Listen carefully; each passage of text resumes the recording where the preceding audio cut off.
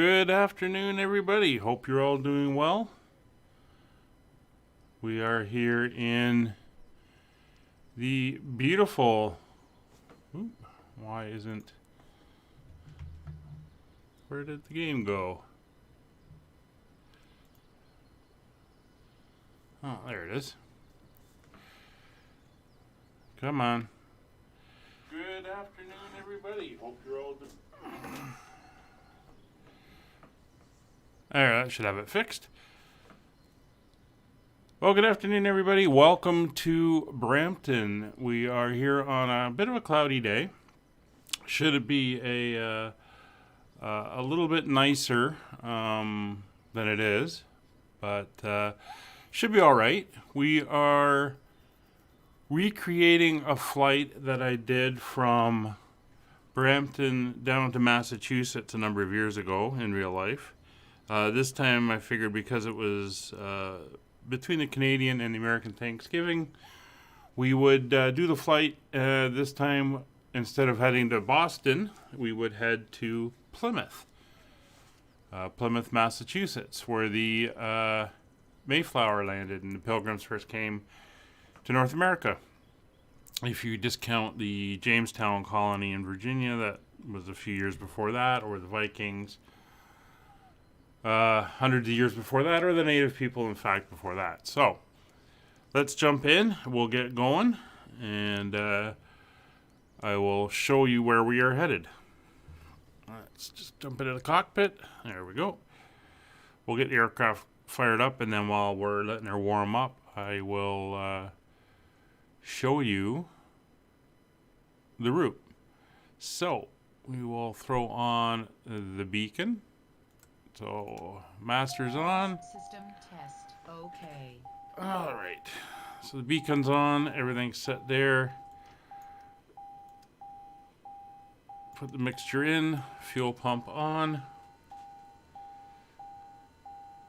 Oh, be quiet.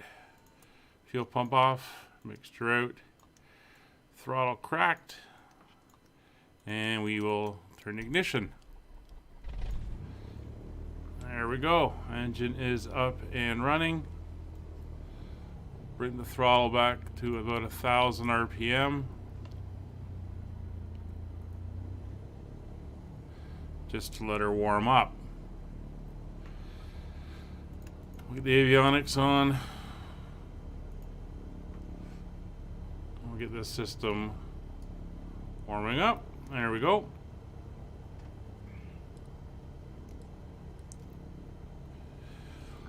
So let's take a look at where we are headed today. We are heading out on the from here, which is where the airport is, just northwest of Toronto, around Lake Ontario, and then across and into Massachusetts. So what I'm going to do is I am going to go in here. I'm going to get the information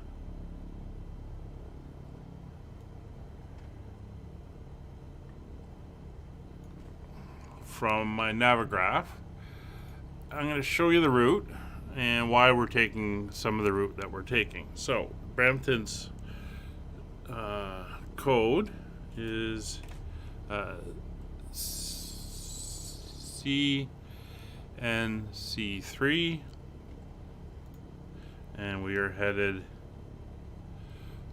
along that route, and then it's KPYM. Yeah, for some reason that throws us outside. And let's put the rest of the route in the way it should be, like so. So there's our route for today. Out this way around, we're following VORs is what we're doing. And let's just go close this Let's head back inside if I can.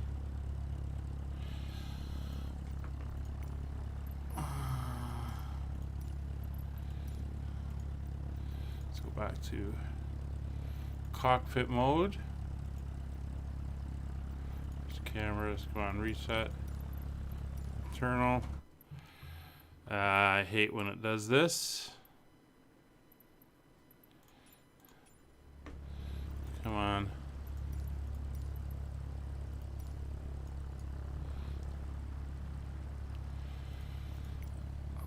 That's sometimes a problem when you're typing here in SkyTrax. K, P, Y. There we go. I don't know what that Y button does. Something funky with the camera views. Anyway, so there's the route. So the reason we're heading southwestward first is this. So this is Toronto International Airport. And the Brampton Airport is in this little cutout of airspace here. So these are altitude restrictions, 3,500 foot max, 2,500 foot max, 2,000 foot max, 1,800 foot max in here. And then this is pretty much a no-go right near the airport. So we want to avoid flying up into their airspace, so we've got to go around it. Now we could go up here and cut right across. The problem is you need in a single engine airplane to stay within gliding distance of shore in case of issues. And if you go over water, you need to be carrying a life jackets and a raft and all that kind of stuff. So we don't have that, so we're not going to bother. So this is going to be our route. We'll leave Brampton, we'll head over here, we'll pick up the VOR, come this way past Hamilton, turn to the east, we cross the US border just after St. Catharines. Niagara Falls is down here. And, oop, I didn't mean to do that. And then, as you can see, we kind of move along here. Again, VOR to VOR, bypassing some of the major areas and into Plymouth, which is here on the Atlantic coast of Massachusetts. So that's the plan. Let's get going. So Fred's going to do our autopilot work for us. Winds are currently out of the west. We'll just clean up the PDF here. Ooh, I don't want DME. I want wind. Option 3. No, option 3 is good. We'll go back and back, and the CDI can go to nav mode, and we can go to transponder. We'll put in 1200. Well, 1200's already in, and we'll go to altitude for that. So transponder is broadcasting. All right, so we're ready to taxi. Winds are out of the north pretty much, so we are going to taxi down to the south end of the airfield around this guy. We'll taxi out and around, and we will take off and get ready to go. So brakes off. Let's taxi around here. I'll just kind of ignore him a little bit. They do get in the way. Now this is my home airfield, so I know it pretty good. The ground is not this steep. I mean, it's a slight rise. It's for some reason very exaggerated on the terrain here. We're going to head out this way around the fuel pumps and down to the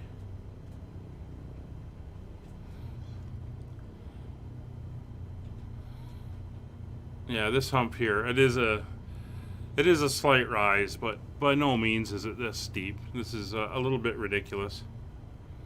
Hopefully when they do the North American terrain adjustments, this is something that they will correct.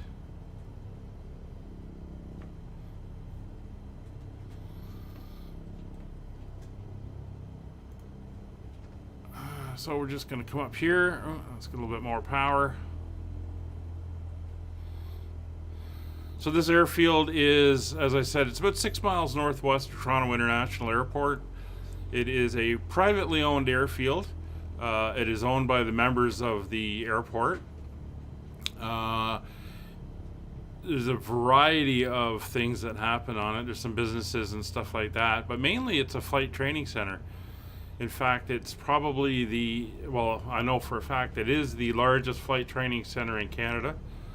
And at least when I was doing my training here 20-something years ago, it had the more traffic movements of aircraft than even Pearson International Airport, the most busiest commercial airport in Canada, had. So it's a very busy place. They do everything from private pilots up to full-on multi-engine commercial pilots, and there's over 200 private airplanes located at the field, so it can be a pretty good place for plane spotting in the summer.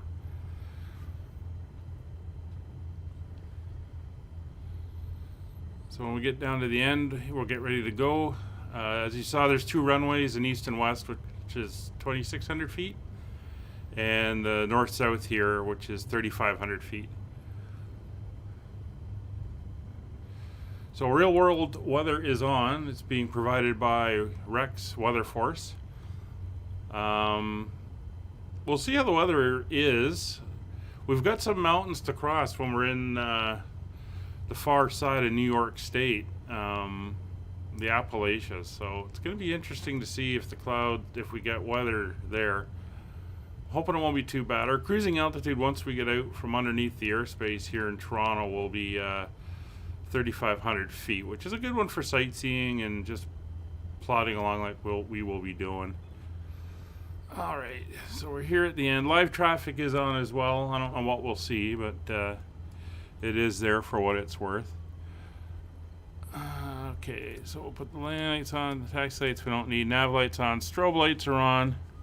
I'm going to throw the pitot heat on just in case. 1 notch of flaps.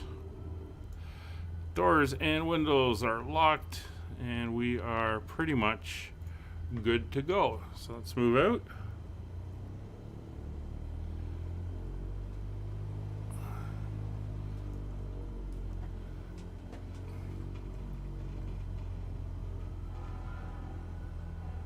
Like I said, when this place is busy during the day with all the flight training and stuff, you'd have several aircraft moving around with a few more in the circuit. Oh, there's aircraft. There's somebody over there. So, again, it is noticed on their list of things to fix in the sim, but it is noticed there's not enough air traffic around. All right, there's that hump there in the terrain, and it's not realistic at all. But anyway, let's get ready to go. We are trimmed for takeoff. So full power.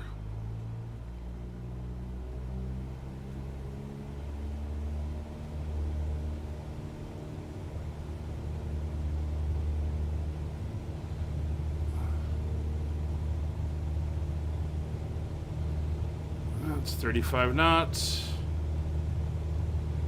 It's 45, 50. Let's pull back, and we are up and away.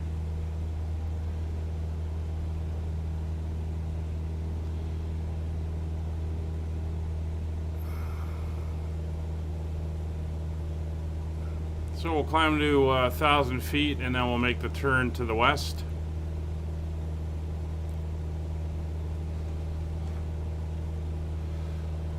All right, 400 feet above the runway, we will do put the flaps up, so it's at 1,100 feet.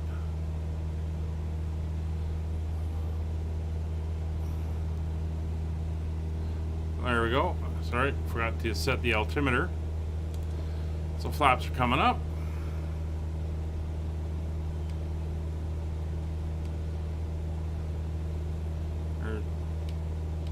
Trimmed for our climb.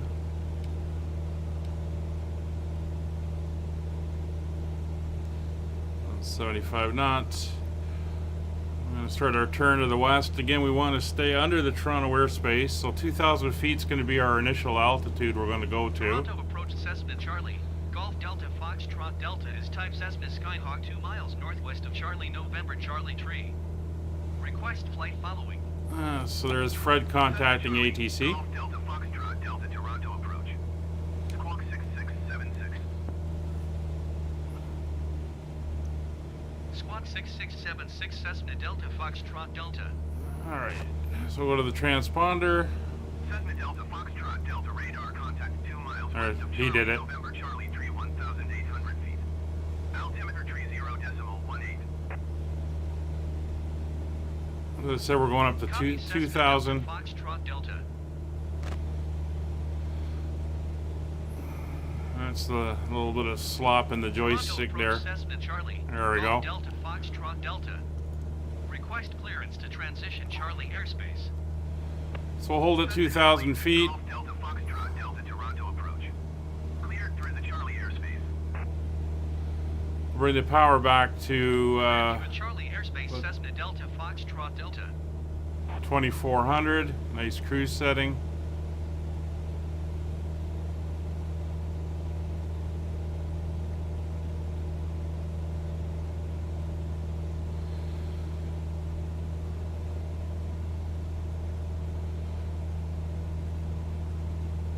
There we go, and we'll come back on the mixture until we get a little bit of a choke on the engine. There we go. So we'll go to about 30%. And you can see our fuel flow has gone down, so we're using just enough fuel for the burn. The joys of a carbureted engine, as it were. So we're on course 2,000 feet, and as I said, that's our altitude limit within this section of airspace here, because you've got Toronto International just over here, and we have to stay under the approaching airliners heading into there. So I'm going to show. Let me just pull it up here. I'm going to show the Brampton Airport.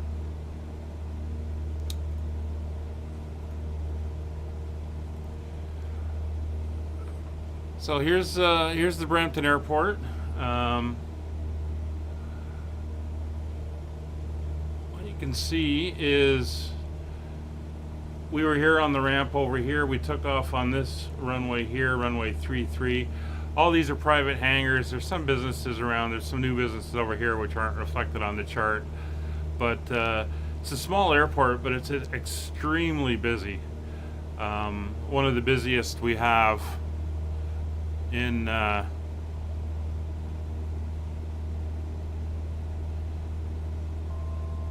Canada.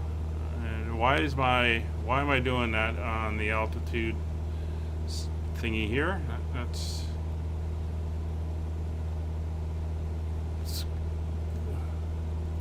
autopilot. What are you doing?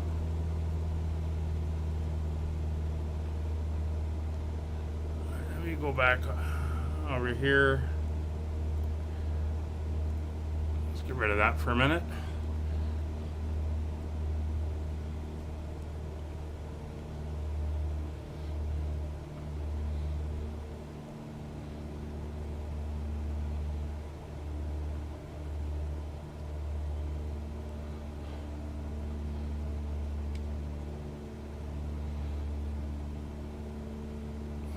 Not sure why the aircraft decided to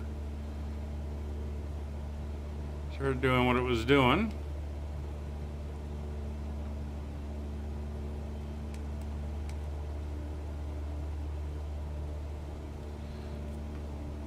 Alright, we'll go up to 2,500 feet here just to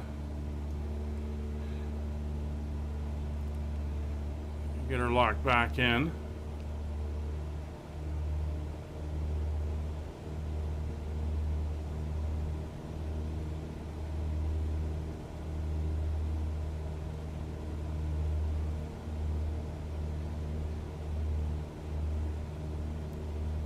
See, it's still got us climbing. I'm telling it to fly level. It does like to do weird things at times, the autopilot in this in this sim.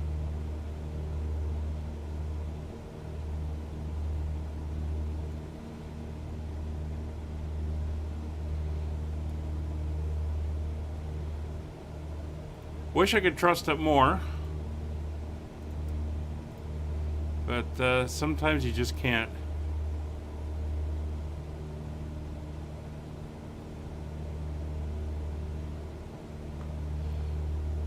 Anyway, here's the aircraft we're flying today.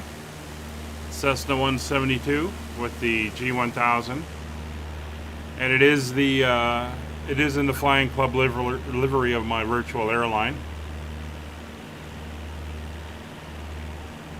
Again, we'll go up to 3,500 once we get out of the airspace.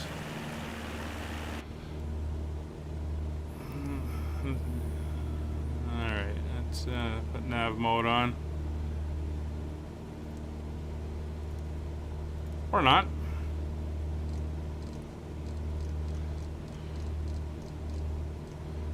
That's what you do, heading mode.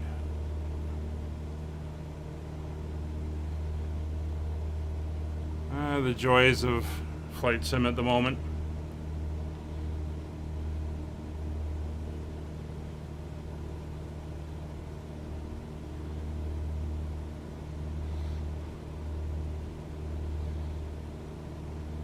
That's a little bit better. We'll see how she does at the moment. We're going to climb up 3,500 now. So let's see if she'll actually do this.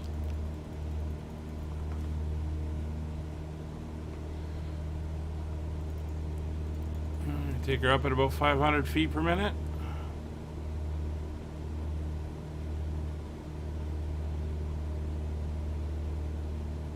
She's holding it pretty good.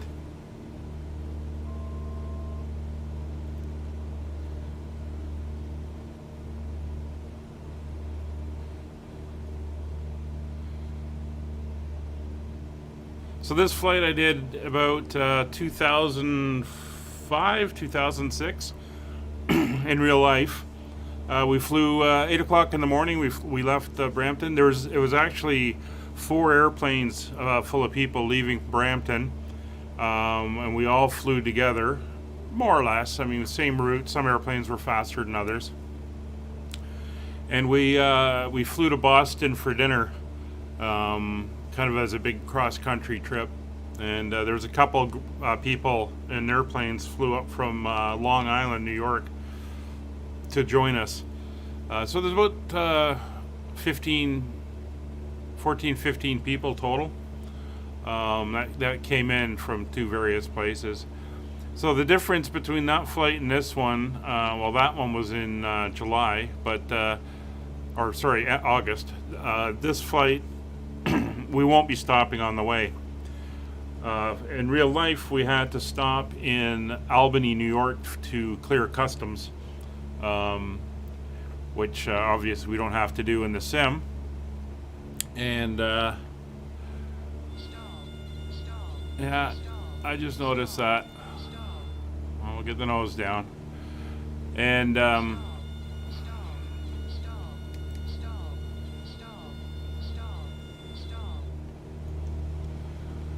there we go.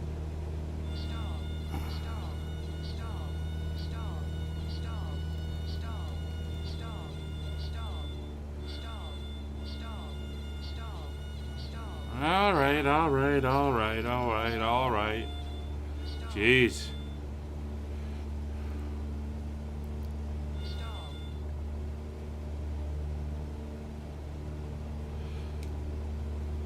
It's kind of one thing that the airplane in the sim compared to real life is the performance is off. So doing things like that, it wouldn't normally be an issue down at this low altitude, but they really got to fix some of the performance issues.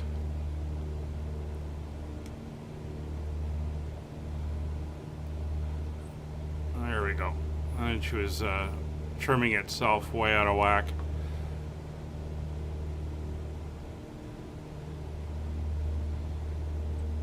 So we do that. we go to nav mode. Should hold the altitude now.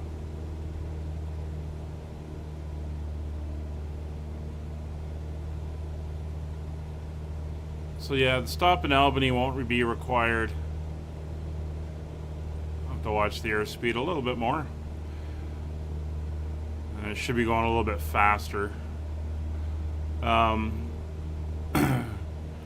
So it should be about a 3.5 hour flight in total.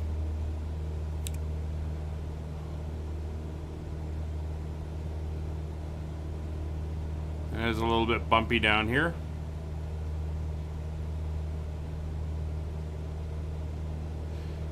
I thought it'd be kind of interesting to recreate the flight in the sim and see what happens.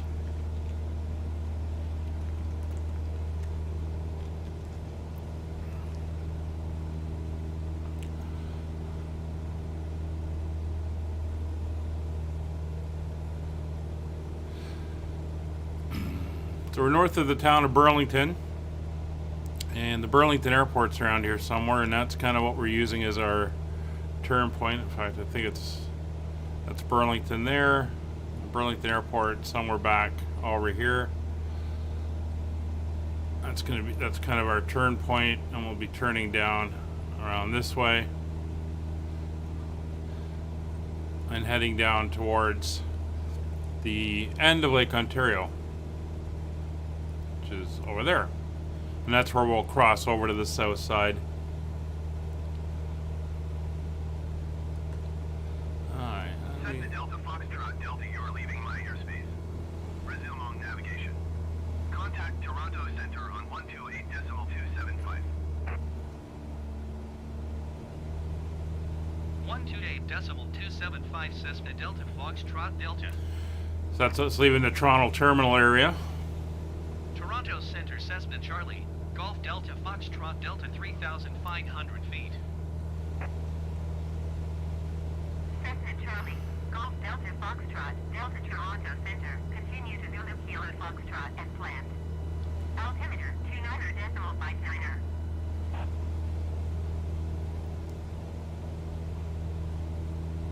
Air Canada 162, you are... So Zulu Kilo Foxtrot, you can see it right there. That's a not actually a VOR. There are no VORs here that I could pick up, so I went with this nav point. Used basically for IFR, but it gets us doing what we have to do. If we jump out, there we are. That's the town of Burlington there. Airport's behind us. You can see the airport over there. That's Burlington Airport.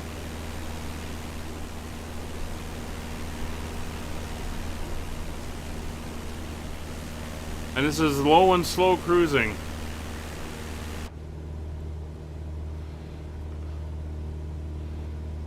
That's the Kitchener Airport over that way that we're heading to. We're going to be turning to the left in a second. And you can see the edge of the lake down here.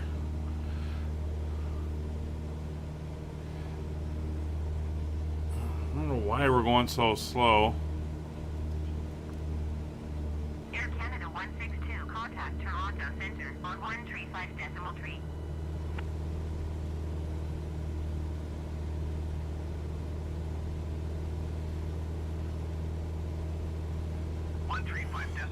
for Air Canada 162. We should be cruising around 110 knots.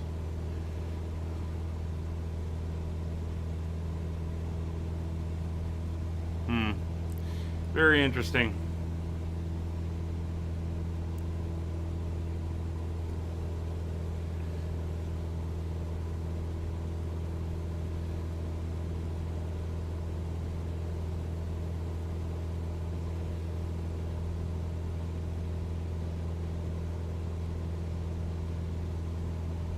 So the train is pretty accurate, or what you're seeing is pretty accurate for the area when you're flying over it. Cessna Charlie, Golf Delta Foxtrot Delta.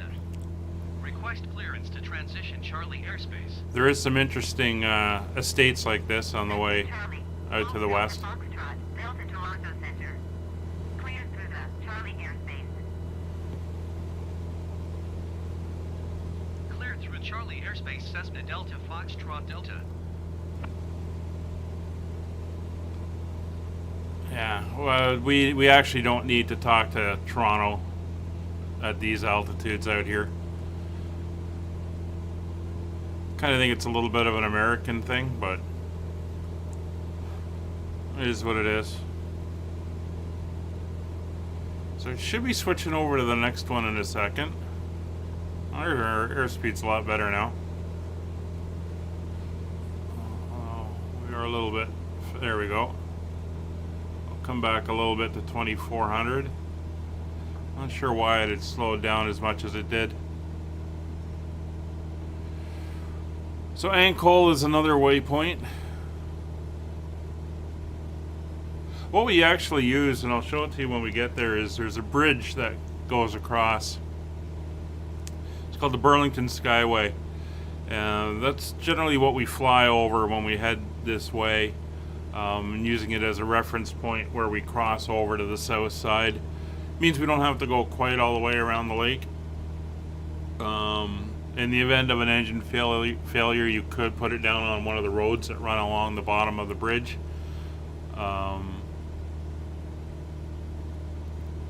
It's an option that's there, but we should see that bridge off to our right. See the lake over there.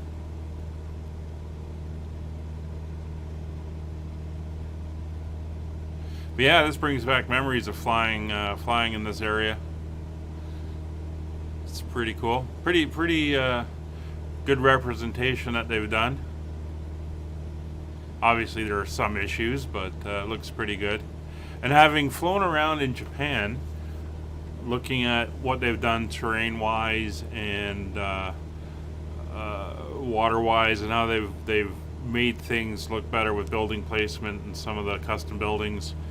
And just tweaking things so it doesn't have that same rough. I didn't see any of the water terrain issues when I was flying over there since the Japan update.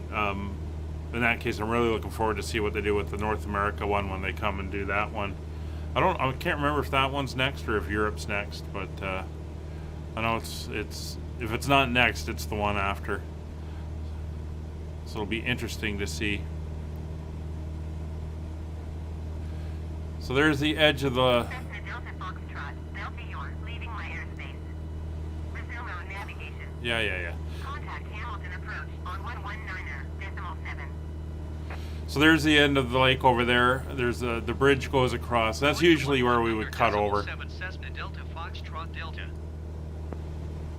You can see here on the map, that's where the bridge is. Golf Delta Foxtrot Right Delta there. 3,500 feet. Cessna Charlie, Golf Delta Foxtrot Delta Hamilton approach continue to Ankole as planned. Altimeter tree 0.18. Thank you. We would normally fly at a lower altitude and basically cut straight down. You could almost do it visually once you're up in the air. Just follow that compass heading and then you pick it up within about 10-15 minutes.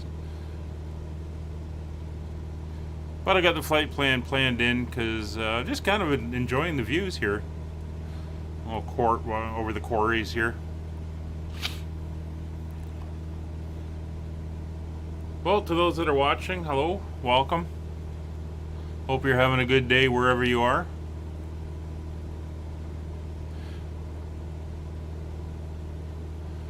As I mentioned at the start of the stream, I'm recreating a flight I did about 15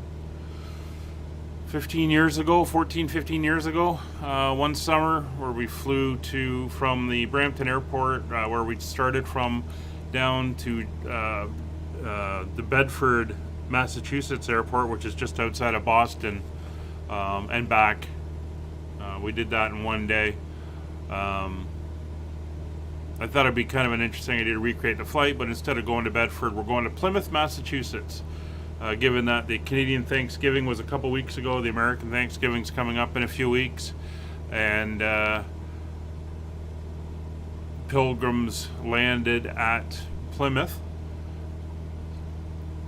we'd fly down to the Plymouth Airport. Like I said, kind of retracing the routes of the flight. We head down, except we will not be stopping in Albany, New York to clear customs. We're just going to enjoy the flight and enjoy the scenery, and hopefully we can get over the Appalachian Mountains with this cloud cover. Not sure if it's going to clear. It looked a little bit worse out by Plymouth on the weather before the start of the flight. We'll see what happens. Anyway, this is typical southern Ontario countryside. Let's get up a little. A lot of farm country out this way.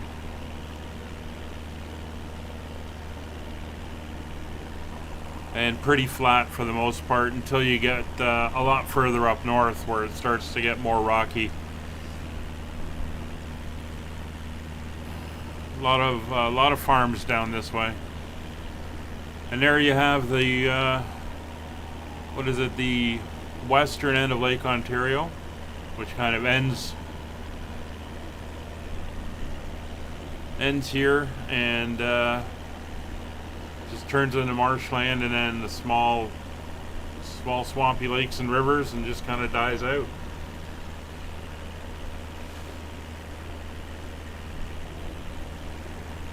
So Lake Ontario is fed by Lake Erie, actually, which is on the south side, and the Niagara River, on which sits Niagara Falls, is the main river connection between the two.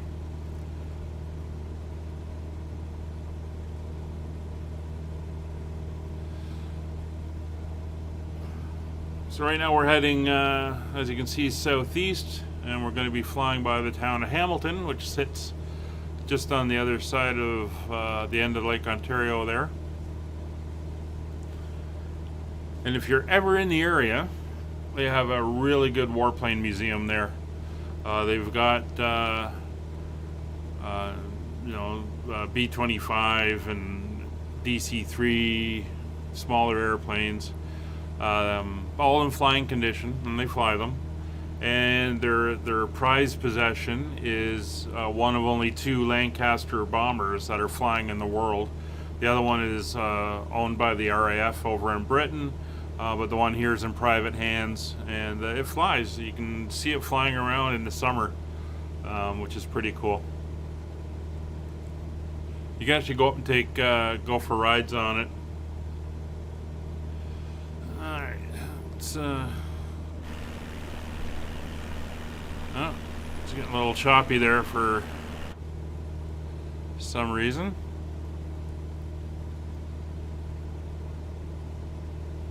There we go.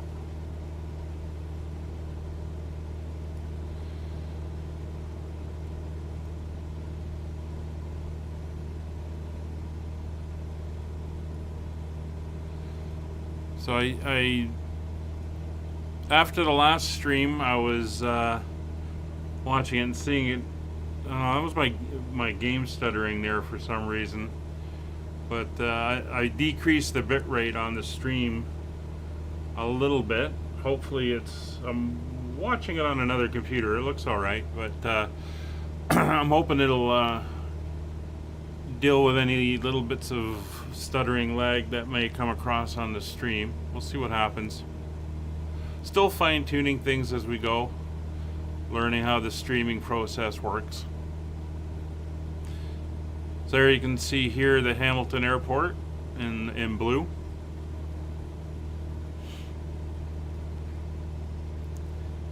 And it's getting rather gray out. I was hoping for a nicer day. The weather was supposed to be nice. I mean, I am running real weather, and this is kind of what it's looking like outside.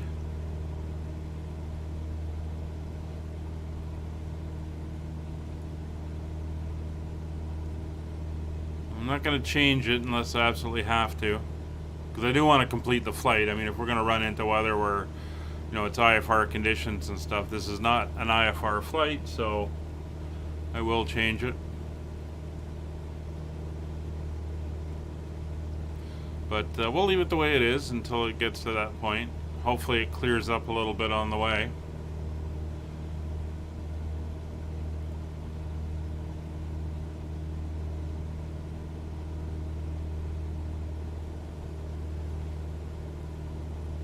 Hamilton's reporting overcast at 2,500, 250 feet actually is, no, 2,500 feet.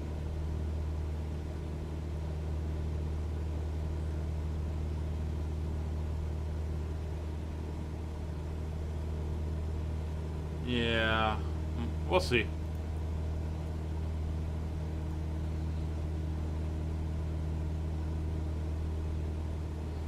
Hey Paul, good to see you. How's things with you where you are in the world today? It's roughly a 4-hour, I know the ETA is not showing up, it's roughly a 4-hour flight, and we are about 20 minutes into it. So I just didn't see when you came in exactly, but just to show you where we're headed.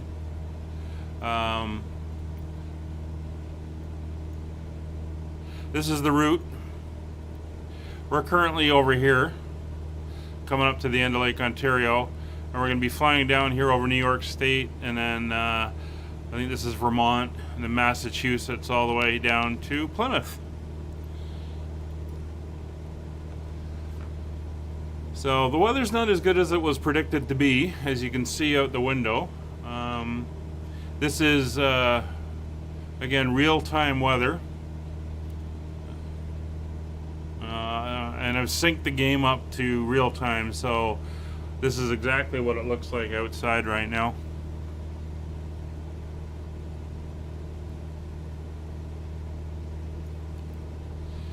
Not very nice.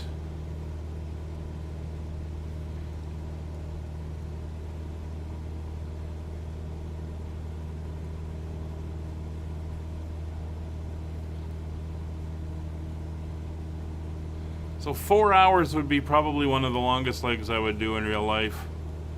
I mean, as you can see, there's not a lot of room in these things. You're sitting, if you're anywhere a decently sized person, you're kind of shoulder to shoulder in the cockpit. So it becomes rather tight in here.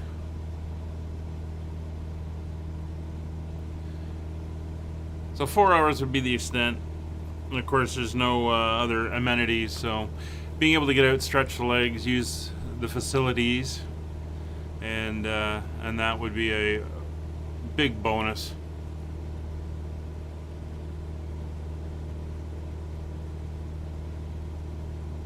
Huh. Oh, thank you very much for pausing the flight for me. I do appreciate that. But yeah, this is kind of a long haul. Not fast, but it's going to take a while to get there.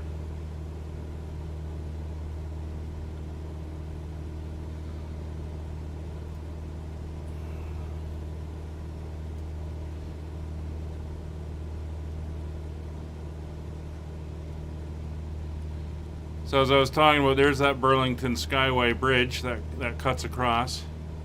And all this in here is steelworks. Hamilton's a big old industrial town, kind of like a lot of places in Pennsylvania where they did a lot of steel work, and they still do to this day.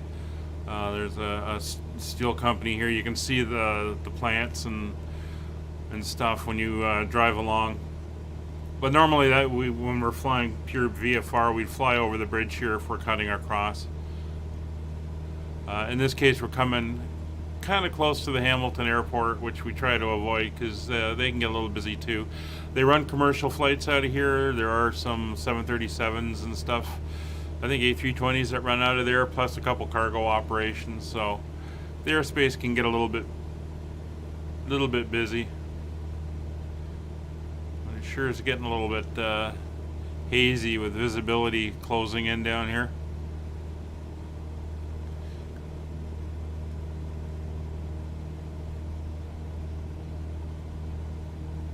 So one thing I really noticed with the 172 is performance-wise, there are issues with the aircraft. I did a flight. I was trying to get up to about 8,000 feet to cross over some hills, and she just wouldn't do it. I've flown 172s up to 10,000 feet, no real problems. I mean, you notice it.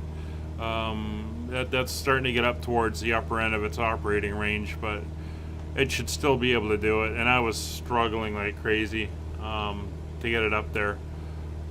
So anything when you head up towards over 4,000 feet, she seems to struggle a bit. So I think the performance numbers are off on it. Does not perform the way it should. Starting on the channel shortly will be a series where I'm going to start flying around the world, and I'm using the Coronado M20R Mooney, which is a third-party aircraft that's been developed by them, and she flies beautifully. My cruising altitude is usually, so far, it's been up around 8,000 feet, and no issues climbing up there and flying along at those altitudes. So something in this model just isn't quite right. Again, we're flying slightly slower than we would normally. We should be up around 110 or so, 115.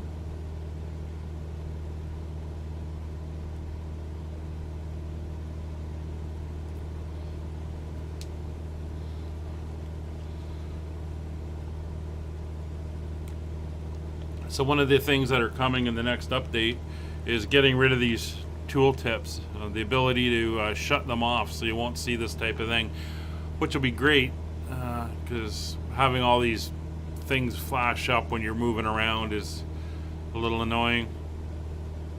So it'll be good to see them go.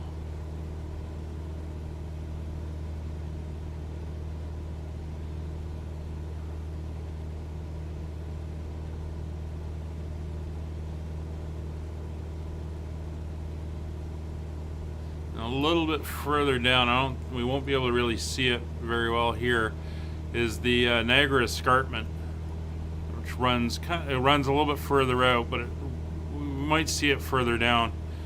And it's kind of like a cliff that runs all the way up here, and it actually runs pretty far to the north. You can track it all the way pretty far north up in Ontario.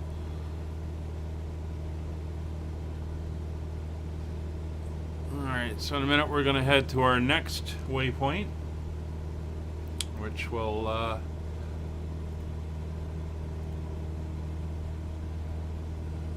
where are we headed after this? Corna, which is across the border actually in the US. So from here we're going to turn basically eastwards. We're going to fly, I think, just south of St. Catharines. St. Catharines Airport being, well, when you're coming back into Canada, it's usually a stop a lot of GA pilots will make to clear customs. There's our turn. And that it's a fairly busy airport. They do sightseeing tours. Of course, Niagara being wine country, and Niagara Falls being nearby. You get a lot of people wanting to see it from the air. Flying at a bit of a crab due to that wind.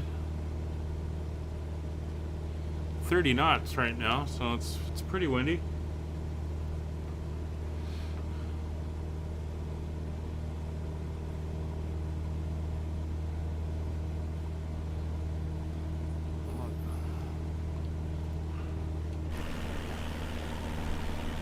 Yeah, I got a haze going. So there you can see over here that line. That's Lake Erie. So that's the second of the two southern Great Lakes, and that feeds into Lake Ontario, which you can see the line of over there. So we're on this little strip of land that runs between the two, and you can see that here on the chart. That's that strip in here as we're cutting through the two. And like I said, Lake Erie flows through the Niagara River into Lake Ontario, and then Lake Ontario flows this way up the St. Lawrence Channel, or the St. Lawrence River, which turns into the St. Lawrence Channel, which feeds out into the Atlantic way further north, or northeast. That's where we are. We just made that turn, so we're sitting down here and we're flying this way.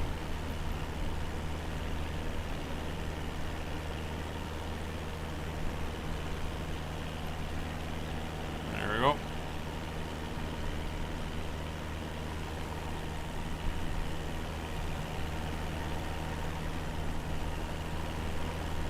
Can't really see the escarpment from here. I don't know if it's actually modeled in or not.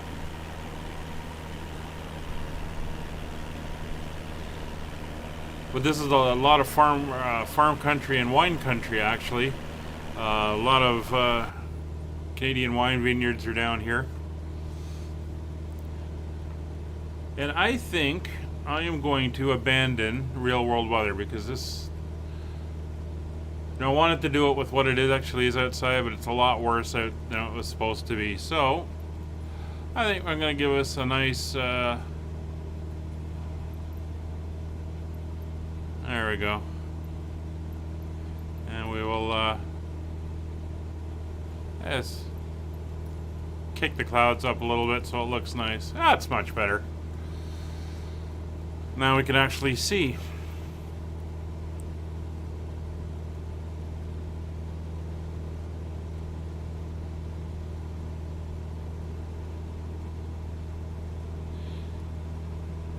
We got a little bit of a 5-knot tailwind now. Instead of 2 miles visibility, flying with a 30-knot crosswind.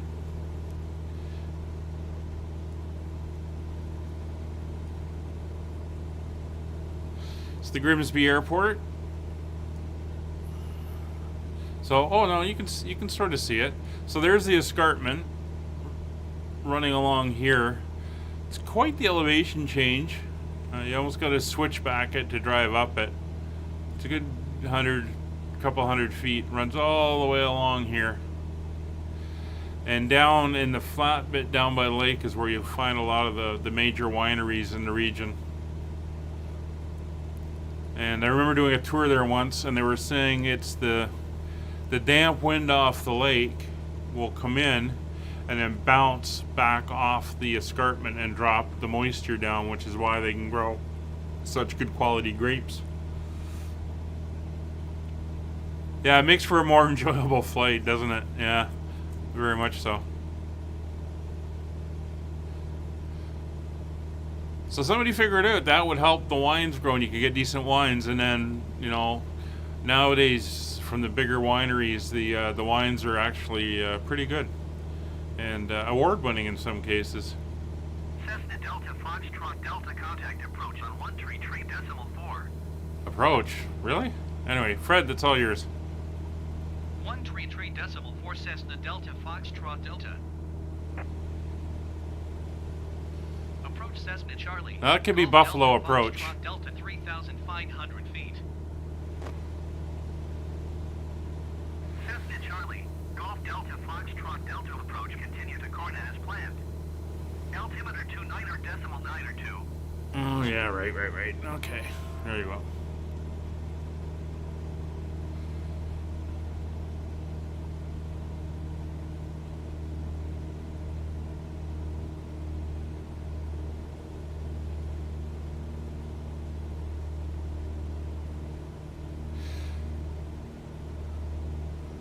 So one of the things you got to do when you come up to the border before you cross is contact Buffalo Approach. They'll check for your international flight plan. Make sure you're cleared to cross over the border.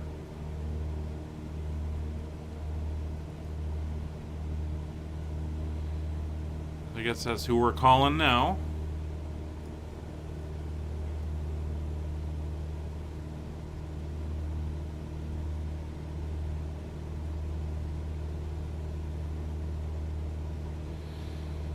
So over here is the St. Catharines Airport. Like I said, it's kind of the last airport before the border. First airport you hit coming back in, so it makes a good customs clearance point. Customs and immigration. And of course the border is the Niagara River, so it's an obvious landmark when you get there.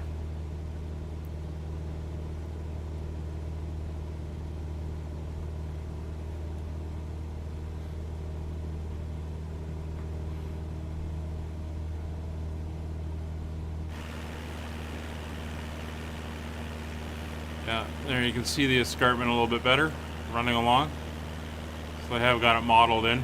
It's pretty good.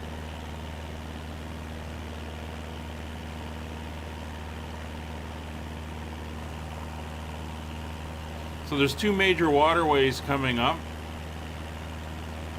The first one is the Welland Canal. And the Welland Canal is a man-made canal that runs between Lake Erie and Lake Ontario.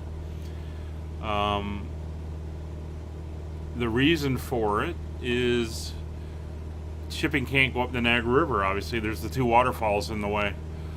So they had to build a canal to get all the lake freighters between the two lakes. You can see it here on the map. Runs down there, connects the two lakes. And then this here is the Niagara River. We should be able to see the falls. We'll take a look when we get closer. You can see them off. I mentioned it in another video I've done. Haven't released it yet, but when I go down and take a look at the falls, there's so much water going over the falls and so much mist coming up that flying north of Toronto in the winter when the sky is crystal clear, when it, 20, 30 below out, when you get up to 3,000 feet or so and look towards Niagara Falls, you can actually make out the mist coming off of it. There's so much of it, and the air is so clear, given the cold temperatures. That visibility is actually pretty incredible.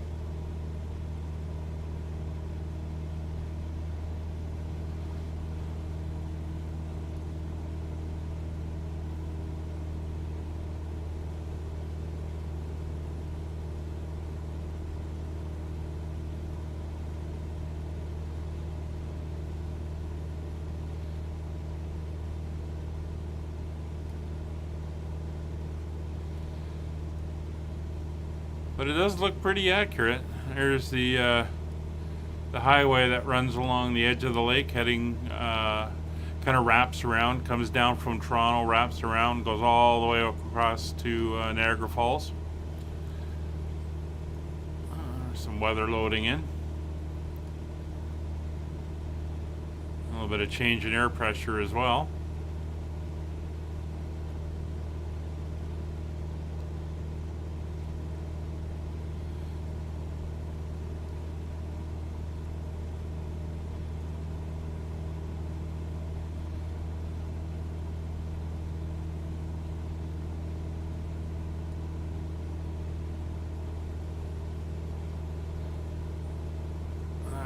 I think I'm going to just kill the clouds a little bit more.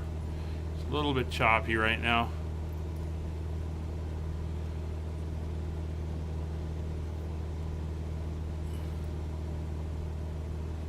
I think the streaming software is eating up a little bit more power than I thought it was. So, and the clouds are an FPS killer. I noticed that when I was doing my testing. It just chews them up something horrible.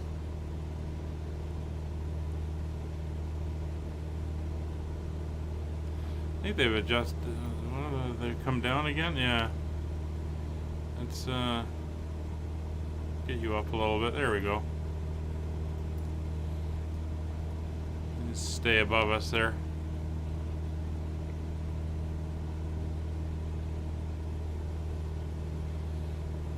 So there's the town of St. Catharines.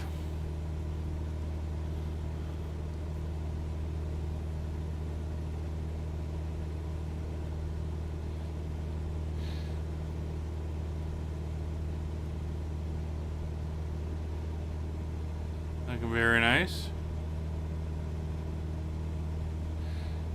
This is the Welland Canal. Runs up here and it goes all the way through. You can see it there, straight over to Lake Erie. And then this is the Niagara River. There's the or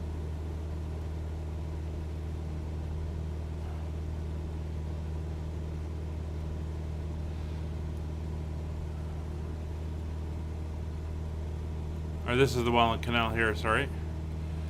But there's the airport, St. Catharines Airport, just on the other side of the town. And then there's the Niagara River past it. There it is, running along that way.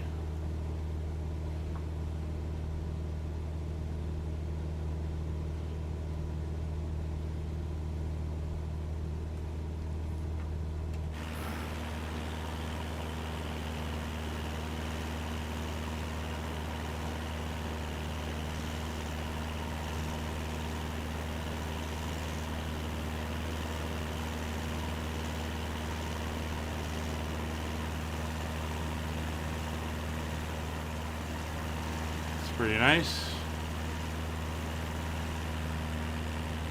So there's the falls over there.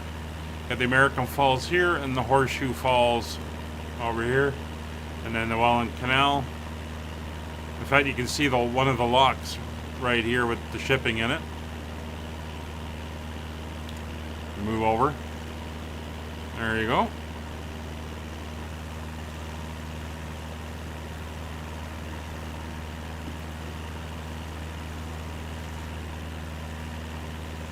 And we're heading, that's the US border right on the other side of the river. Not sure how good a view we'll get of the falls, but we'll jump back outside in a minute when we get closer. We'll take a little look.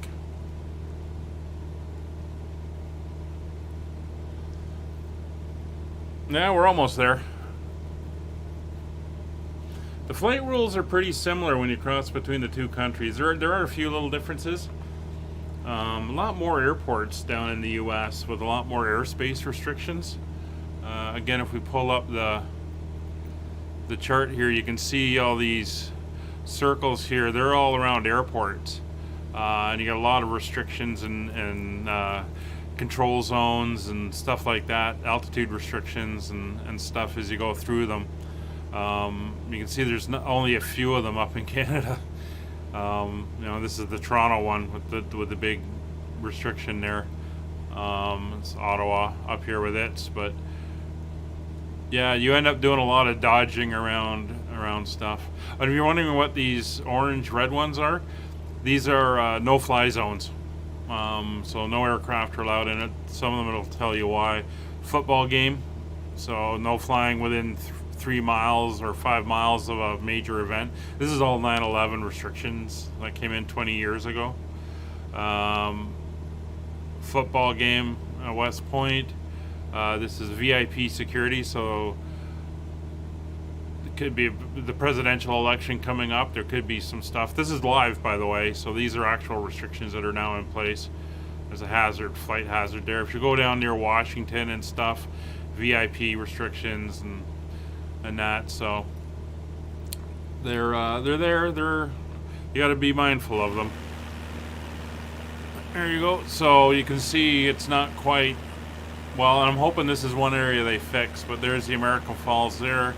There's the, I think this is called Wolf Island, and then there's the Horseshoe Falls there. That's the Skylon Tower. You can get a nice view. Some of the bigger hotels. There's a casino. This is Niagara Falls, Ontario. Cessna Delta Foxtrot Delta contact Buffalo approach on LNE 26.5. There you go, Buffalo approach. And that's Niagara Falls, 126 US. flight for Cessna Delta Foxtrot Delta. Buffalo approach Cessna Charlie, Golf Delta Foxtrot Delta 3,500 feet. This and this. Golf Delta Foxtrot Delta Buffalo approach continue to Corda as planned. Altimeter 29.92. He's gonna talk again. No, maybe not. These are water reservoirs for hydroelectric dams. So this is one on the American side, using the cliff here down into the gorge as a drop.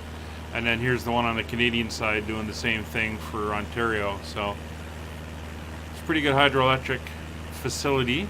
There's another one, which is no longer in use, that sits right here on the edge of the Horseshoe Falls, which you can just make out there.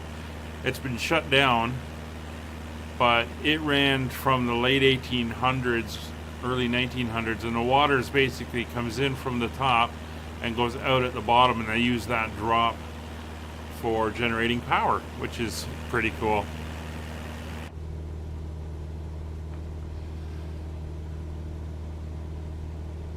There's airliner or something going by at a pretty good clip, although it's just slowed down. So that's one thing that when you come back in, sometimes the GPSs have to catch up to where they were. That's Buffalo International Airport down there. This is the American Niagara Airport.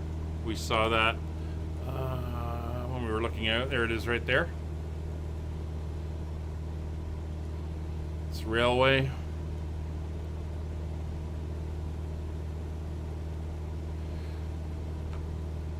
So we are in America, definitely.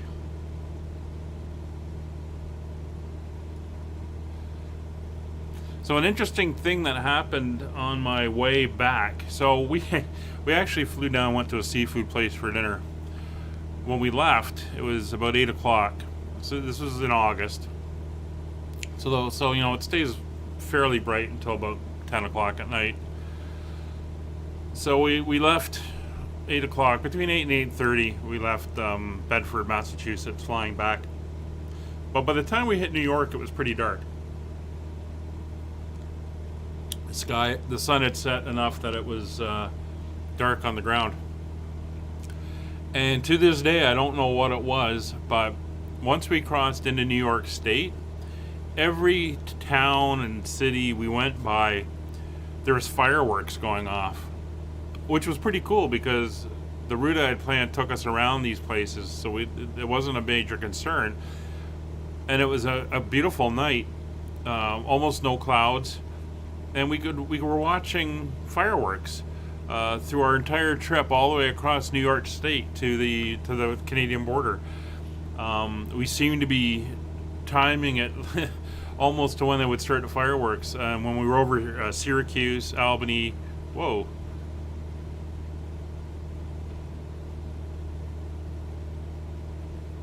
All right, weather, just calm.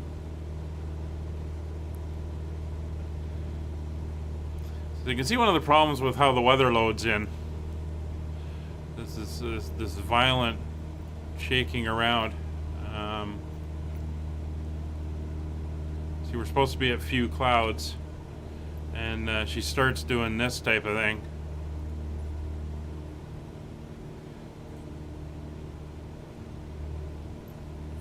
All right, enough. Let's calm down.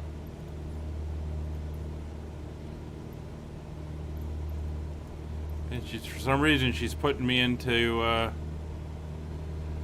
mean, she's saying this is few clouds. This overcast.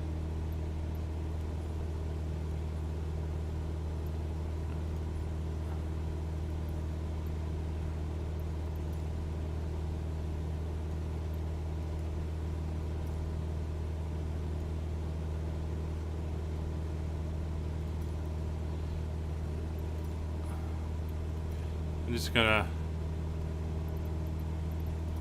literally give me a few clouds. There we go.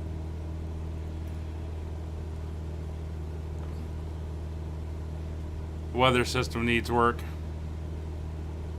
It's one of the reasons I've gone over to trying to get live weather in. The weather injection and how it transitions from area to area. It's still kind of rough with with flight sim itself, especially when you're down low. It's not so bad when you're up at 30,000 feet, 35,000 feet flying in an airliner, because it's all happening below you for the most part. But when you're down here, you know, you're supposed to be on with few clouds, and it goes, well, let me just put you in overcast for no reason. It's rather frustrating. Anyway, where was I? Oh yeah, fireworks. So we had an amazing, like, hour and a half long fireworks show as we crossed New York State. Just incredible. And to this day, I don't know what it was. It was in August. It wasn't 4th of July, Memorial Day, any of these type of events. And it wasn't just one town doing it. It was almost all of them. So pretty amazing flight home that day. Oh, you can see our shadow down there. That's pretty cool.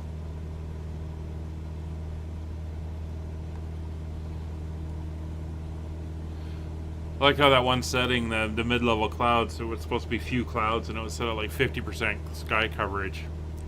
Not sure how that works.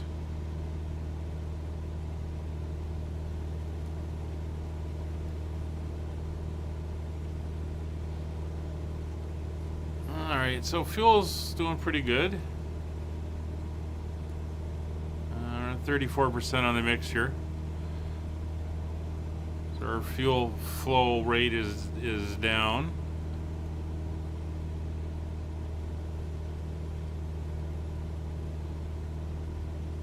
Terrain's fairly similar here to southern Ontario. Of course, we're in western New York State. As we get into the eastern U.S., it gets hillier. Because we start coming towards the Appalachian Mountains, and down this way is the Finger Lakes region, which is a very beautiful area. Been there a number of times. Great for driving a lot of long lakes that were carved out by the glaciers. So looks like, you know, somebody made a handprint. Also, beautiful motorcycle riding area. I've done that a few times as well, passing through here to other places in the U.S.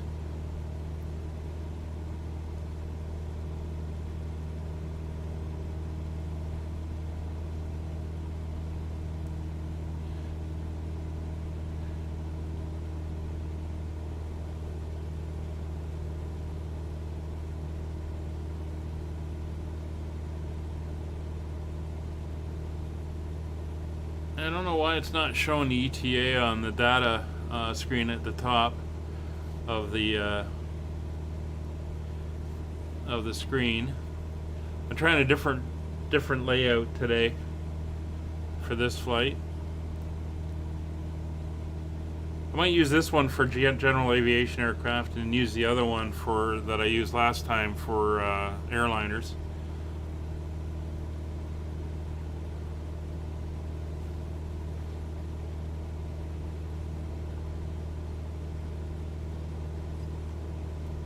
Let's see if I can tweak the mixture a little bit more.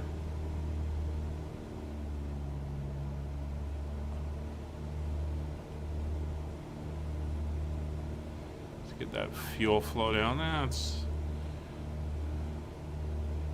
pretty good. We'll bring it up to 2,300.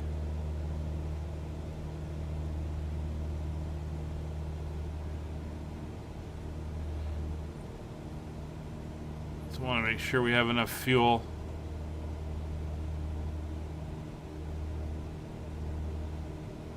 to do the trip. It is quite far.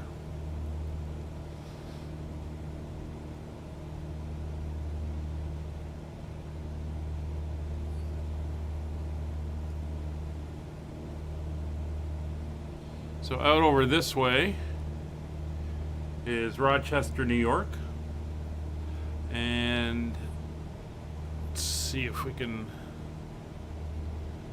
Not sure if we'll be able to see it, but Batavia, New York is over here, a little bit closer. Kind of lost in the haze a little bit.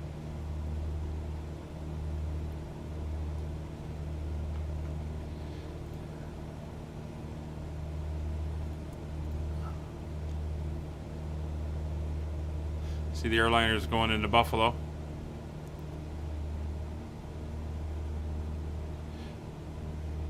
think Niagara's got an Air National Guard base there, so one of the things you do see when you come over here sometimes is they fly, what do they fly, tankers out of there?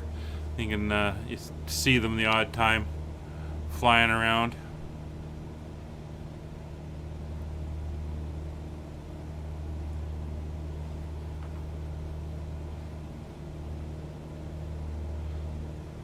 But if you've never done a longer GA flight like this is what it's like. It's pretty much you're just monitoring where you're going, listening to the radio, and just kind of enjoying the views. Seeing the world from above. And you're down low enough that you can actually watch what's happening. I know when you get up to, you know, over 10,000 feet, it starts to blur. But down here, you can see everything as you fly along.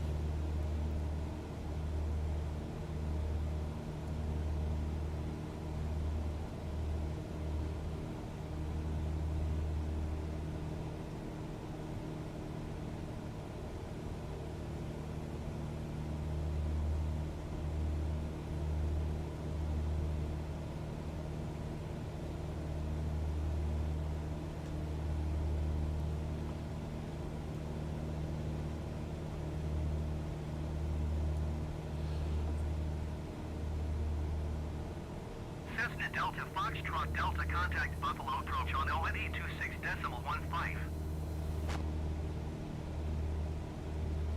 126.15 for Cessna Delta Foxtrot Delta. Buffalo approach Cessna Charlie, Golf Delta Foxtrot Delta 3,500 feet. Cessna Charlie, Golf Delta Foxtrot Delta Buffalo approach, continue to coordinate as planned. Altimeter 29.92. So the next waypoint is right here. And we are going to be making that turn southeast. And that will take us around Rochester's airspace. And we're going to head down to this point here, which is GEE, which is a nav aid. If we zoom in. Tower on ONE 20.5 generic 44 November. And if it loads in, there we go. You can see there is the nav aid on the chart. This is a VFR chart, by the way. There's the nav aid there, and it tells you it's the VOR with distance measuring equipment for Geneseo. That's Geneseo, that is the town right there. There's the frequency of the VOR, 108.2. Channel 19 if you're using that equipment, we're not. That's the Morse code that you'll hear. Oh, there go them damn clouds again. And it's under control of Buffalo. So what we're going to do, just to show you how some of the aircraft equipment works, is I'm going to go here and tell these clouds once again to go away. And I'm going to pull up my Navigraph the information for the GEE VOR. Now, if we go and tune it into our nav aids, we will be able to bring it up. So it is 108.2.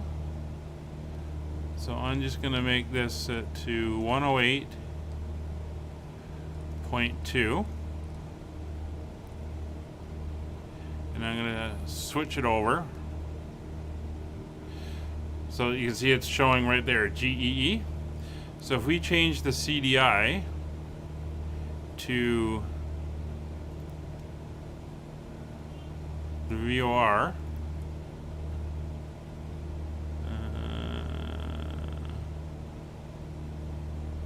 it's gonna make me go around, isn't it?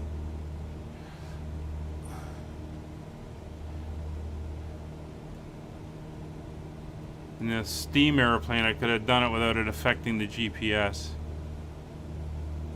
that's okay.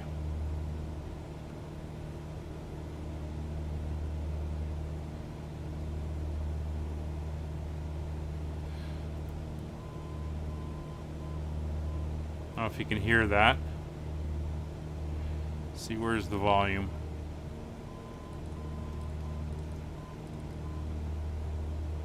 Not really doing anything. If you can hear it, it's 2 dashes and 3 dots. If we look at the chart, there's your 2 dashes and your dot, dot, dot. So that's an audio confirmation that you're tuned into the right nav aid, which is pretty cool. And we can navigate this way. Let's see.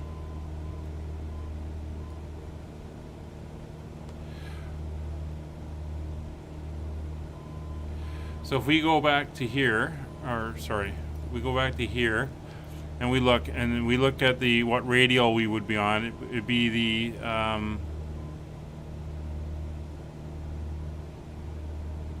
120, 130 if we're flying 2.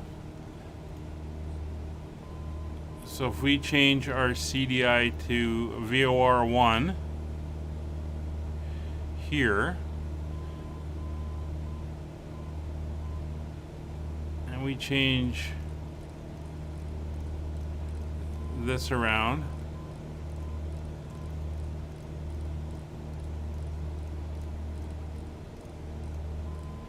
so you can see how that line's closing in. It's now pointing that if we fly this way to G, you know, we're on track heading to it.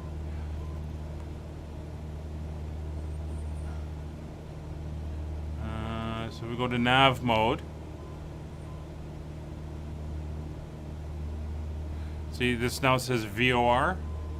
So it's now looking for the VOR.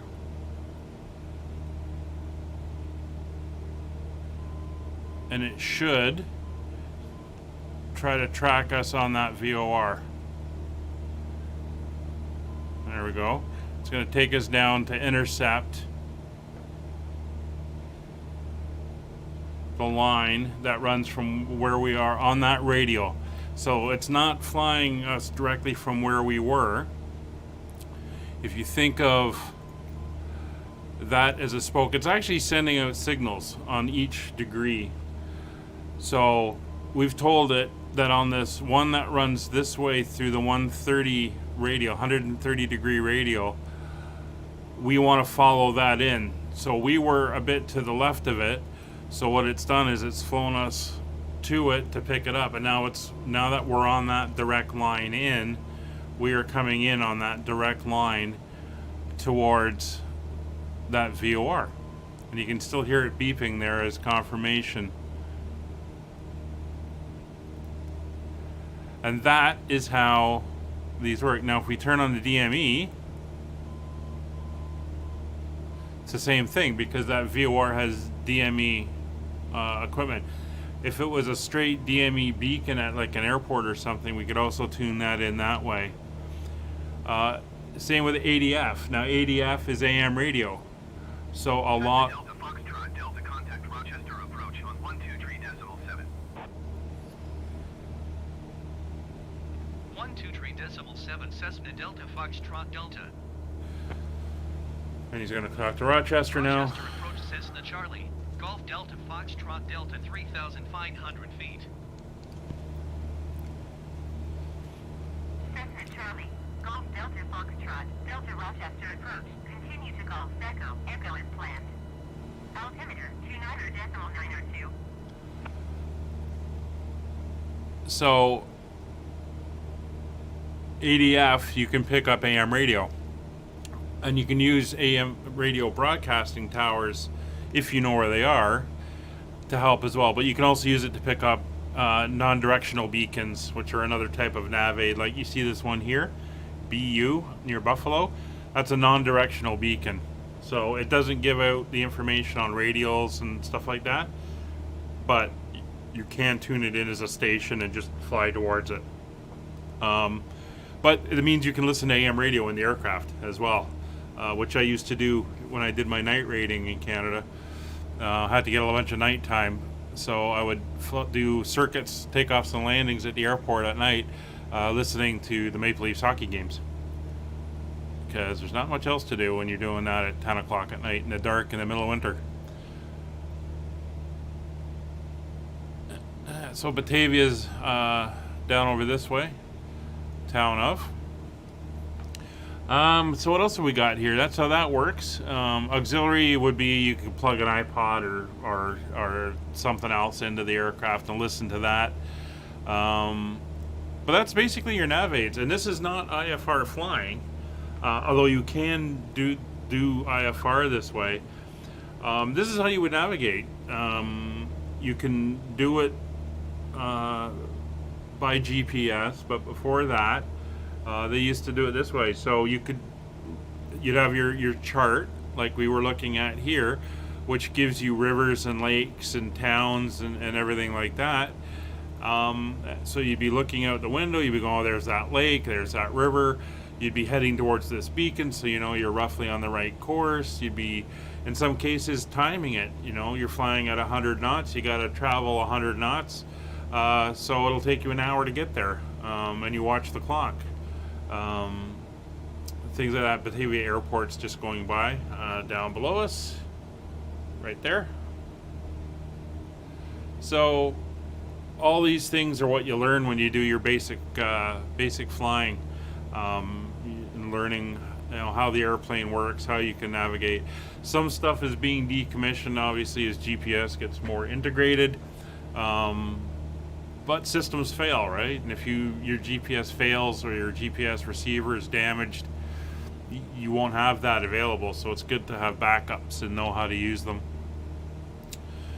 And so that's the way all that type of stuff works. And you can see we're still heading in on the beacon. It gives us our distance to the beacon, although that's pulling it off the GPS.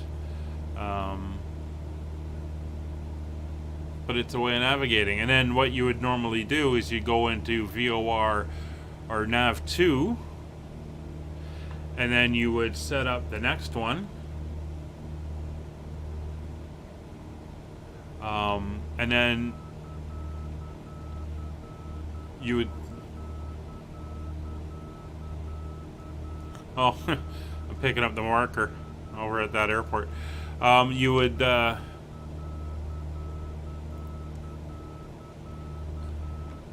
go back to GPS mode. You would pick up the next one and you set what radial you're going to intercept for that one, and you do the same thing. When you got to where you were going, you would then switch it and you'd follow the next one in. You can't do this on this airplane because it doesn't have the individual dials. But another thing you can do if you're trying to find somewhere that is out yeah, I don't know why it's just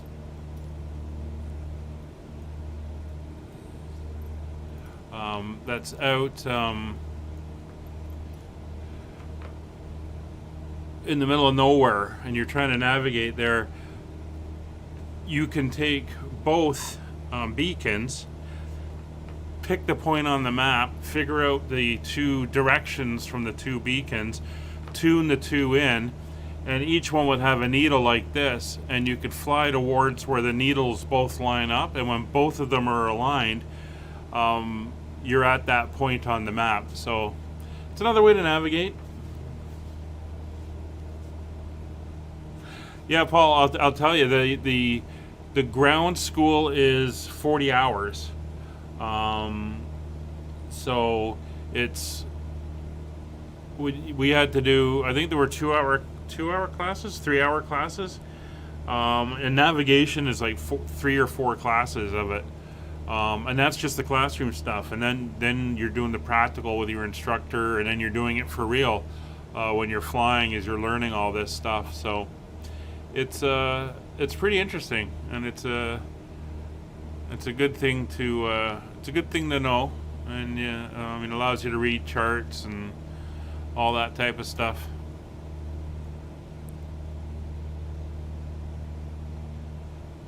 And there's systems that were in place back in the day that there are no longer in, again, we're with this cloud cover, that are no longer in place today.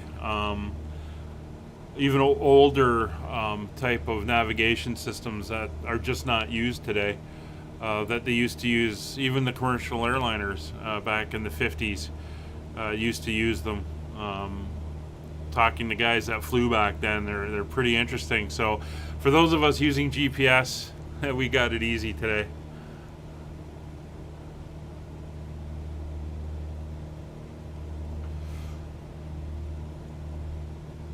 So there, Rochester up there. In the town of Geneseo, you can see some of the hills here. It's a little hilly over here. The Finger Lakes, there's the first of the fingers there, and they all spread out across central New York. But if I zoom out here, there you can see all the Finger Lakes through there. Beautiful area to go through. Gorgeous little towns and stuff. So central upper state New York is absolutely gorgeous.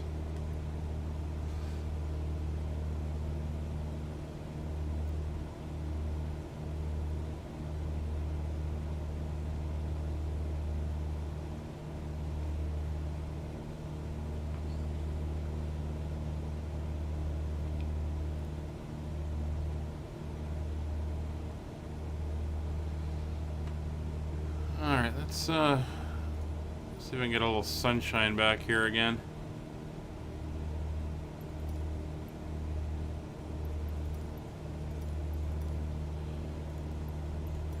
There we go.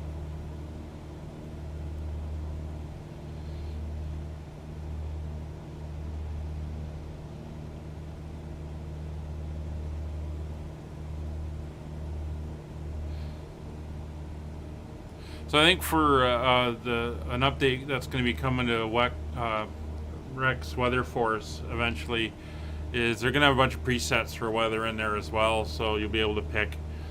So if you're doing something like this where you want to do the flight in real time, but the weather for some reason is just not what it should be for what you want to do, you'll be able to go in and say, hey, I want this, and it'll vary it slightly, and it'll feed it in properly into the sim. You won't be flying along like this, and all of a sudden it goes, hey, you're in 800-foot overcast, and boom. But I was hoping to have real weather today. Would have been interesting, but I knew there was going to be issues when we got closer to the Appalachians and the mountains on the eastern New York, Vermont area. But I didn't think it would be as bad at the start as it was. I mean, it was looking sunny out of here this morning, but that didn't last long.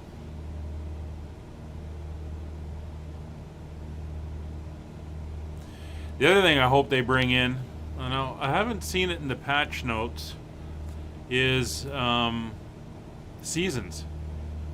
How cool would it be to be flying now and seeing all the trees turned, all the deciduous trees have turned oranges and reds and golds and stuff.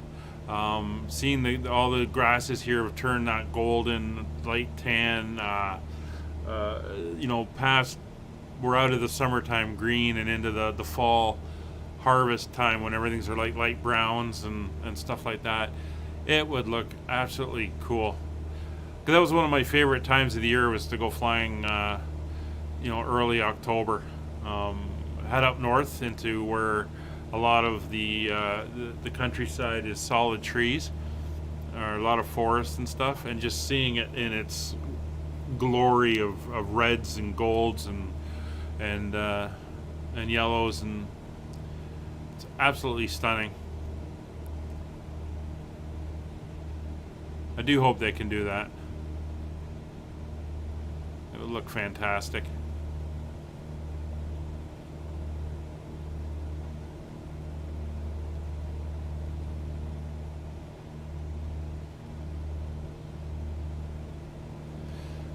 So this airport here, D52, it's just over here.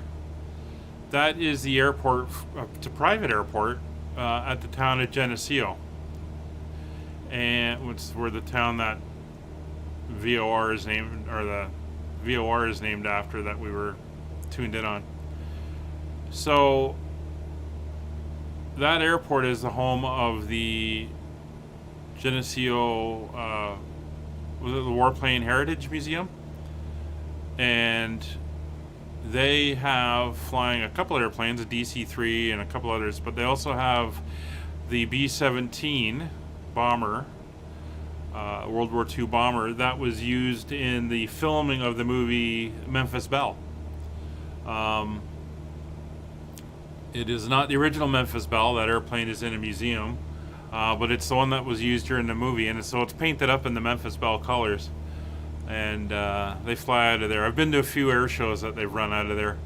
All World War II type warbirds and old vintage airplanes and stuff like that. It's a big 6,000 foot grass field. I've flown in there a couple times as well. It's pretty neat. There's the first of the Finger Lakes there. That is Kinesis Lake. It's the first one.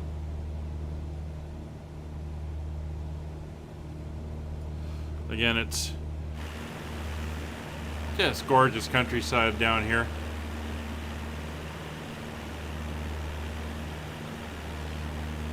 It's I'll get a little bit closer. There we go.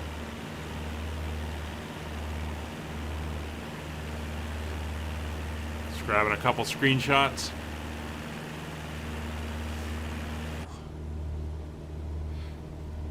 Great way to see the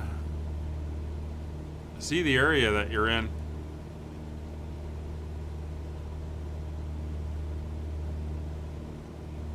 So the longest trip I've done in the 172, it was a RG model, which means it had a 200 horsepower engine instead of 160, constant speed prop, retractable landing gear. So it flew a bit faster and it had a little bit better range. We flew that to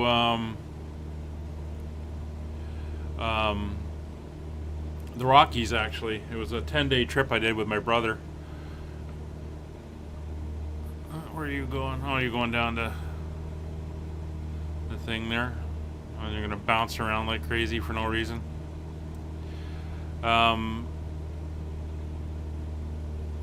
the weather. So, yeah, flew out to the Rockies with it. It was quite the flight. It was a 10-day trip. Can we do that? No? Can we do that? You going to insist on giving me this bizarre cloud cover for no reason?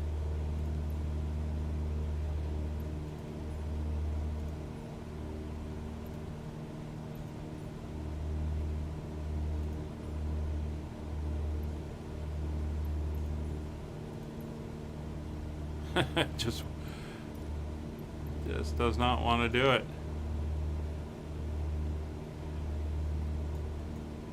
And now I think she just locked up. No, there we go. I tell you.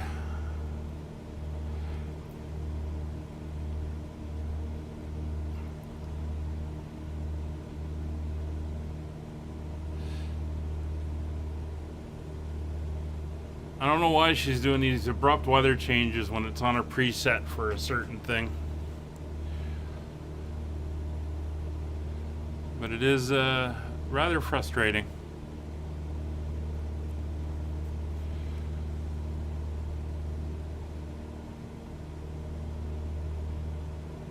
But that's probably my fault for flying down low.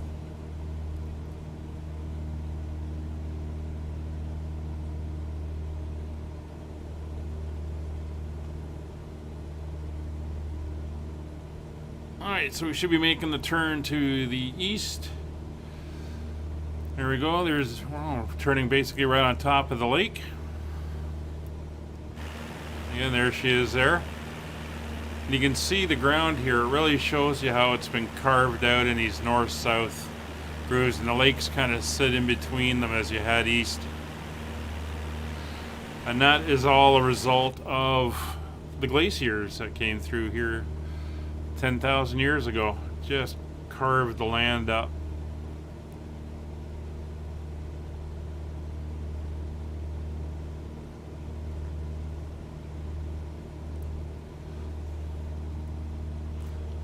See on the right-hand display there, it's getting a little bit busier with traffic as well.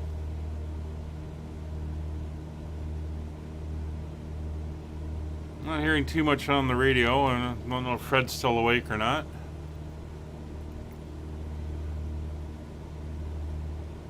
Yeah. No one's talking to us. Which is fine. He's fine to handle in a little bit.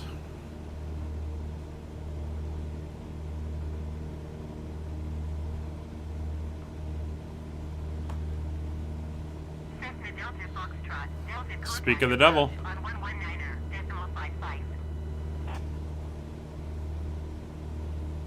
119.55 Cessna Delta Foxtrot Delta. Approach Cessna Charlie, Golf Delta Foxtrot Delta 3,500 feet. Cessna Charlie, Golf Delta Foxtrot Delta approach continue as planned. Altimeter 29.902.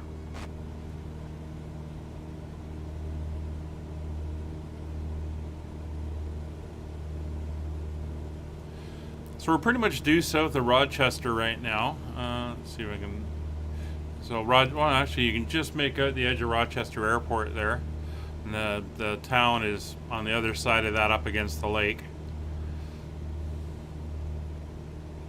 So we're going to fly this way across these hills, across a few more of the lakes. We're going to be going by Geneva, Auburn,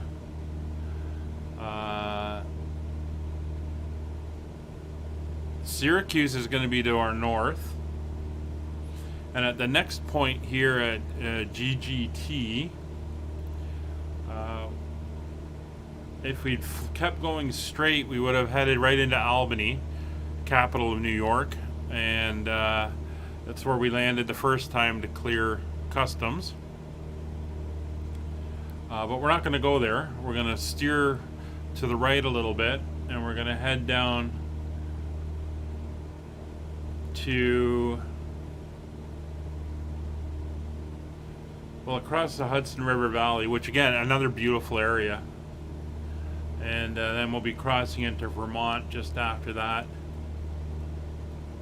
So we're doing good. We're I don't know, getting close to halfway. A good third of the way there already.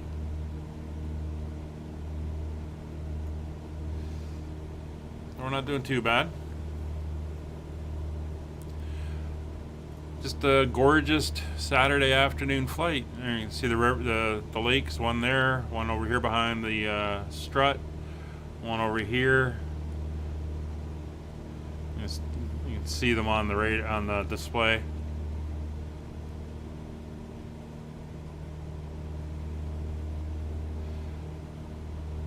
How the ground's been folded up in between them.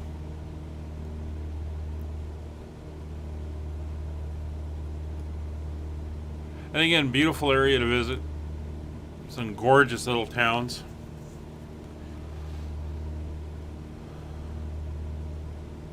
When you're allowed to visit again. There's always that hanging over everybody's head right now. Well, to those that have come in and are watching, thanks for joining us on the stream. Just to recap, we're flying from just outside of Toronto, Ontario to Plymouth in Massachusetts in a 172. Sort of recreating a flight I did about 15 years ago in real life, where we flew to Boston, Massachusetts. But given that the Canadian Thanksgiving was a few weeks ago, American Thanksgiving's coming up, I figure it'd be kind of appropriate to head to Plymouth, where the Pilgrims landed, instead of down to Boston. So that's what we're doing. We're flying the default Cessna 172 with the Garmin 1000 system in it. We're flying in the Virtual Airline Fly UK's Flying Club livery, which looks like this.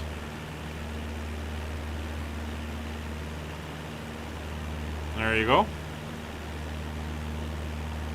And we're having lots of fun with the in-game weather system. I keep wanting a few clouds, and it keeps putting us into overcast, so it's become a bit of a challenge dealing with that. But other than that, we are just enjoying a Saturday afternoon flight, gazing over the countryside up here in the northeast US now. We're in New York State. We're flying over the Finger Lakes region. As you can see, some of them here on the display in the cockpit.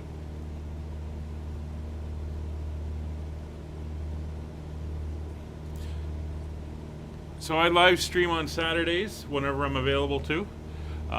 If you go to the discussion tab on the homepage of the channel, my latest post there is a little bit of a survey for my next airliner flight.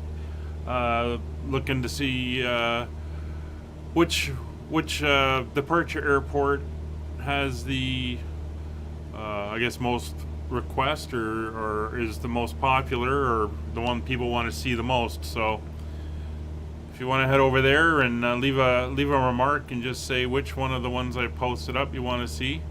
They're kind of scattered around Europe, so there's a variety of choice. I think I got 4 choices on it. And next Saturday, that's the flight I'll be doing. It will be in the A320neo.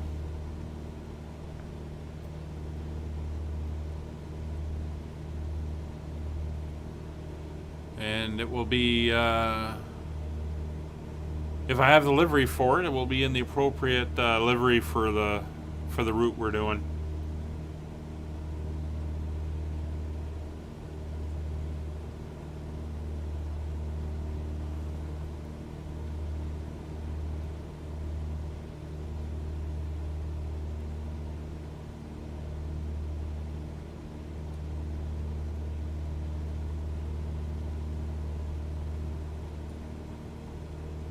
There go the clouds again.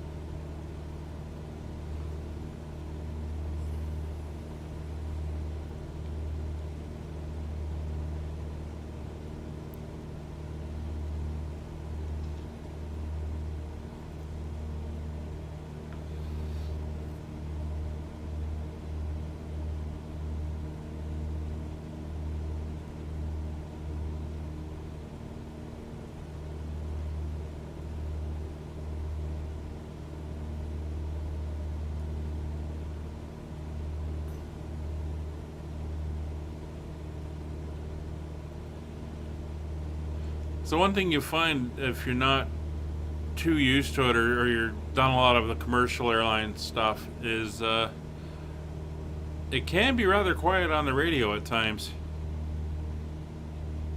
If there's not a lot of traffic and you're not really being forced to report positions and stuff like that, it can you start wondering if you're on the right channel, if there's anyone there.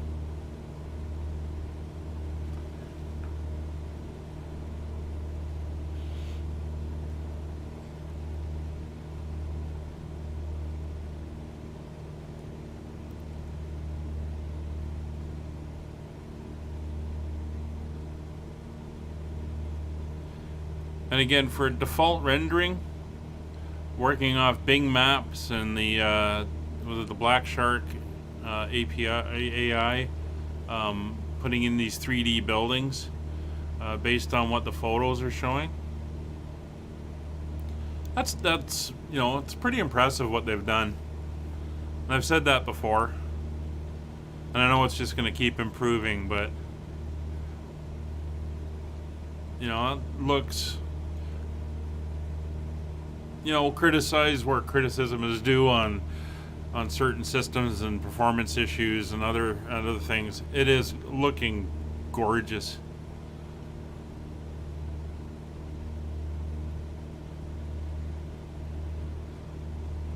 I mean, you could almost be looking out of a real airplane with that.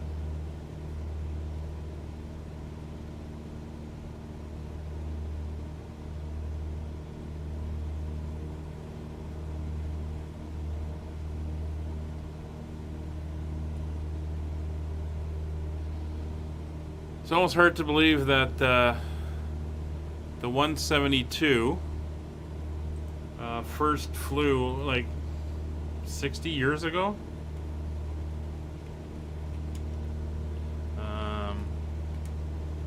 Just gonna look it up. 1955.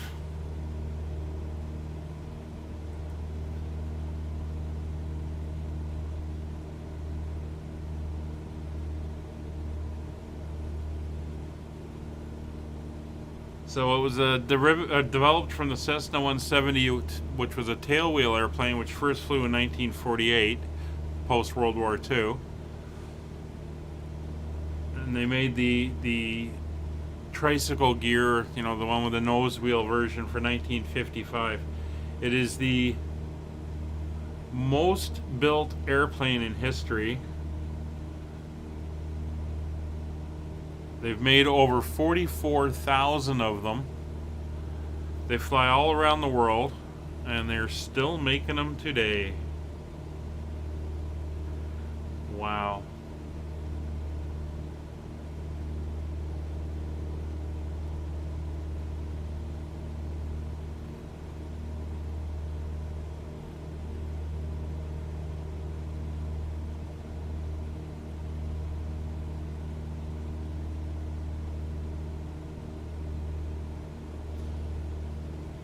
Absolutely incredible.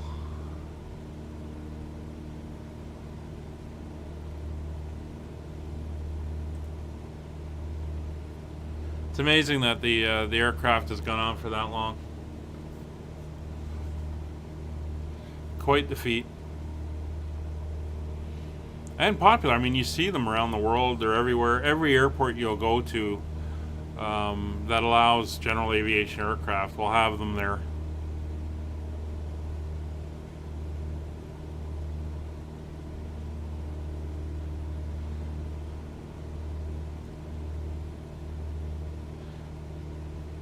And they're good for low and slow flying like this, because they're the high wing, right? Most of the time you're going to be sitting here looking downwards. And in some of the other aircraft, Cherokees and other low wing airplanes, I mean, you look out and then you've got the wing there. So it obstructs your view. But I always enjoyed flying along and just looking down at the ground and seeing everything that was happening.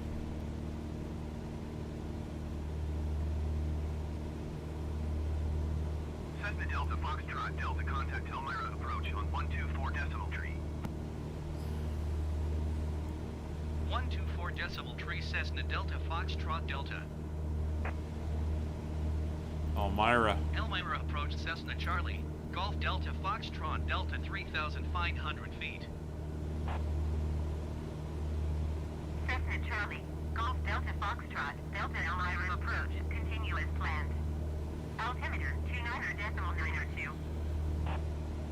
And funky cloud action. Elmira approach, SkyWest Tree 779er is at 10,900 feet, descending 3,400 feet. Oh. Well, there you go. You've got somebody. Elmira approach, continue to India Tango as planned. Altimeter 29.902. Somebody else. Yeah, I think that one's Cayuga Lake there. Let's take a quick look here. 119.55 for Cessna Delta Foxtrot Delta. Approach Cessna Charlie. Golf Yeah, Delta Foxtrot Cayuga Delta Lake. 3,500 feet. So that's Cayuga. This one's Cayuga Lake here. Delta Foxtrot Delta approach continue as planned. Altimeter 29.902.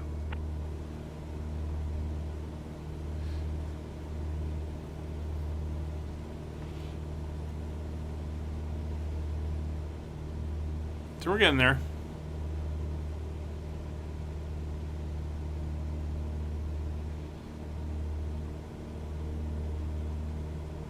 So it stays pretty flat. I mean, it's rolling hills out here around the lakes, but it stays pretty flat. It gets a little bit more hilly as we head down towards into the Hudson River Valley, which we'll be doing shortly. And then we get into the Appalachian Mountains as we cross over into Vermont, which is just after we cross the Hudson River.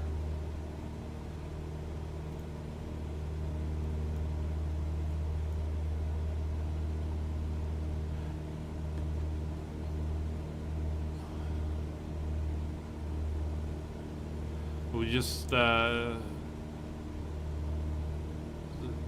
40 miles after we cross the Hudson River.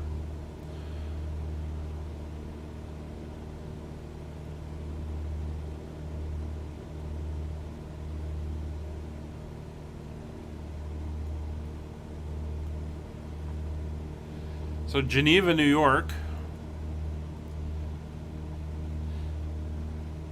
is right there. And that lake there is Cayuga.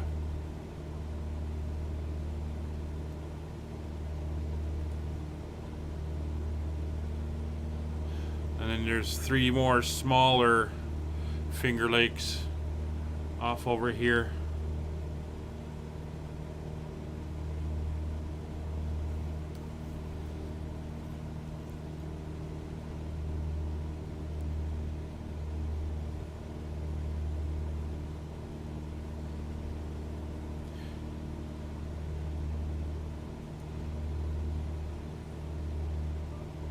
You see the water suddenly get all choppy as the winds kicked in.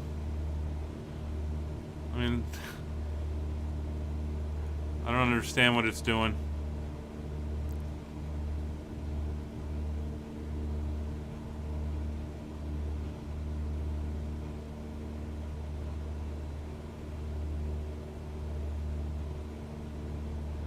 Trying to see if it'll calm down in a second, but it doesn't seem to want to.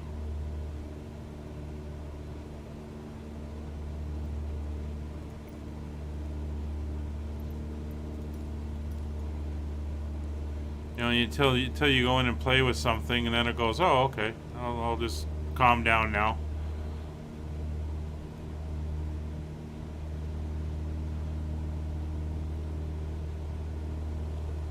Huh.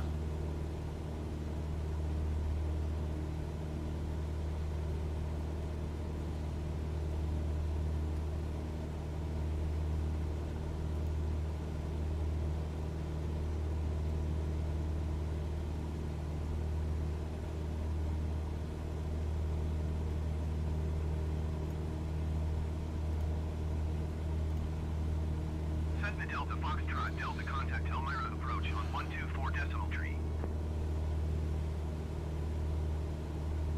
124 decimal tree Cessna Delta Foxtrot Delta.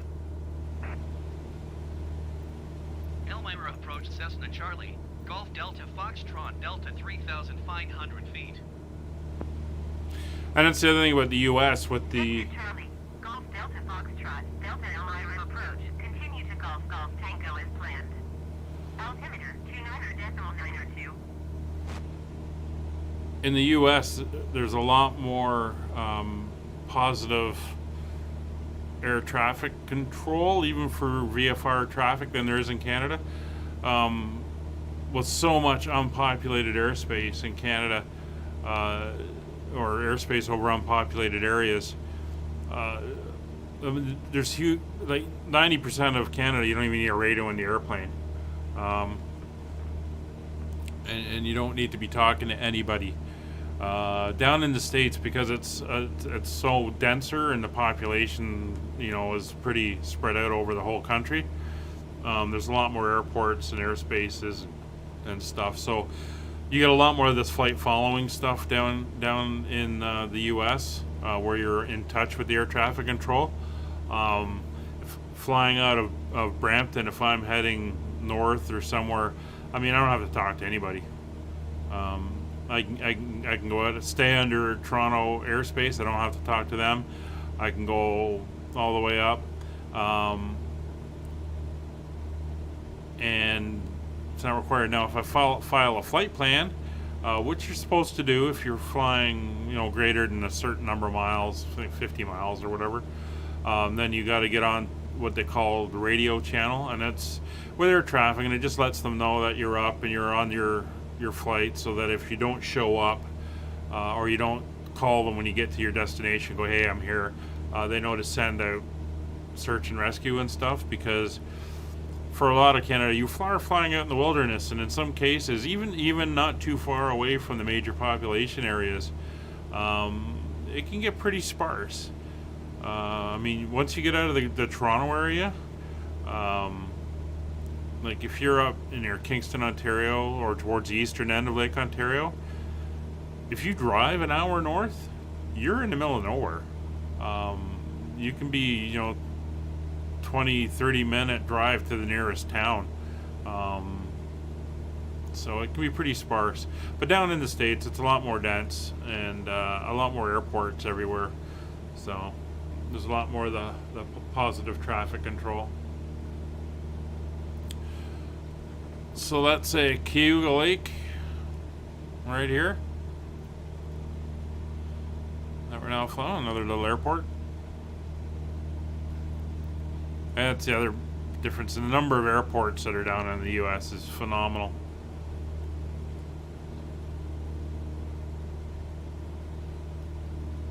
A lot of private strips as well.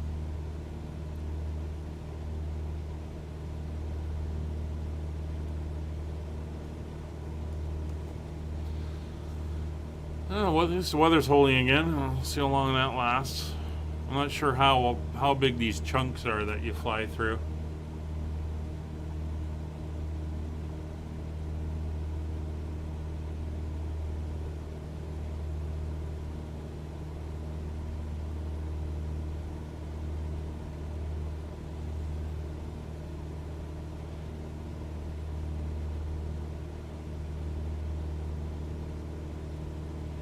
So we're 40 miles away from GGT, which is another of these VORs.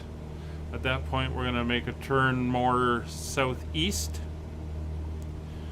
And that's what we will follow down to south of Albany, and then across the Hudson River Valley and into Vermont. That's a fairly long straight section of the route. And just to remind everyone, I'll wait for this to load in. There we go.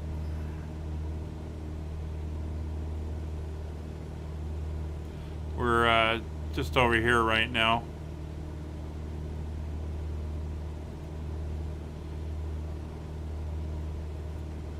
For some reason it's not showing the route anymore.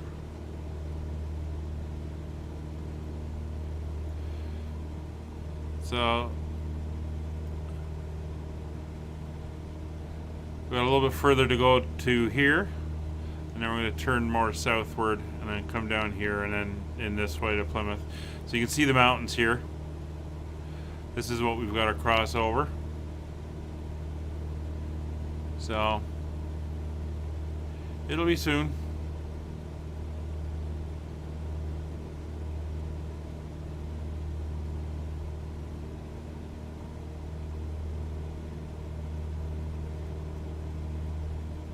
So this was saying 3 hours 36 minutes en route.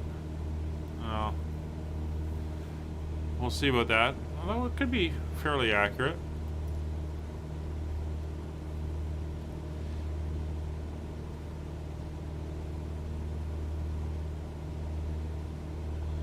So we cross these couple lakes, and the next VOR is probably just around here on the chart as we're going. You can see the train's getting a little bit rougher off in the distance.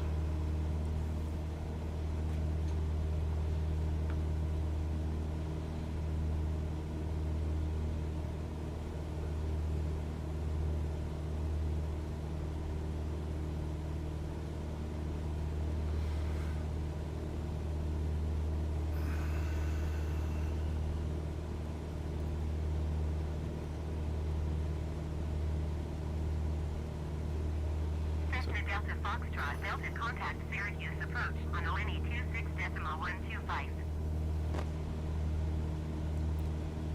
So Syracuse is off to our left, Flight for Cessna Delta Foxtrot Delta. up over here. Syracuse approach Cessna Charlie. Golf Delta Foxtrot Delta 3,500 feet. Cessna Charlie, Golf Delta Foxtrot Delta Syracuse approach continue to Golf Golf Tango as planned. Altimeter 29.902. You're never going to say anything different. But there's Syracuse Airport, and there's Syracuse VOR. Syracuse departure Wisconsin 3758 is at 8,500 feet, climbing 10,000 feet. Wisconsin 3758 Syracuse departure, continue as planned. Altimeter 29.902.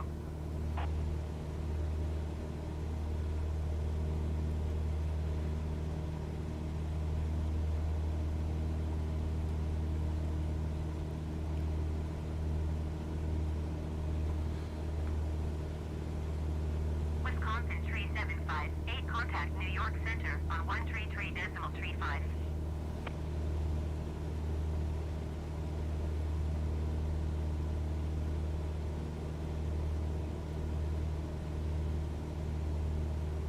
Going to 133.35 Wisconsin 3758. So Syracuse looks busy. A couple aircraft coming out, one going in.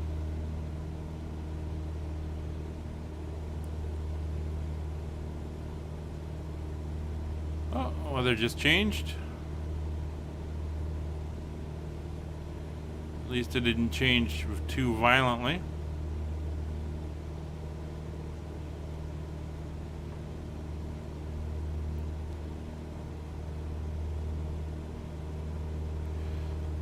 May go in and kick those up.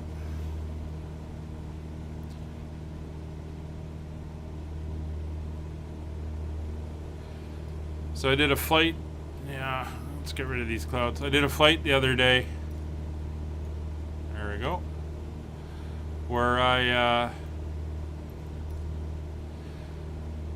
flew into Cancun, Mexico, in the middle of a raging thunderstorm. Very, very interesting. The weather was by Rex Weather Force, not default as this is. It made an interesting flight. Had to dodge some thunder cells and thunder and lightning and low visibility, and a very interesting approach. You'll see, it'll be up on the channel in a while, but it was pretty cool. Oh, we got somebody crossing right in front of us. Probably up higher than we are.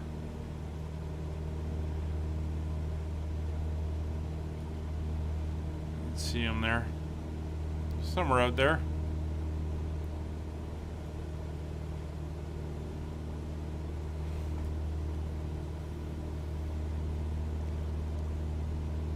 So GGT has appeared on our screen.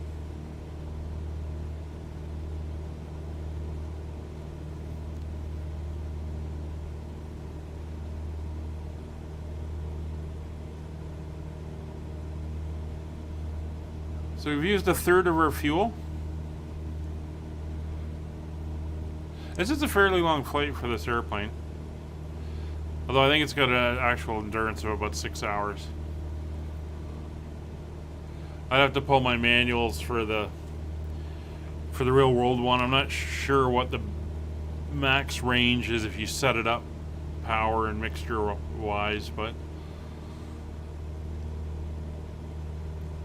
as I mentioned, cramped little airplane, a 4-hour flight is probably the most you'd want to do without a break. An interesting thing though, these airplanes, wherever they are in the world, they've been flown there. So even the ones that are in Hawaii were flown there from the US. And the way they do that is, well, basically the pilot has a long day in the office. But what they do is the back seat, they have special fuel tanks that fit over the back seats and just fill up the whole rear of the airplane. And they basically load the plane up to its maximum weight load with fuel. And the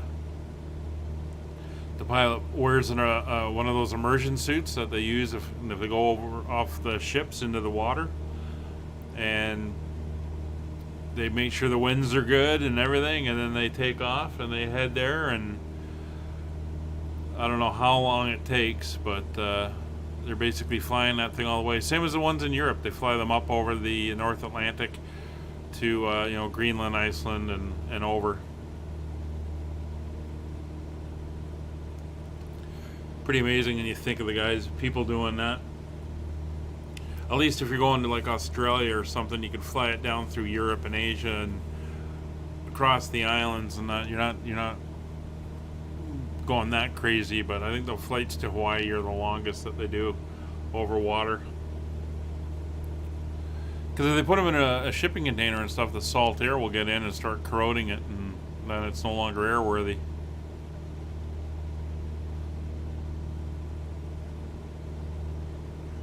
So they gotta fly them. Oh, there's the rolling landscapes.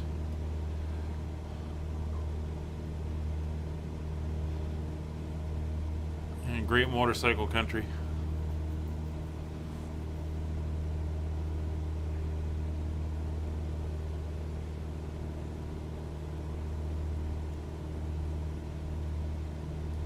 So right there, you can just make out those approach lights. That's Syracuse Airport. And then the town of Syracuse is just beyond it.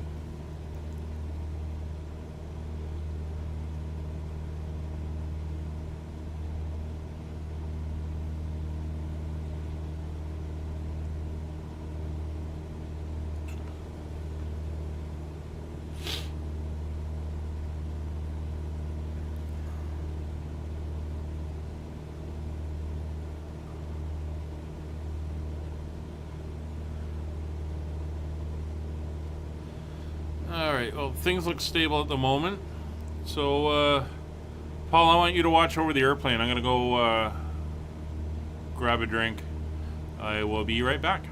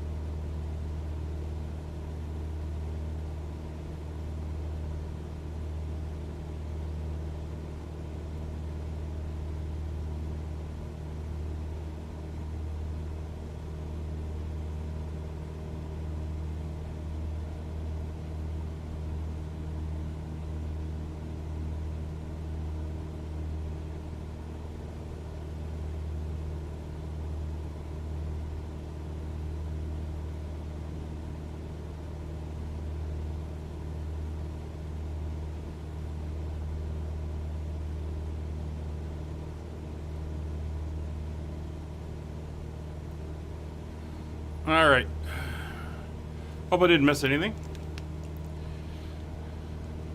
Cessna Delta Foxtrot Delta contact Binghamton approach on 118.6. 118.6 for Cessna Delta Foxtrot Delta. Now who are we calling? Binghamton approach Cessna Charlie. Golf Delta Foxtrot Delta 3,500 feet. Huh. Cessna Charlie, Golf Delta Foxtrot Delta Binghamton approach. Continue to Golf Golf Tango as planned. Altimeter 29.902.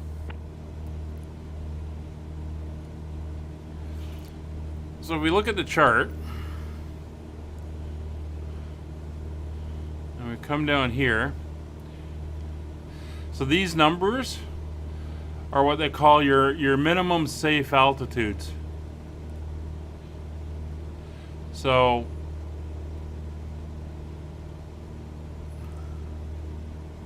this is Albany. As I mentioned, this is where we stopped to clear custom last time, and we're flying south, so we're flying down through here. So we're gonna have to watch how far south we are, because we go down to here. This is saying that if you look at the elevation points, 3,600 feet, 3,345, 3,423. So this is saying you need 1,000 feet above to get over the hills. Now if we're down here, we're all right. It's only 2,600, and we're at 35. But it doesn't take long until we got to be up a bit higher. And if we follow this through, there's 3,000, 2,600. You know, they were down into the thousands because this is almost down at sea level. So this is the area we got to watch.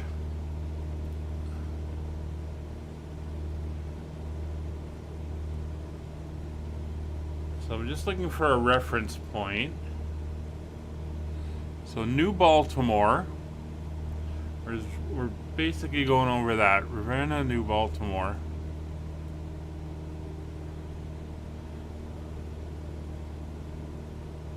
There's the Catskills. Okay.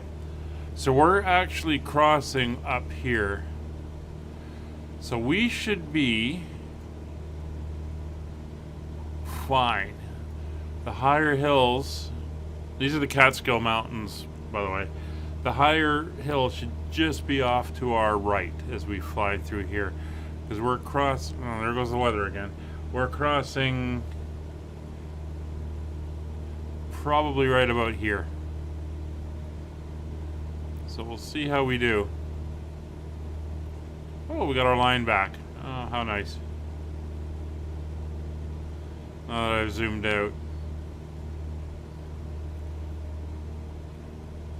Yeah, we're just gonna come over the edge here. So we should be just above it.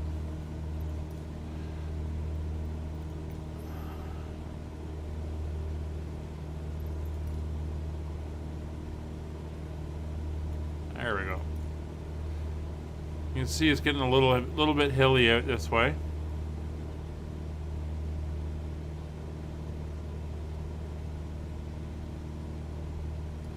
Some wonderful valleys. And beautiful driving area. Motorcycles, whatever your fancy. But just a great place to visit in general.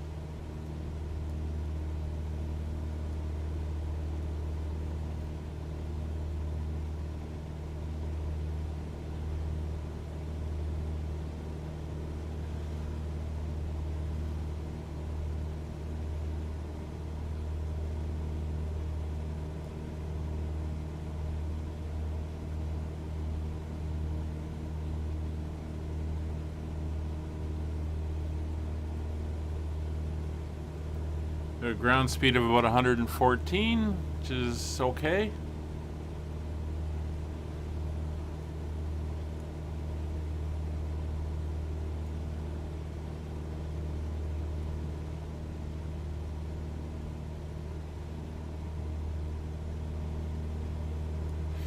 Trying to remember the name of the national park out this way, but it's another very nice scenic area to ride through.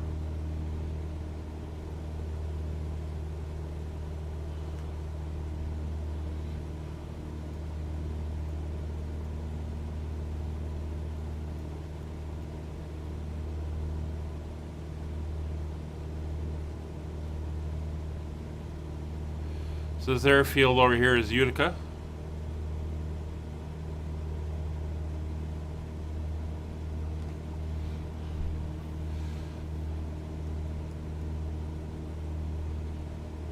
I think that, if I'm right, that's where Columbia University is. Not sure.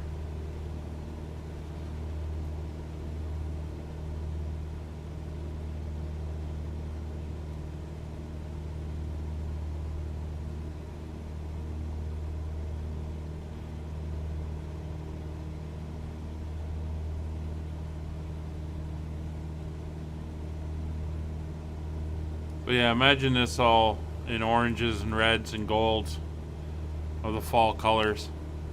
That would be really cool. That would be a good flight to do. If they do that, here's my promise. If they... Delta Foxtrot Delta, contact Syracuse approach on 126.125. 126.125 Cessna Delta Foxtrot Delta. And now he calls Syracuse.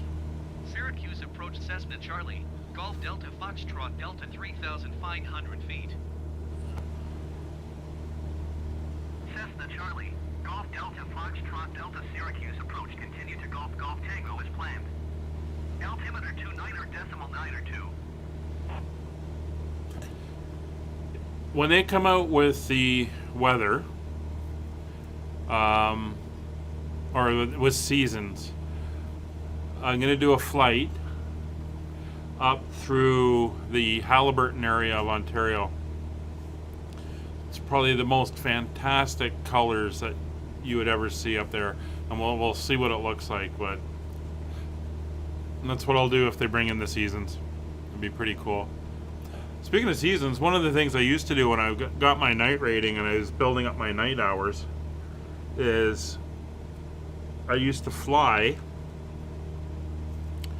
I used to fly up to a place called Goderich up on Georgian Bay, and used to watch the sunset from they had like on the pilot's room, they had a little balcony up on the second floor, and I used to go there and watch the sunset, and then when it got dark, I'd fly back down to Brampton and do all my night flying and stuff.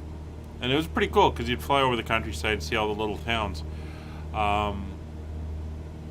In the winter coming up to Christmas, all the little towns would be lit up with the Christmas lights and everything.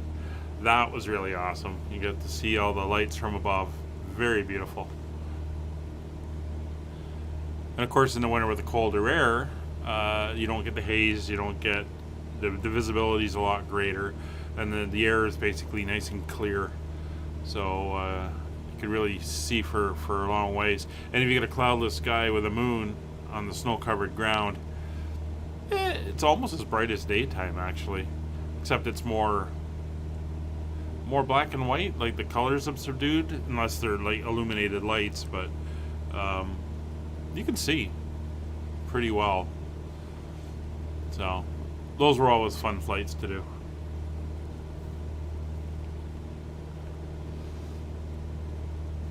Alright, we're about to make that southeast turn, and it'll take us across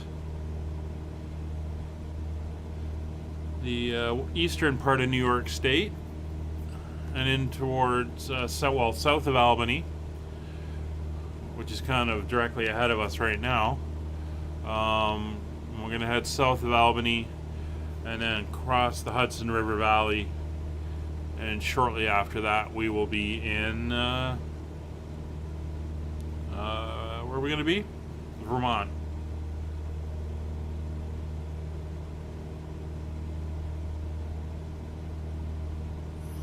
Alright, there we go. So we're 130 miles from our next waypoint. Our next waypoint is CTR, which is right here. About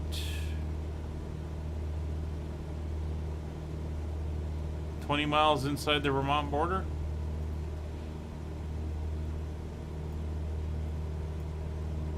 So we're getting there.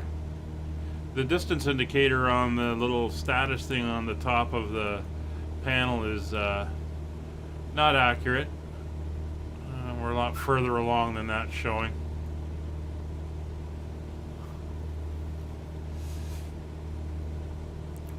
You can see the rolling hills here and the mountains. 400-foot mountains.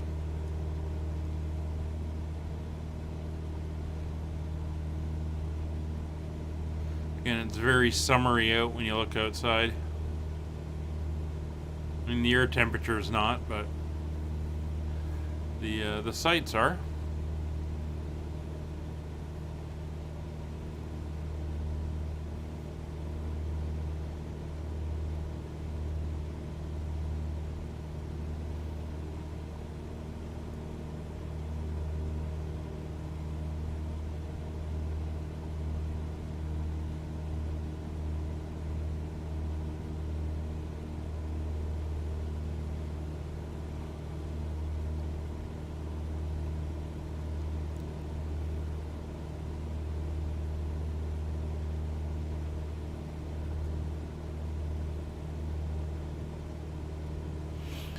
So my question to everybody is, what draws people to watch live streams of airliners and stuff like that? I know on some of the bigger channels it's the community, and the chat and the chatter is pretty interesting and sometimes entertaining, but you know, once the aircraft is set up and flying, there's not a lot going on. Especially in the airliners, there's not a lot to see when you're up that high.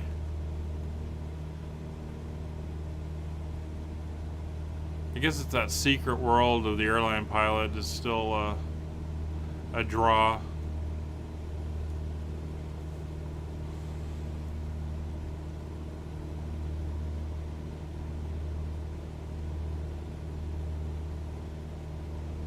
It's still a great view from up here. Even a few thousand feet up, it's an amazing look on the world.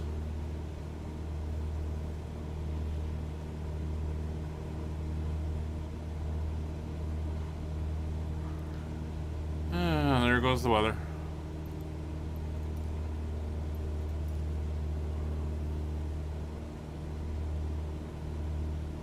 Okay, calm down.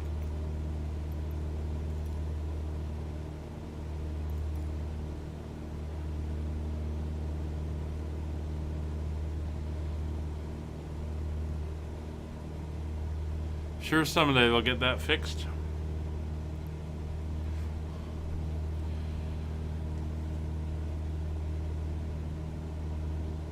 So this is New York's farm country. Little villages in the valleys, a lot of farms.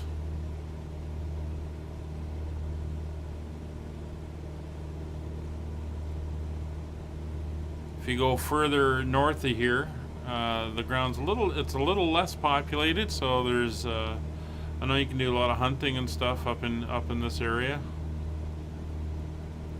And of course you get like the mist and stuff in the valleys, and it just turns gorgeous. A lot of trees.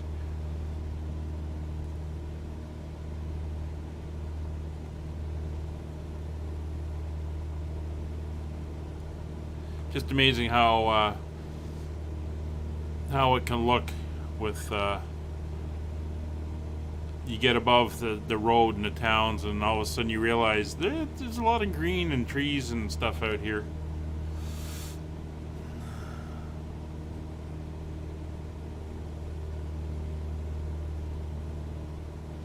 Well, the graphical quality's really come along recently, so yeah, it's like, you know, you're getting pretty close to what it actually looks like, and that's pretty amazing. I've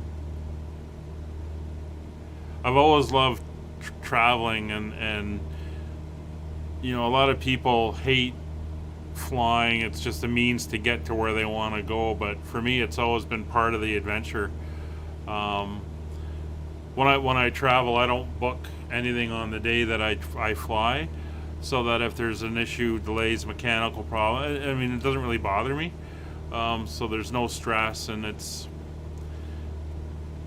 you know, it's part of the thing. I love it as well. And to sit and, I don't really sleep on airplanes much, and I can easily just sit at the window watching the world go by.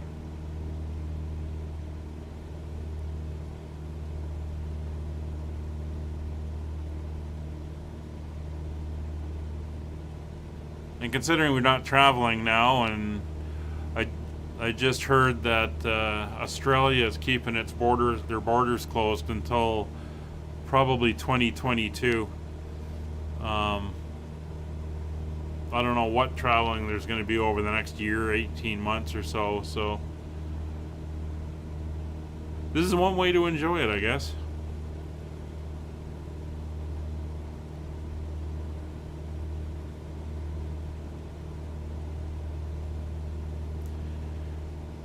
So just looking at the maps and stuff, there's not a lot of towns in the area for the next while, at least up to the Hudson River. So I think this is like the Catskills National Park and some of the other places around it. So it's a lot of unoccupied land, maybe little villages here and there, but for the most part it's pretty barren.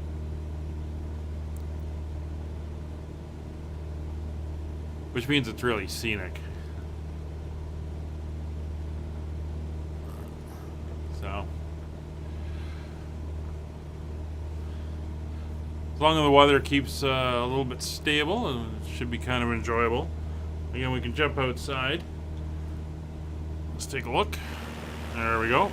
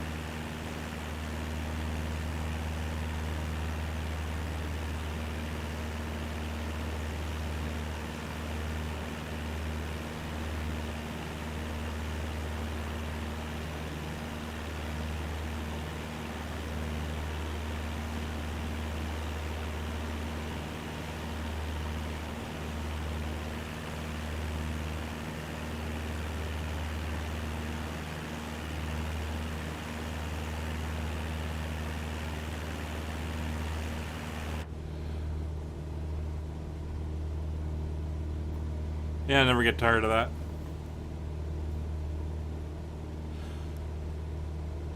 So since we're starting to come up towards the New England area,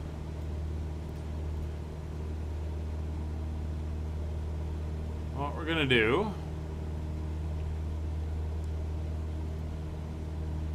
is we'll take a look at where we are headed. So this is the Plymouth Airport in Plymouth, Massachusetts. Given the winds being out of the west, we're probably going to land on runway 24 here.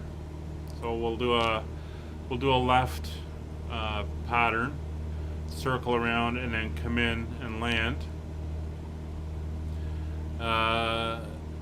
This area up here is private aircraft parking.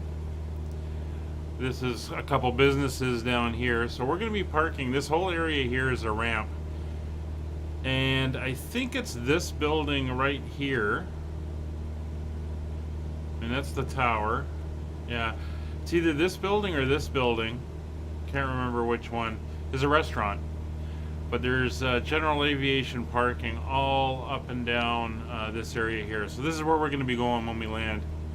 So if we look at the chart, we can see the airport elevation is 148 feet. So you add 1,000 to that. So our circuit altitude is going to be 1,480 feet, or we'll just call it 1,500. There's a couple channels here. There's the clearance channel, the ASOS channel, Unicom, which is what we will call to announce our presence, 122 on 725. Boston departure, if you're doing a IFR flight out of here, you can call them up after you take off.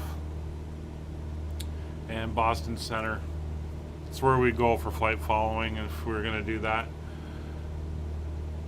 4,300 foot runways in both directions, so should be a pretty simple arrival into the area.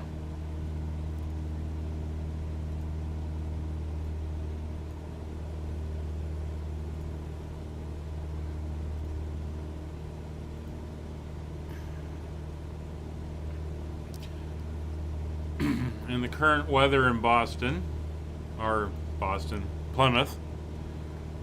Just looking at the weather report. Not that we got to worry since we got this weather going through the sim.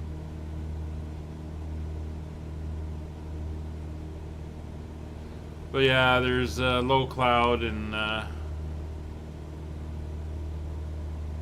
no rain. Light winds out of the west, so that's sort of what we have going here.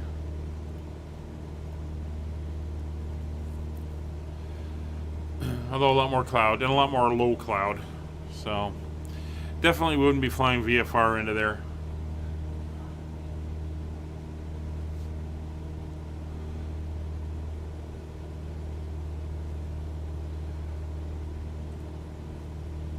So if I look up,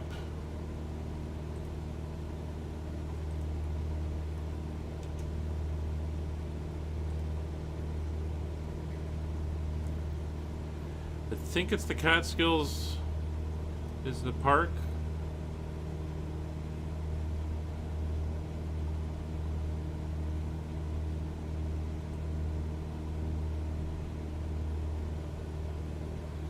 Yeah, once you're in the mountains, we're going to be flying north of the parks.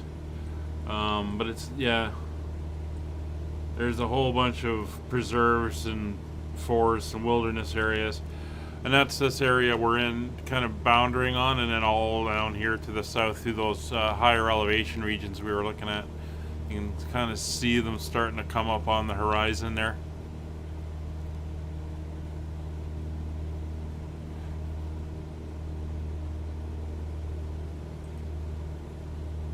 And of course the Catskill Mountains were famous in the 40s and 50s, and people leaving New York City and going north up into the Catskills. You heard them, people like Tony Bennett, Frank Sinatra, all these people, even going further back to the Benny Goodman and Tommy Dorsey and all that type of stuff, playing and singing up in the Catskills for the rich and famous.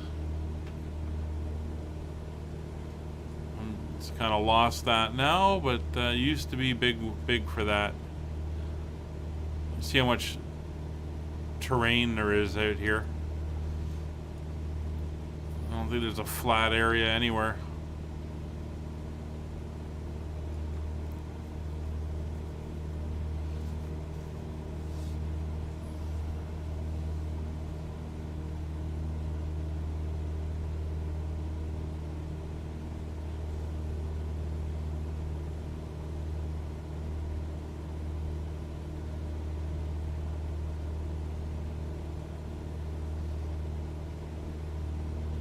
Now our estimate. Delta Foxtrot Delta, contact Boston Center on 133.25. Going to 133.25 Cessna Delta Foxtrot Delta. There you go, Boston Center. Boston Center Cessna Charlie. Golf Delta Foxtrot Delta 3,500 feet.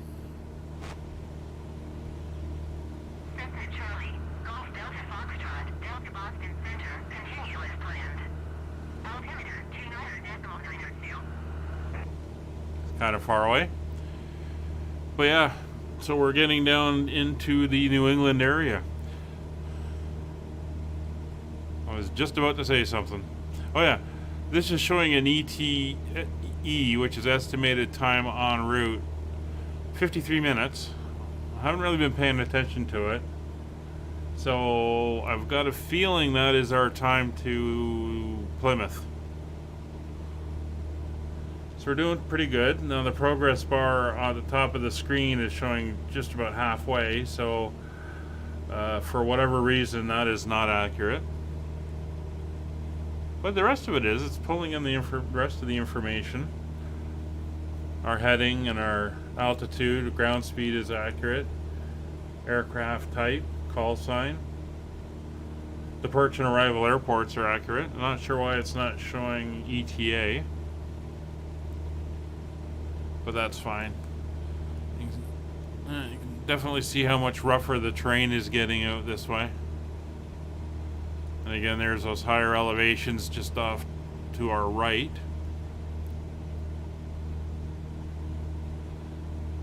So we should be good at this altitude.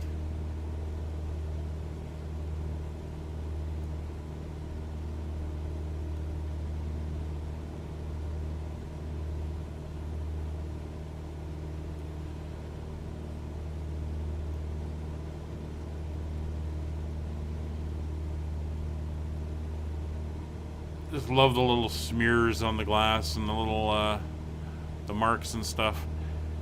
Adds a lot of realism to it.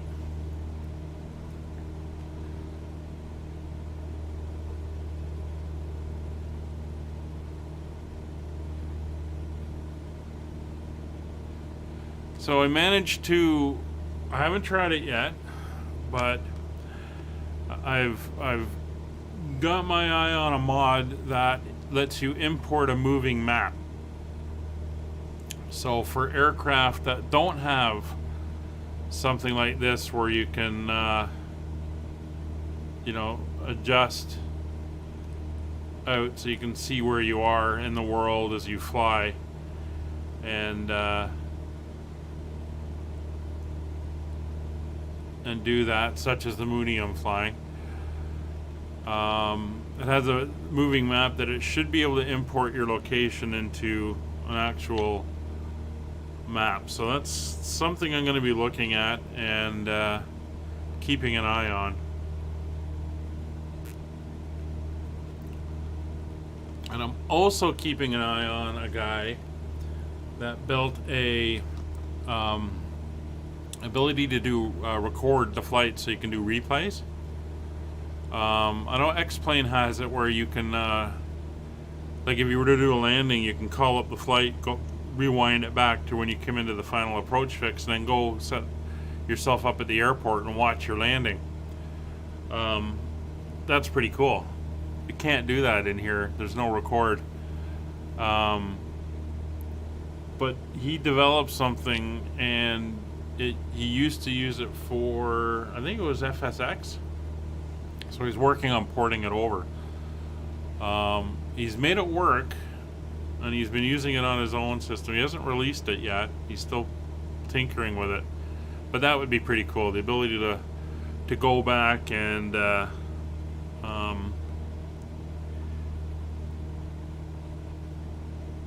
be able to capture that type of stuff for videos would be pretty awesome.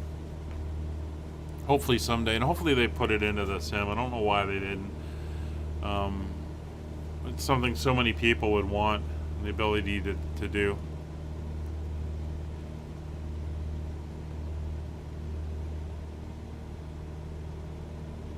Again, you can really see these terrain features and the ridges and the valleys, and they're really well modeled. How you can pick them up. Little buildings and farm. I mean, yeah, sometimes it doesn't do it quite right, but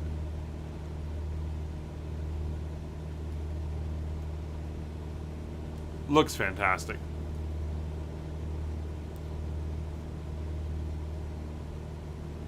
someone who started as someone who started on flight sims many years ago, it is very interesting to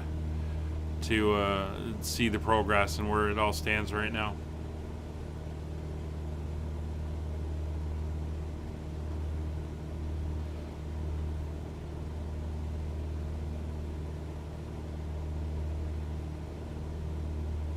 And given that I'm flying this on a 32-inch 4K screen right now, it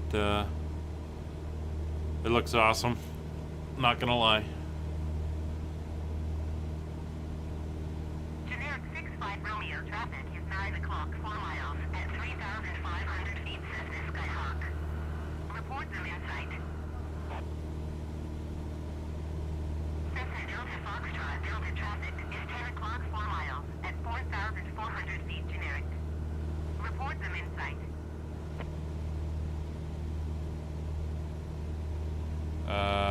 Yeah. Delta Foxtrot Delta traffic is 9 o'clock, 3 miles at 5,400 feet, generic. Report them in sight. Cessna Delta Foxtrot Delta traffic not in sight. Cessna Delta Foxtrot Delta traffic in sight. What? Where?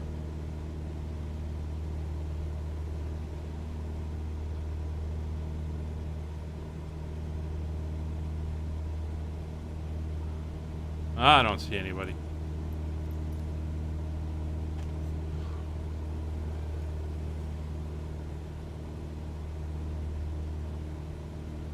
I mean, they're above us off to our right, which means they're up here. So how are you seeing them? Anywho.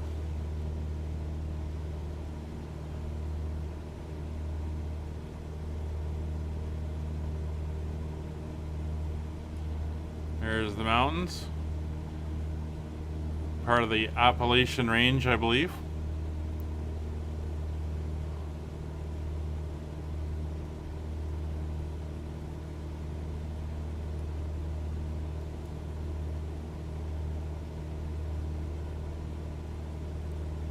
It's the Hudson River. And the Hudson, you can see between the mountains on either side of the valley. That's the Hudson River Valley. Now you can stop this at any time.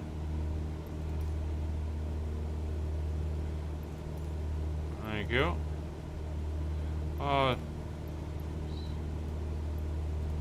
Stop it.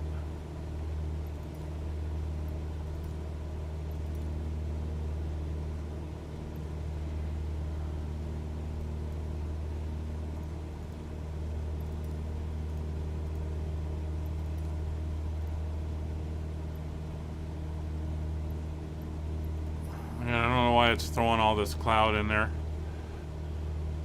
It was a nice sunny day.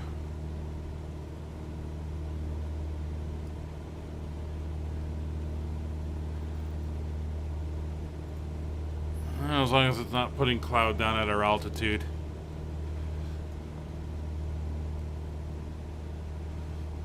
We'll just leave it. Delta 1003, contact Boston Center on LNE 21.35.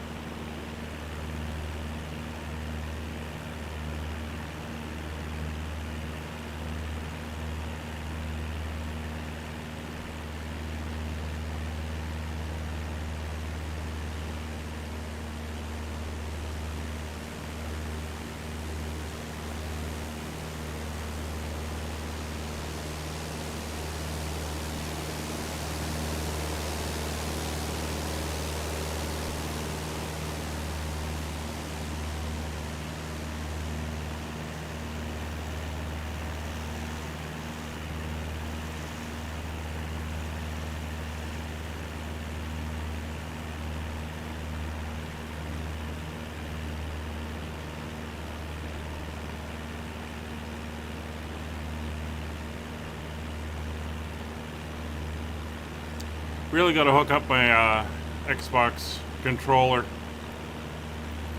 to that, but the problem using it wirelessly, and I don't think they've fixed it, is that you know, if you don't use your Xbox controller, it shuts off. Well, as soon as you hook it on or reactivate it, relink it in, like through the USB dongle and stuff, it this is wirelessly, it will freeze the image on the screen for a couple seconds. Like the program locks up while it reconnects. So I've got to get a cable so I can hook it up and then use that to do views and stuff. Something I just haven't gotten around to yet.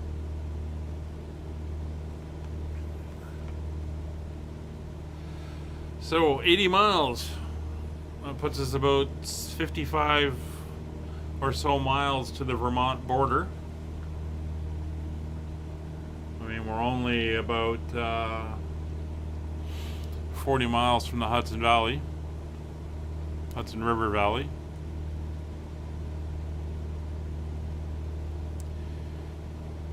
And have you ever heard the Billy Joel song, New York State of Mind? When he's got a line in there about going up the Hudson River line by train up to Albany. This is the area that he's talking about in that song.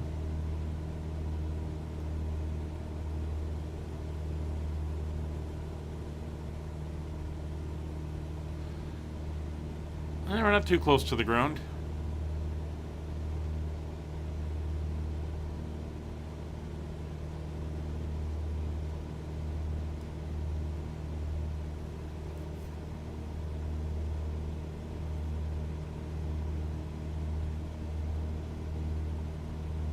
Got a nice view out the window.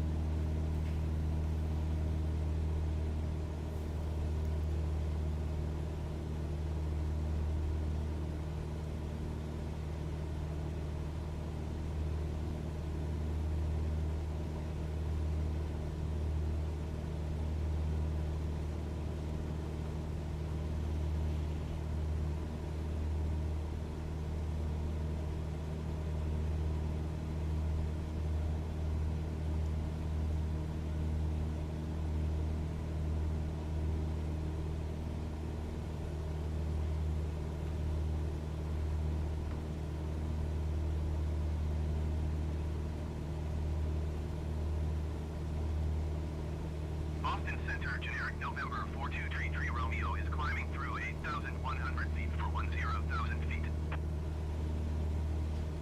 Generic November 4233 Romeo, Boston Center. Continue as planned. Altimeter 29.902. I'll have to look at getting some music onto this gaming computer that's copyright free or royalty free or whatever, just so I can kind of play it a little bit as we're flying along enjoying the views.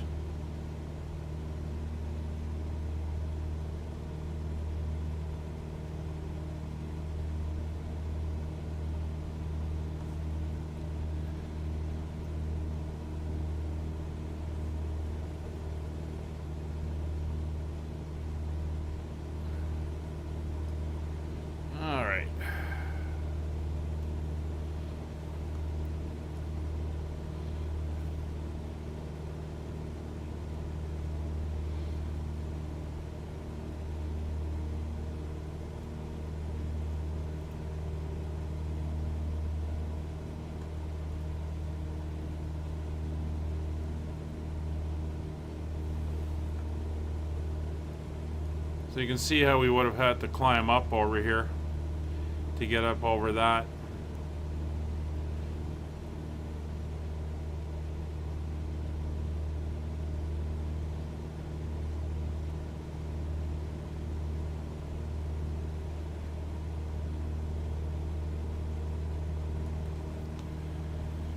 But where we are, we're fine. United 1423 contact Boston Center on ONE 21.35.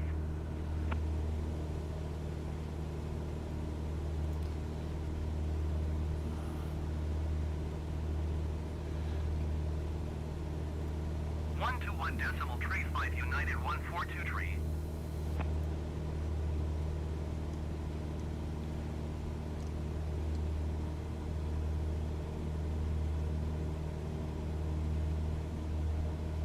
So we're coming up for half our fuel.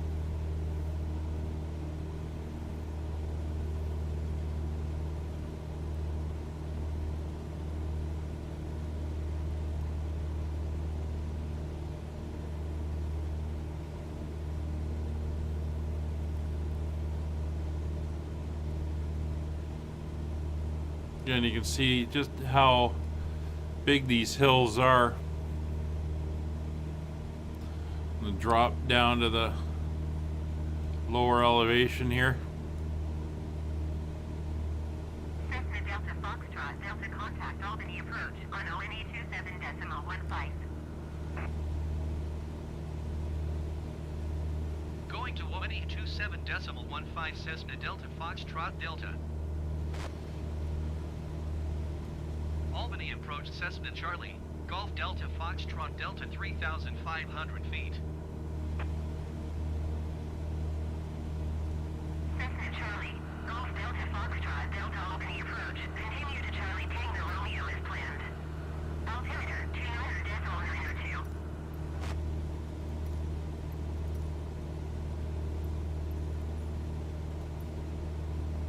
29.92. All right.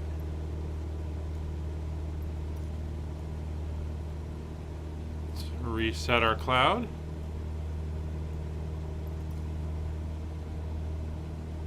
There we go.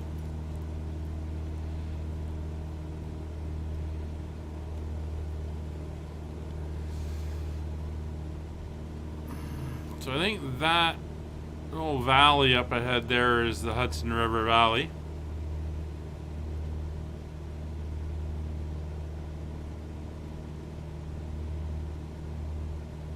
I mean, that sometimes if it's bare rock, it can look a little, I don't know, what's the word, stretched, the way they've deformed it within the sim, but the way when it's tree covered and grass covered like this, it looks really, really good.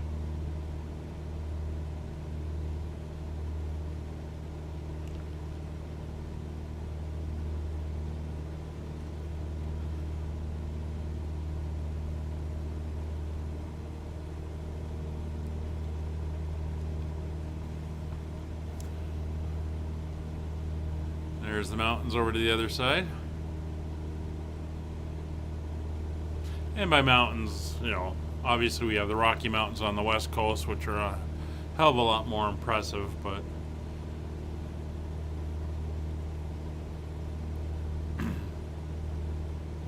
I rode up to the top of Mount Washington. It's in this area somewhere, which is the highest mountain on the eastern seaboard. It's only 6,500 feet. Obviously, you get way more than that out on the west coast. So Albany's up over here, off in this direction. In fact, yeah, that's the Albany Airport right there. So that's the Hudson Valley over there.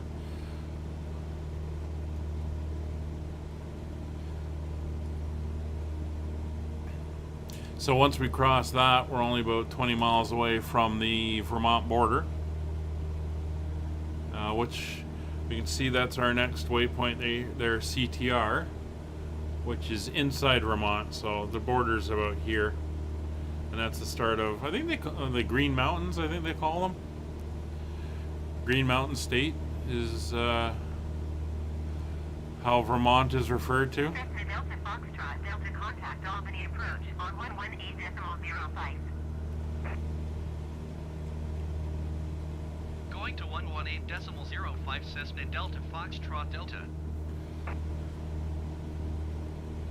Albany approach Cessna Charlie, Golf Delta Foxtrot Delta 3,500 feet. Cessna Charlie, Golf Delta Foxtrot Delta Albany approach. Continue to Charlie Tango Romeo as planned. Altimeter 29.902. I will do that.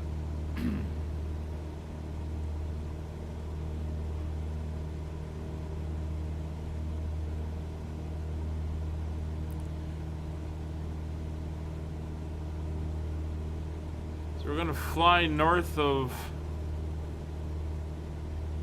Springfield, and then we're going to be crossing into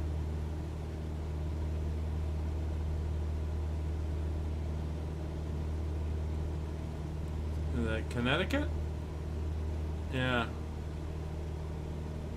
Well, we're going to hit the edge of Connecticut, and then we go into Massachusetts. So Vermont, Connecticut, Massachusetts. Fairly quickly.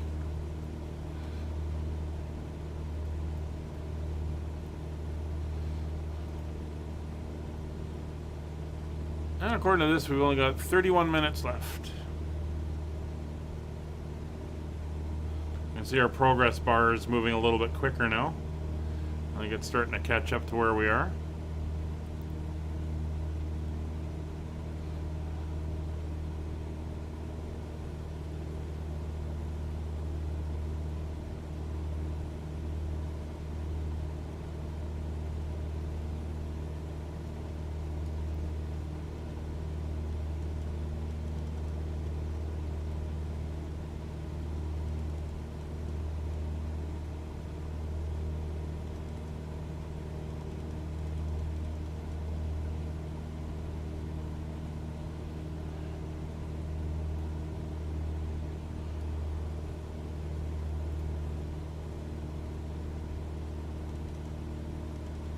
Huh. Not sure if they're actually doing. Having to do that in the dark.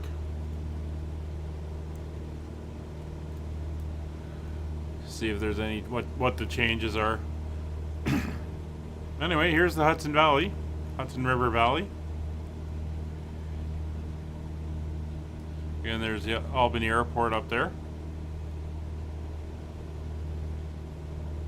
We're coming out of I guess the Appalachians, and we're heading towards the Green Mountains. And again, if we look at our sky vector, stop that.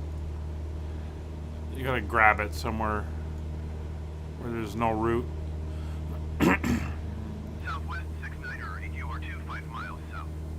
Descend and maintain 2,600 feet. Expect ILS runway 1 approach via Sarah transition. Cleared to 0.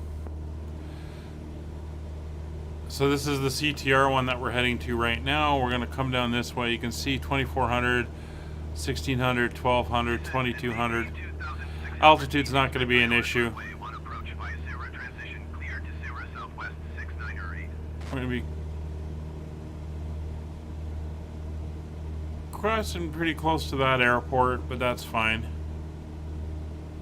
Shouldn't be an issue. Kind of split the difference between them. And then we hang a bit of a left here at this one here. Ooh. This VOR here. So we go back. Maybe we're not going into Vermont. Just trying to see where we cross over. We cross right over into Massachusetts itself.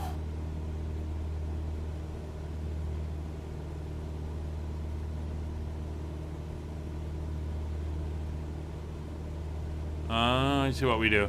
Okay, so we're going to cross into Massachusetts, and we're going to cross over into Connecticut. Stop that. And then we're going to cross over into Rhode Island. And then cross back into Massachusetts over here. So we're not actually going into Vermont. Vermont must be... Is this Vermont? Let's see if I can see where it says.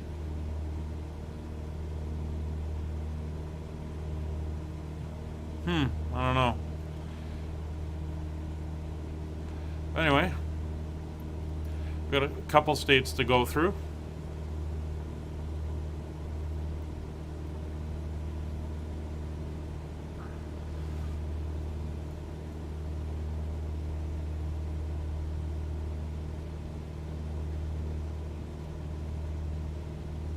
This must be very fertile farmland.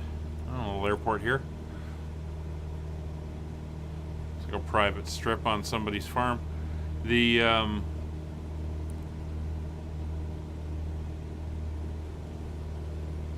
soil coming down off of the hills here and on the other side, and then in the river valley here, coming up, must be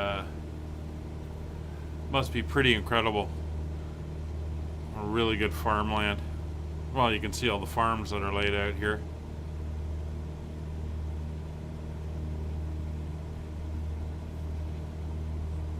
There's a little lake, and then yeah, there's the Hudson River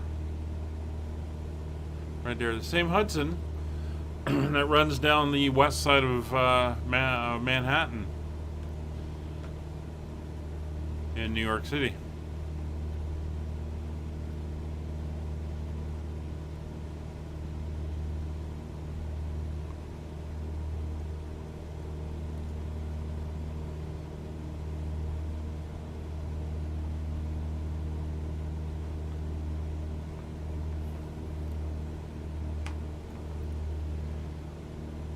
And there we go, just in time. The weather deciding, nope, you've had enough sun. I'm gonna give you cloud again.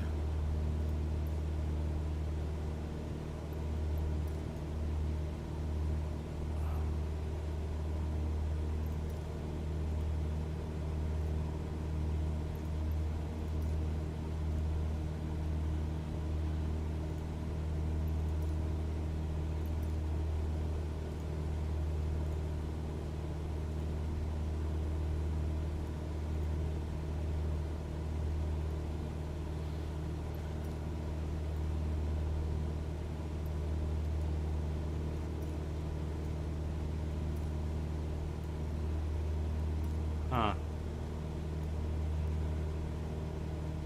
Whatever. Just move it out of the way.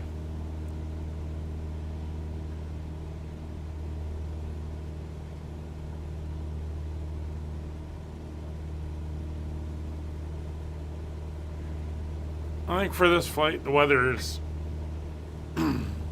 not an issue. We just want to be able to see what we're doing and enjoy the trip.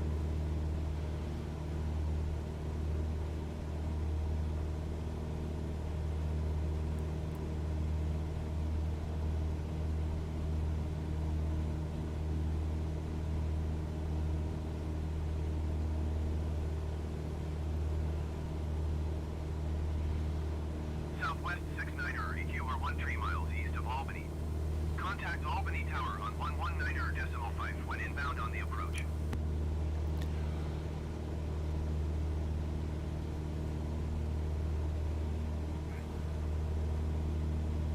Tower on 119.5 Southwest 69er 8.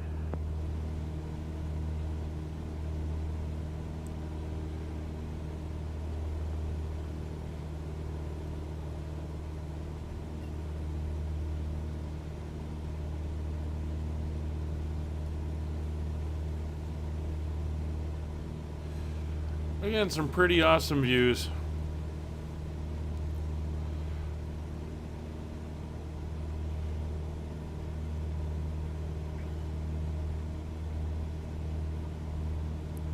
The only thing that's missing right now for the time of year that it is, it would be down on a lot of these farms, you get small, thin smoke plumes coming up as they're burning leaves and scrap that they've gathered around the farms, and they're just getting rid of it.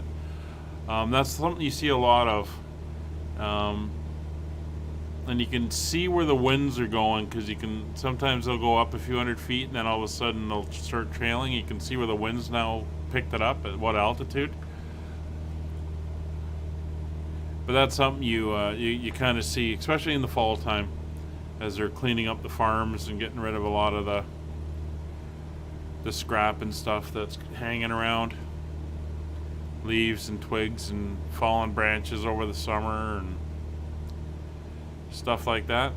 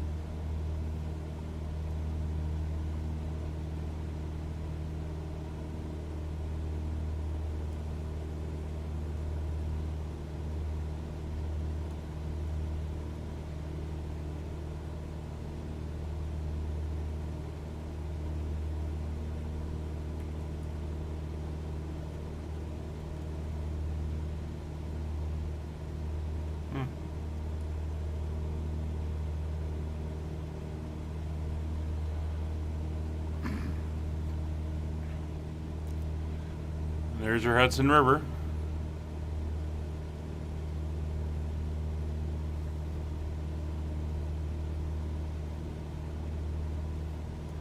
There's your train tracks and your highway. So those tracks head up towards Albany. Why am I so high? Get down. There we go.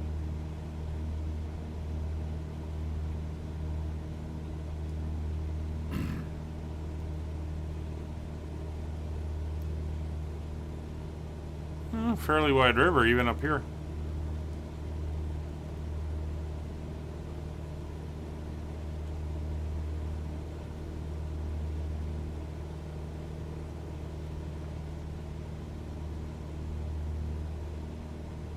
And that way she flows all the way down to New York.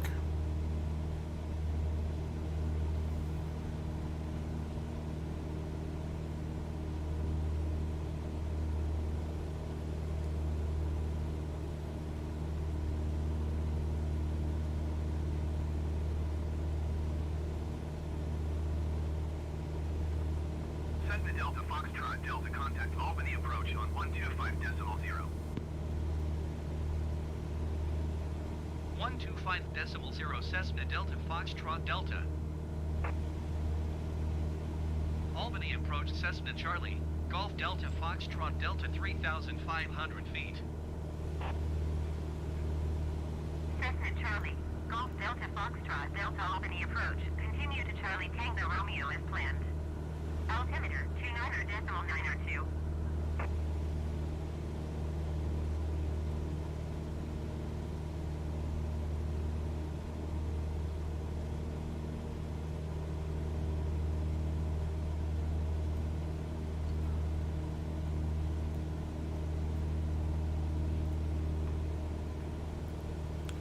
Okay, 35 miles, and we make the slight right-hand turn.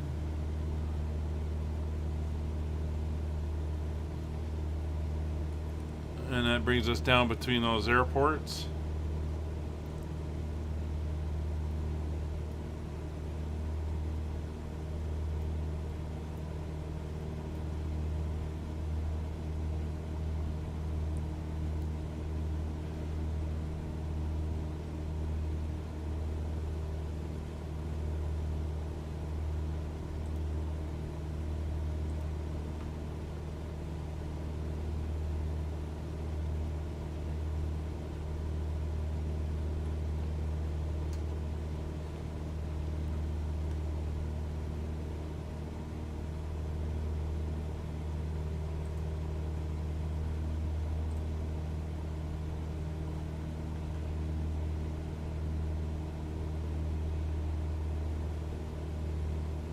Oh, okay. Just looking at a map of the states. So, Vermont is further north. So Vermont and New Hampshire are up top. They sit on top of Massachusetts. So we've headed far enough south that we are actually, yeah, we're going to go into Massachusetts, then into Connecticut, then over the top of Rhode Island, and then back into Massachusetts. I see now. We're farther south than I thought we were. Which is all good. That's how you learn.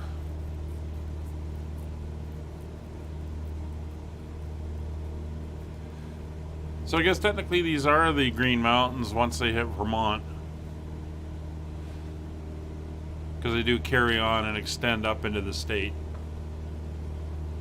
Not sure if they give them a different name down here. They're higher over that way, but we're not going down there.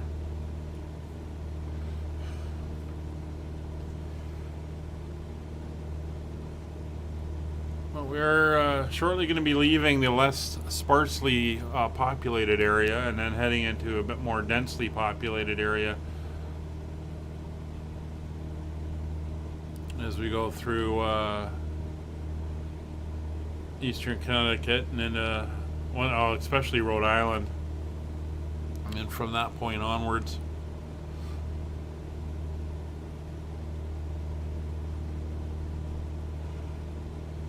Oh, there goes the weather.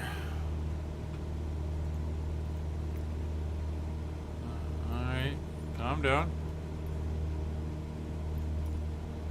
There we go.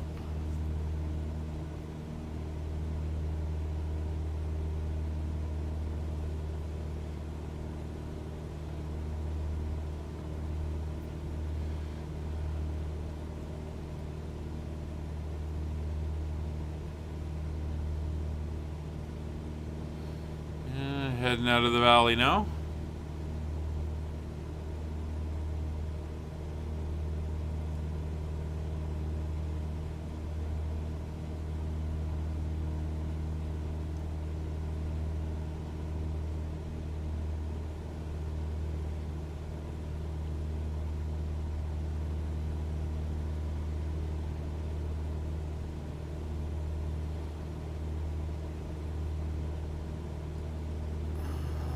Clouds are causing stuttering issues. Yeah, I can't believe how much these clouds suck up in horsepower from the graphics card.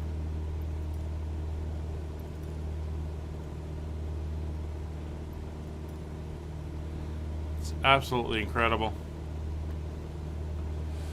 Cessna Delta Foxtrot, Delta contact Albany approach on 132.825. 132.825 for Cessna Delta Foxtrot Delta. Albany approach Cessna Charlie, Golf Delta Foxtrot Delta 3,500 feet.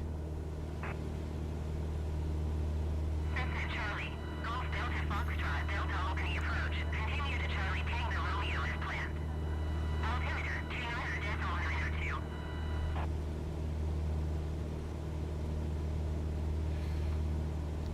You can see the different airspaces mapped out on the chart here. Obviously this is a busy area around Albany, so it's got all these different sectors. We'll see more of that when we get down into the New England area.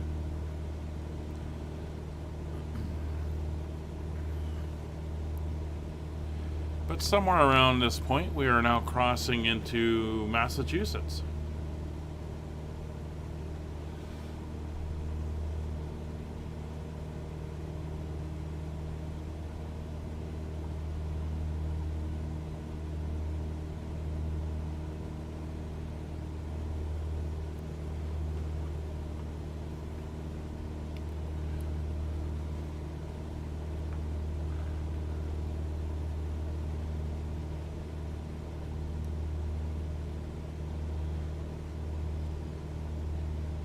we're just back into the hills. The trees and the valleys. We'll go there.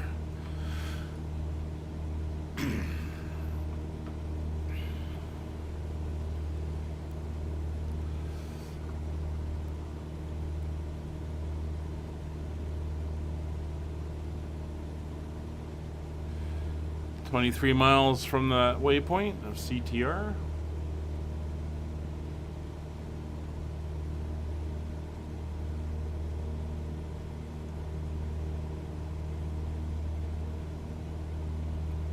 And then we will head downwards towards PUT, which is another VOR. The Putnam VOR, and that's a 53-mile leg. And that's one that takes us down across Connecticut and then into Rhode Island. And then from there we turn and head directly towards our destination airport of Plymouth, KPYM. Albany departure, generic November 6112 Victor 4,700 feet. Generic November 6112 Victor Albany departure. Continue as planned. Altimeter 29.902.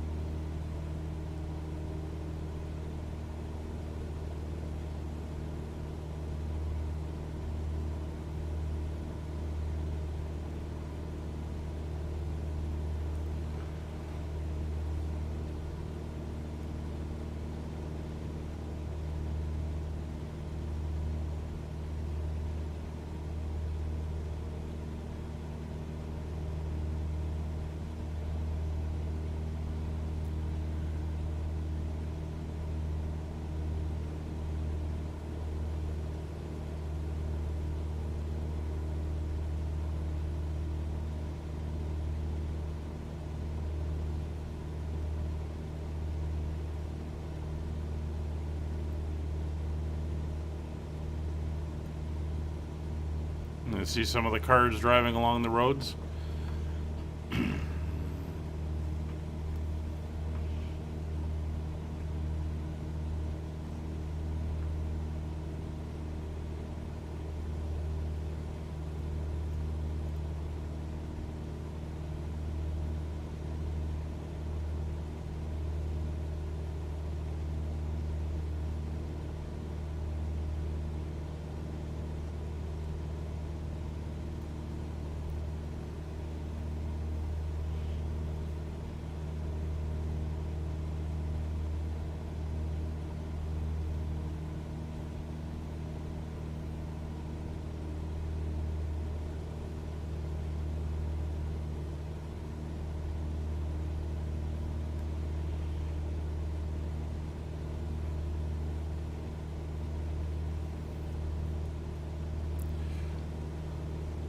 Neat thing to remember is where these buildings are out in the mountains and the farms and all that stuff. It's not random.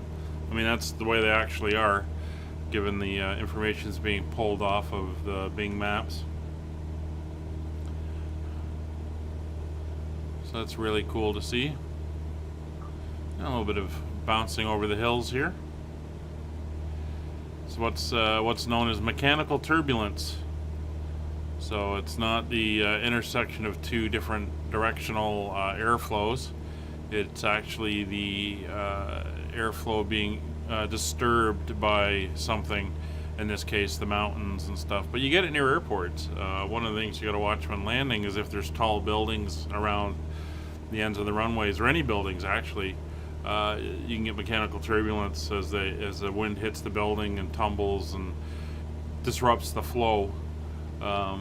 Which when you're low and slow coming into land and you got a building that's in the wind's direction as it comes towards you, you got to bear in mind that you could get hit with that turbulent air. But yeah, especially around mountains and stuff, you get the whole air masses moving up and down. So Flying around hills and mountains like this within a couple thousand feet of the ground can be rather bumpy, even in what would otherwise be a relatively calm day.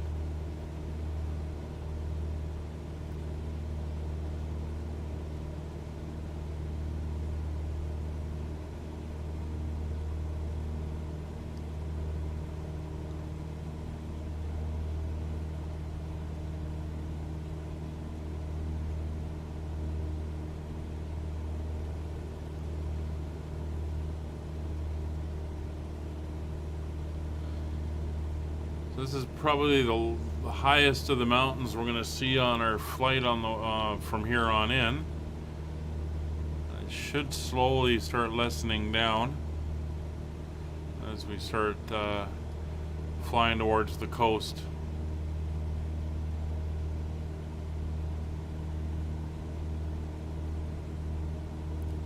$8 degrees out, not too bad.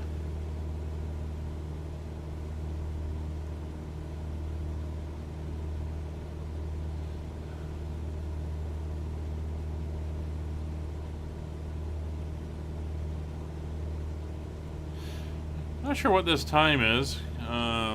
Greenwich Mean Time is like, was it currently 9:30 at night, and our local time where I am now is 4:30.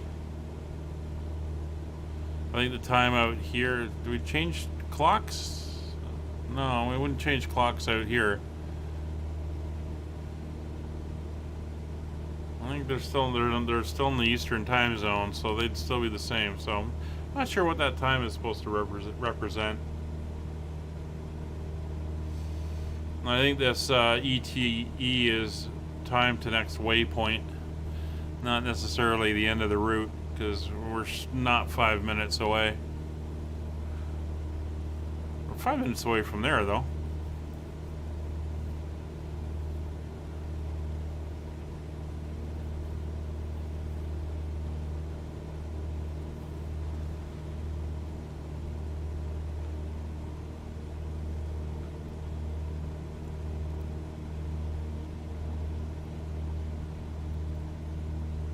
Love these little lakes up on top of the hills.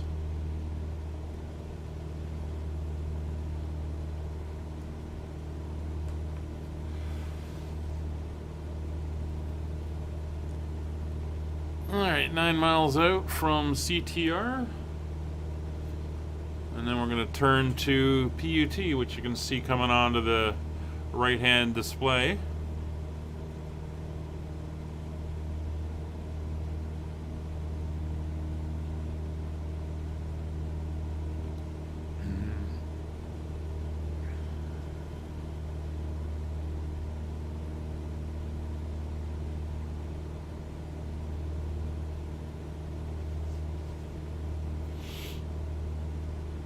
Well, the weather certainly has turned overcast.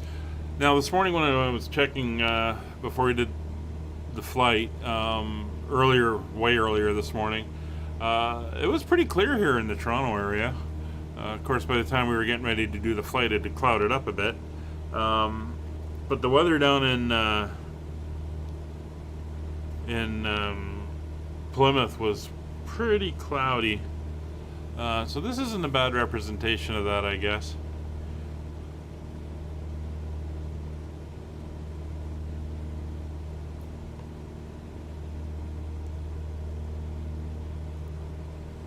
Now I wonder, because CTR is a VOR,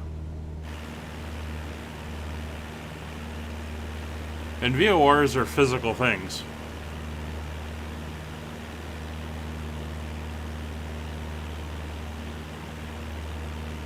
So I'm wondering if we're actually going to see it, because they are very distinctive when you know what to look for. So they should be in a clearing, and they should have a road going to them, because they do need maintenance. And we are going to fly pretty much over it before we make the turn.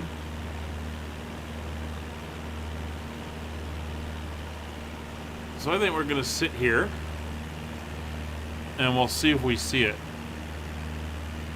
It'd be nice to know if the modeling stuff can pick it up and actually model it.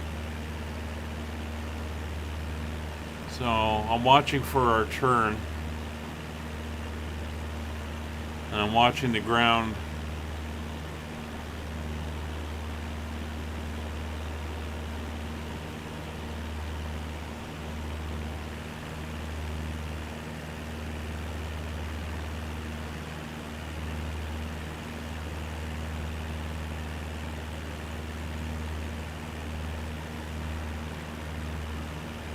It's in an interesting place terrain-wise.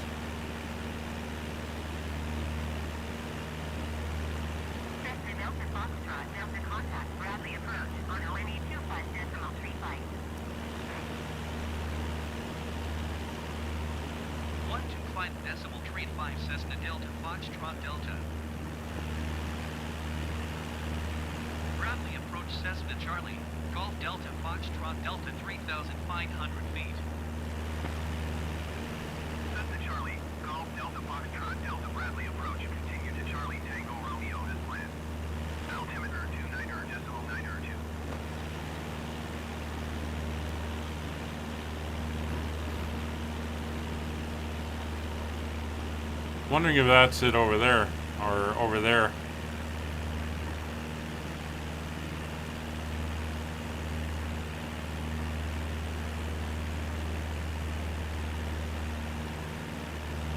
So it's a big triangular broadcaster, and it's got a bunch of little ones all around it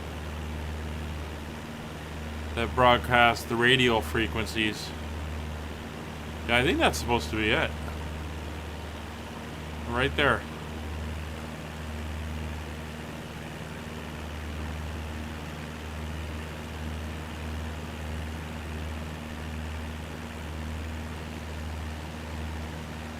Yeah, you can see it's in a clearing. Oh, road for access. Yeah, there it is. And that's your VOR right there. And that's what's broadcasting the signal. There it is. You see it's got the central thing, and then it's got the ones around it in the ring. And we're making our turn now. So we weren't actually following that one, but if you remember back a little while ago when I was showing you following the VOR and listening to it and dialing it in, that's what it is, and that's the physical nav beacon that we're actually following. There's the airports we're gonna go by. The one there at Springfield, I guess Springfield, Massachusetts. But yeah, it's pretty cool. You can actually pick them out when you fly over them. So that was rather neat.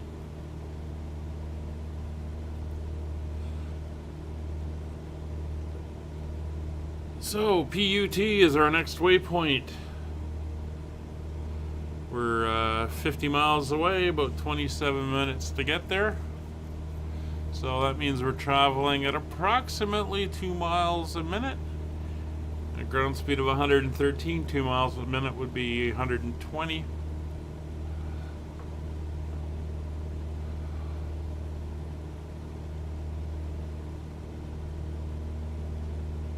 So we're actually clipping along at a pretty decent rate. Considering how far we've flown in this airplane, I mean, this is a, well, I guess you could drive it one day, but a 2-day drive comfortably.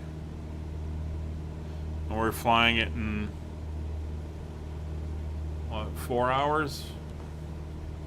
4 and a bit hours?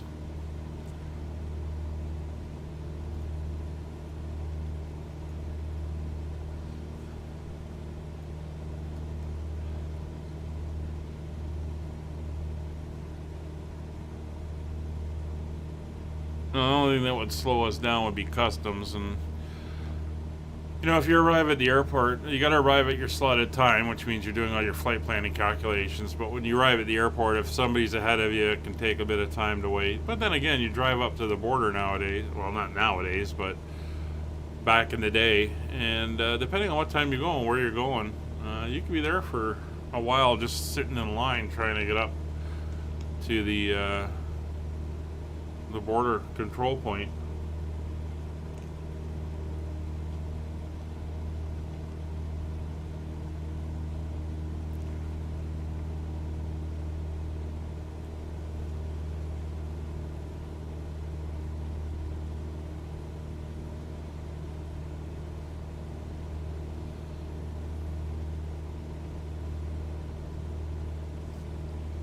So soon we're going to pass over the border from Massachusetts into Connecticut, and then we'll hit the Putt VOR, and we will turn, and then somewhere over here we go on to Rhode Island, and then we come out the other side shortly thereafter back into Massachusetts.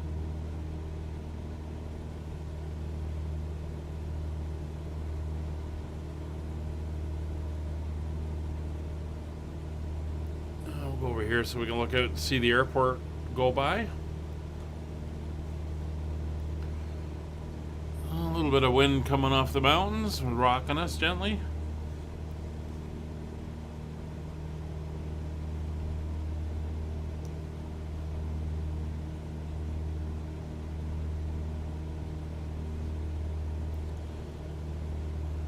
So we're coming up to this other river valley. You can see the river out the window there. And I'm not sure what the valley is, but there's a lot of towns built along. If you go further south, there. Oh, no. I refuse.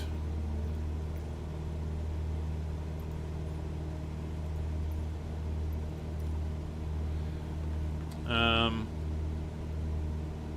you follow it to the south, you get Springfield, and that's the airport that we're coming up to here. And then you go further down, you get Hartford, Connecticut, of course, home of the Hartford Whalers hockey team. Back when they were a thing. I think they're gone. I don't know. And then you get Meriden and Middletown, and then it goes down to the Atlantic. It's a pretty significant river. It goes up north from here, up through Amherst and Northampton. Of course, those are Massachusetts towns.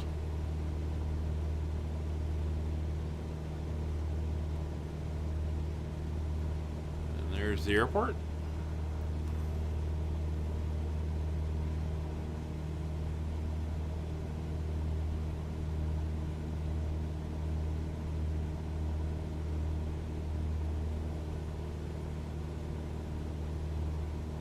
There's the lights we saw.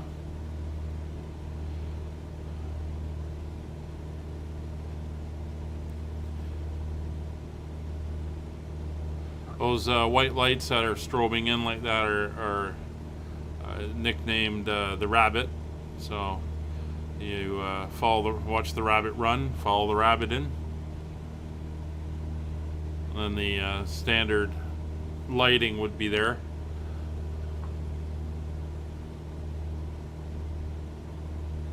A little bit of looks like a train glitching off in the distance there. And you can see the normal lighting, approach lighting for the runway. This is to get your attention. Oh, it's gray over there and sunny over on this side. So let's go over to the sunny side of the airplane. There we go.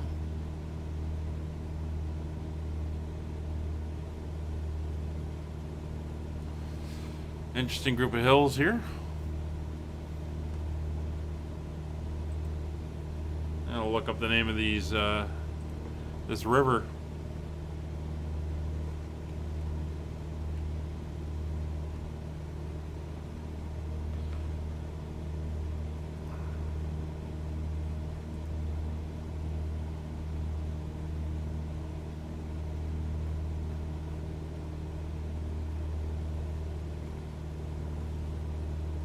Oh, there you go. It's the Connecticut River. which flows, well, I don't know which way it flows, but it goes all the way north into Vermont, through Rockingham, Lebanon,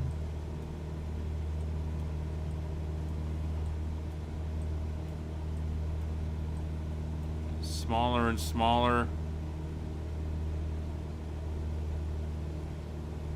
kind of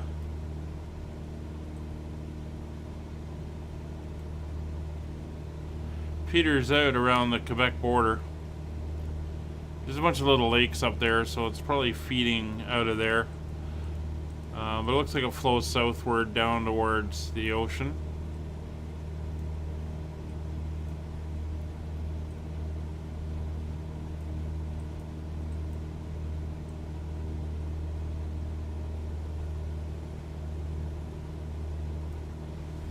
Interesting.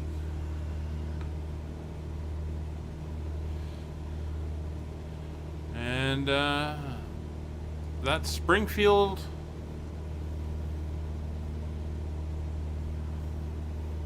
Massachusetts.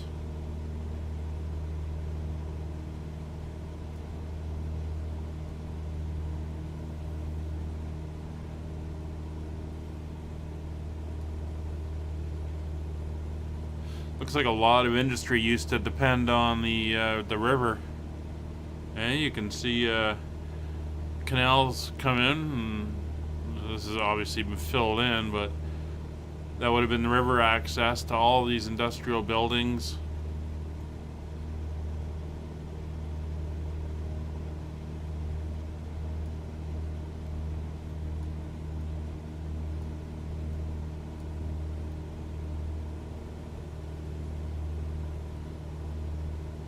There's the other airport that we were looking at. We're flying right by the southern edge of it.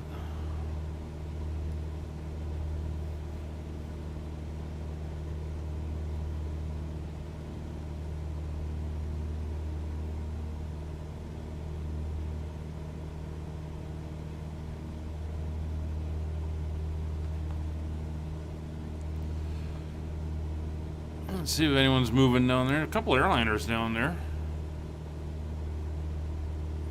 Not seeing any traffic movement.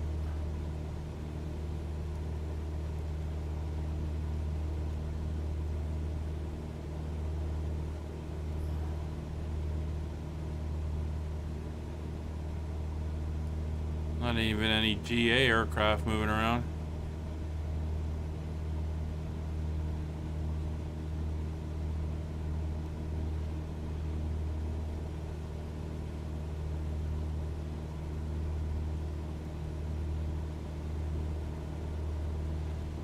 We can see we're now kind of out of the mountain area, and everything's starting to flatten out.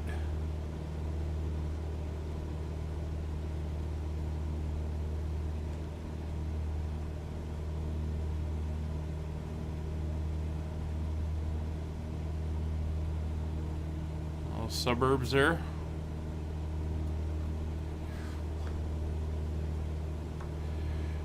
$33 miles out from PUT VNR. It's PUT because a local town there is called Putnam. So it's probably the Putnam VOR. VORs are 3 letters, so that's its abbreviation. And that'll be the same setup. The round set of transmitters around the central transmitter.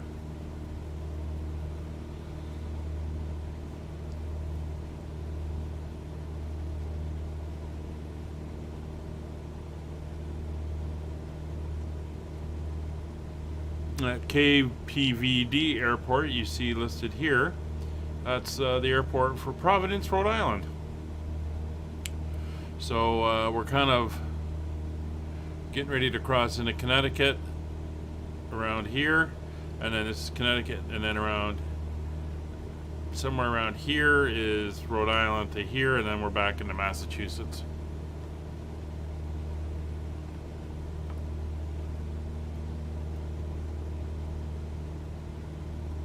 So we're Destination is in sight. Well, it's not in sight yet, but we're getting close.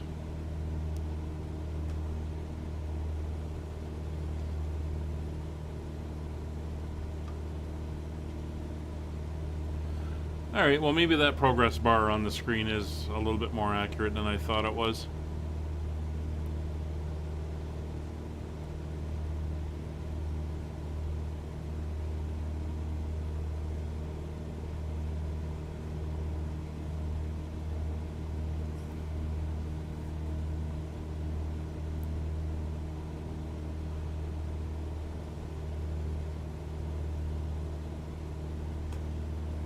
I'm going to leave you guys with the view out the pilot's window for a minute, and I will be right back as we get ready to do our approach into Plymouth and our landing.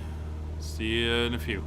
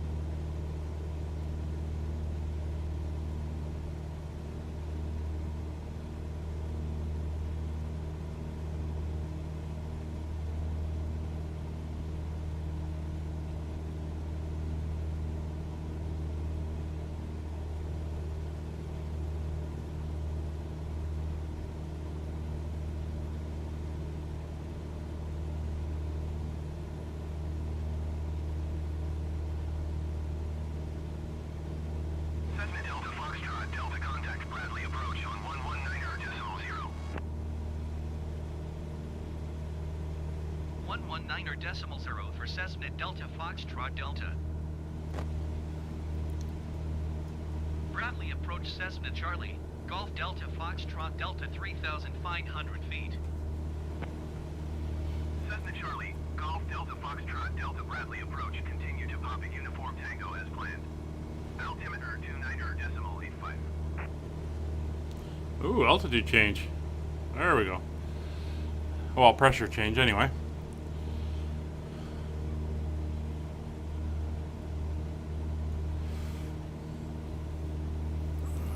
It's 20 miles from Papa Uniform Tango, and when we make that turn, we're 50 miles from the airport. And it'll be a lot more congested airspace as well. A lot more towns and airports and stuff in the area.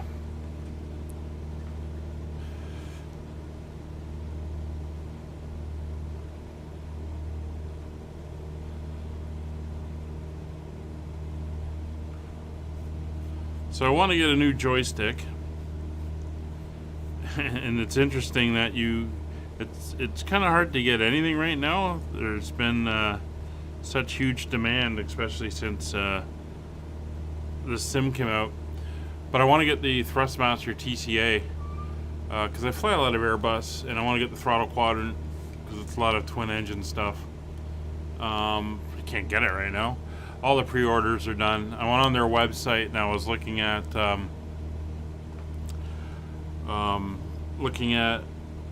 the responses they're getting, and people who pre-ordered in August, you know, they're saying, when is it coming out? And they're now releasing it as of October 22nd, I believe they started pumping them out. But everywhere you go, it's all just stock and no idea when they're going to get it. And I think they've really, really underestimated how many people would want those products. So hopefully, maybe by Christmas, I don't know. We'll see how much they can pump out into the marketplace and get made available. But I like to get the joystick and throttle quadrant, and then when that comes out, the add-on bits to the throttle quadrant, which include the spoilers and the landing gear and the flaps and that sort of thing, just so I can set it up so it's a little bit more realistic and it gives me a bit better control than using this tiny little single throttle on the joystick that I have now. Plus, like I said, I've got a bit of a loose dead spot in the center, which it's hard to finely adjust pitch with it. So it's a bit of a struggle.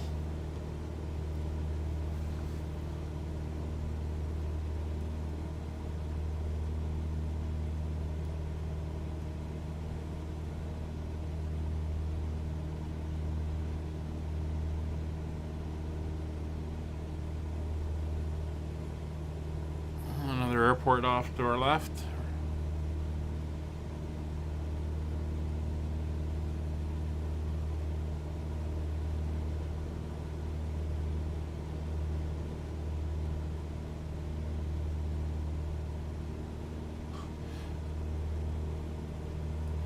So I'm doing a thing where I'm flying across.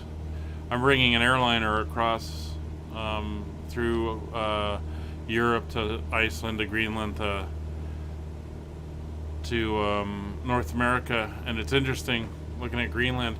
They've modeled 2 airports on Greenland. Both of them are like small general aviation airports, and not the big ones that like the airliners and the bigger airplanes go into, which is a little frustrating. So I'm not sure what they were thinking with how they were picking what airports to do, but I've noticed that there are airports that haven't been modeled, which would be nice if they did. I like the way the sun's coming through the clouds there, illuminating that patch of ground.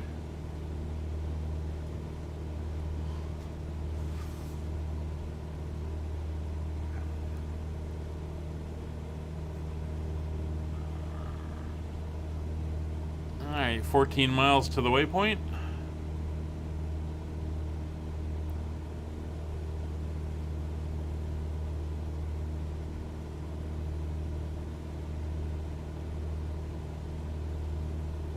Definitely flattened out the terrain here, and she's going to keep dropping down as we go, getting closer to sea level.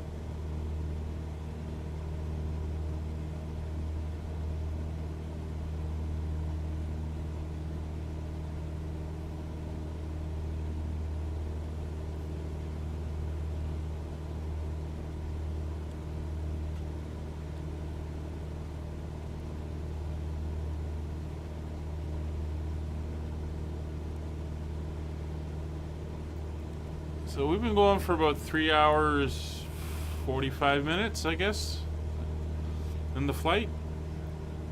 So it'll be 4 hours, just over 4 hours. It's not bad. It's a good estimate of how long it would take.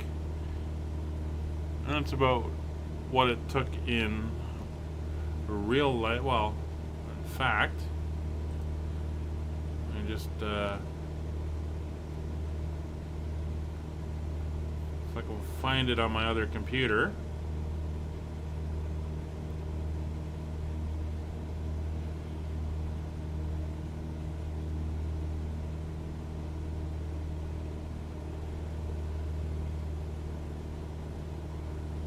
If I go back in my logbook,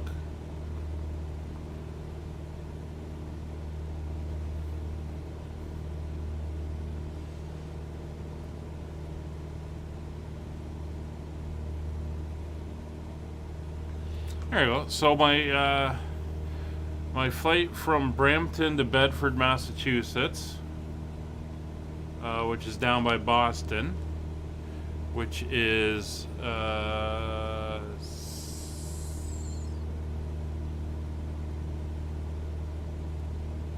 where's Boston?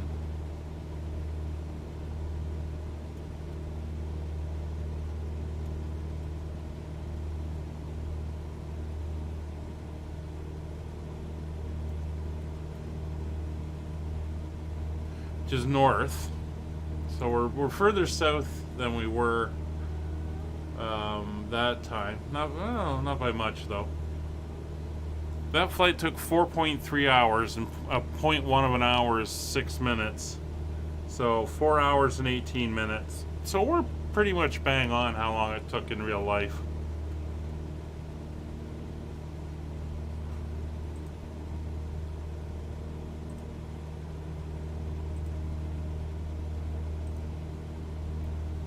So that's pretty cool. Hey Craig, thank you very much. Glad you're liking the videos. I'm trying to get some different content in where you know, it's some general aviation stuff, it's some airline stuff, looking at different aspects of the terrain, and flying different aircraft, and that's what I've been doing in the sightseeing tour. Trying out different airplanes, you know, for each one, just to you know, get some variety going and seeing what's happening. But no, glad you finally made it to the stream, and glad you're enjoying the videos. Let's see if I can get rid of this cloud again. It's a little bit frustrating. There we go. Oh. That's a little low, but that's fine. Much prefer the sunshine.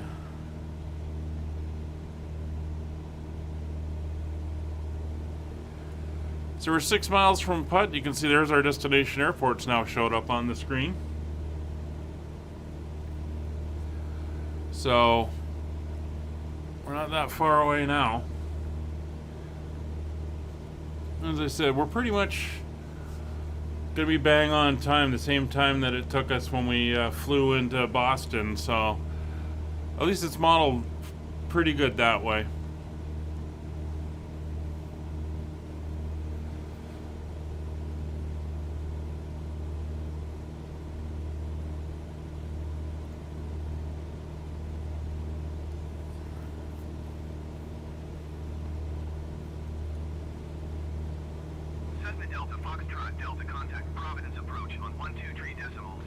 That's Providence right there. You can see we're heading into that section of airspace there. 123.67 for Cessna Delta Foxtrot Delta. Providence approach Cessna Charlie, Golf Delta Foxtrot Delta 3,500 feet. Cessna Charlie, Golf Delta Foxtrot Delta Providence approach. Continue to Papa Uniform Tango as planned. Altimeter 29.902. Well, we're back to 29902, are we? All right.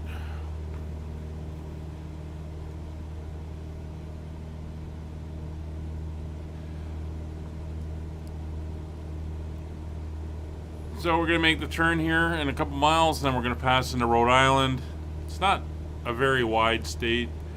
And then we'll pop out the other side of Rhode Island back into Massachusetts, and we will be pretty close to Plymouth, where we're going to be landing.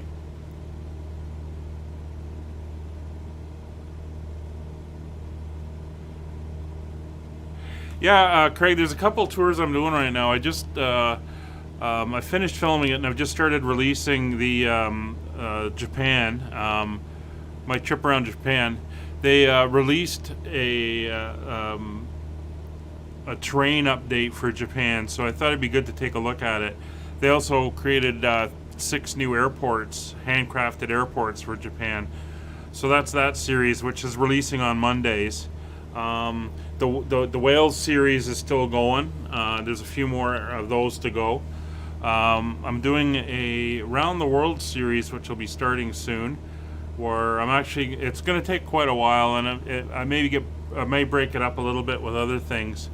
But I'll be flying around the world in a single engine airplane, something like 120 legs, literally taking me everywhere around the world.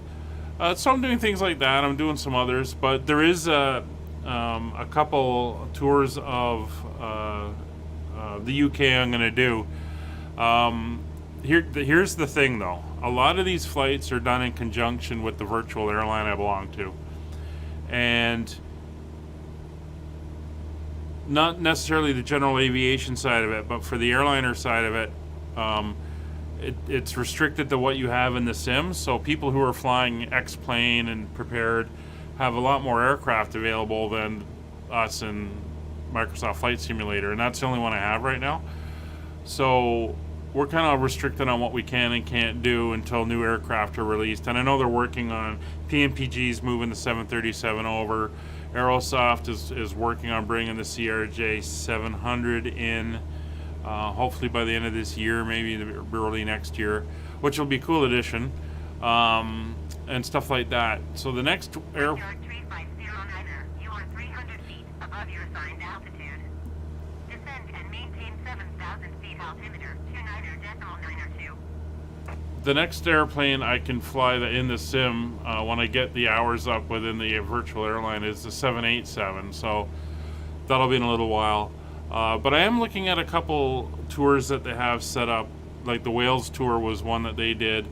We'll see. I'm looking at different things and different options. I'm trying to build my hours with the airline. But Bournemouth, yeah, I think I could do something with that probably. Just keep an eye out, and we'll see. See, it's getting a little bit busier here. A few aircraft in the area. We just heard them yakking at some guy because he wasn't on his assigned altitude. So we're 46 miles out. We're basically going to be coming in straight in onto the downwind. We'll take another look at the chart. We looked at it a little while ago. I'll bring it up again just so you can remind yourself. There it is. So we're basically going to be coming in almost this way. We'll do although further out, we'll do the downwind, we'll loop around, and we'll land on runway 24, and then taxi off. And we're going to park somewhere in here on the general aviation ramp. Hey, yeah, glad you're looking forward to it. I've done a couple legs so far. I'm building up a bit of a backlog in case I'm not available to record. But yeah, that's going to be probably starting in a week or so. So we'll see how that goes. Alright, so let me get rid of that off the screen. Oop. There we go. And let me get our map back. So the airport is located southwest of Plymouth. It's not quite on the coast, but we should be able to see the coast no problem. We're getting a bit more low cloud around, so that's it. As I mentioned, the elevation is 348 feet roughly.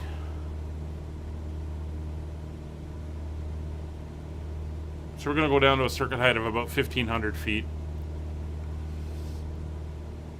So we're about 20 minutes out from the airport, 43 miles. We're almost used 2/3 of our fuel.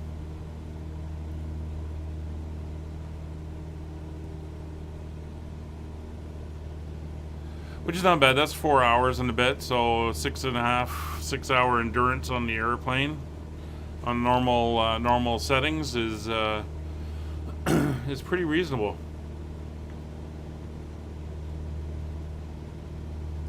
Just looking for that guy there, not seeing him. It's probably still pretty far out.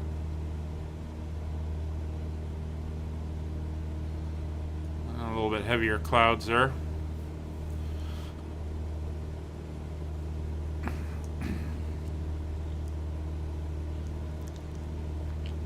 So Craig, we started this flight back in Toronto. Actually at the small airport to the northwest of Toronto called Brampton. That's the CNC3 airport. And we're flying the 172SP with the G1000 setup in it. And we're kind of recreating a flight I actually did in real life about 14 years ago when it was about 4 airplanes flew out of Toronto and we headed to Boston for dinner. Except for the fact that we're flying into Plymouth, which is just south of Boston, we're flying the same route that I did on that trip, flying down. So I figured it'd be pretty cool to recreate that flight. And given that a couple weeks ago it was the Canadian Thanksgiving, and in a couple weeks it's the American Thanksgiving, I figured it would be pretty cool to fly into Plymouth, you know, home of the Pilgrims and the whole Thanksgiving thing. So that's what we're doing today. And we started the stream about just over 4 hours ago. So we've been in the air for almost 4 hours now. And as I mentioned, I looked up my logbook, the actual flight, and the actual flight time for the real flight was 4 hours and 18 minutes. So we're pretty bang on with that. Yeah, it is pretty cool. Thanks for that.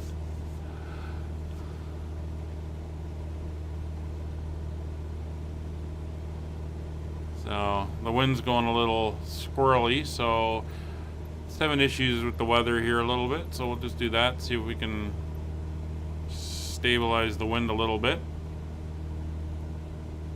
because guaranteed it's not flicking around like that.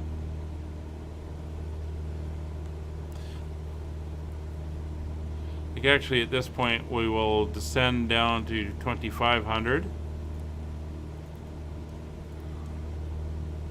Bring the airspeed, or bring the altitude down.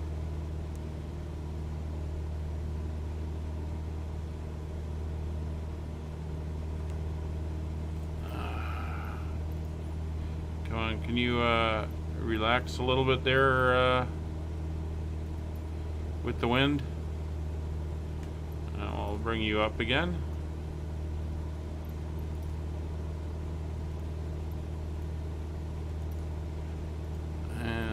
See if we can get a little bit more. No, doesn't want to stabilize.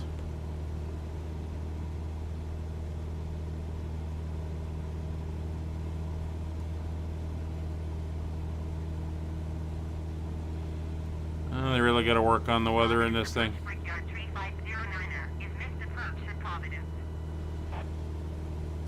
A couple aircraft down there.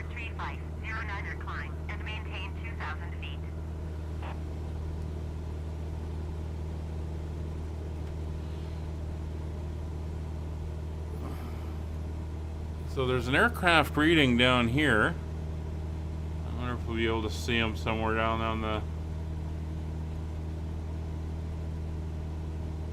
on the airfield there.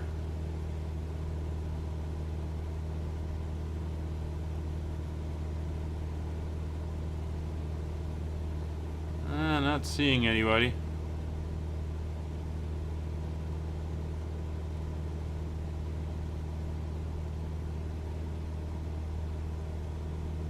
It would have been cool to see him moving around down there. You are 10 miles west of Providence. Descend and maintain 2,000 feet. Contact Providence Tower on ONE 20.7. Brickyard 3509er, please expedite your climb. I'm not sure why the weather's conflicting like that. Descend and maintain 2,000 feet.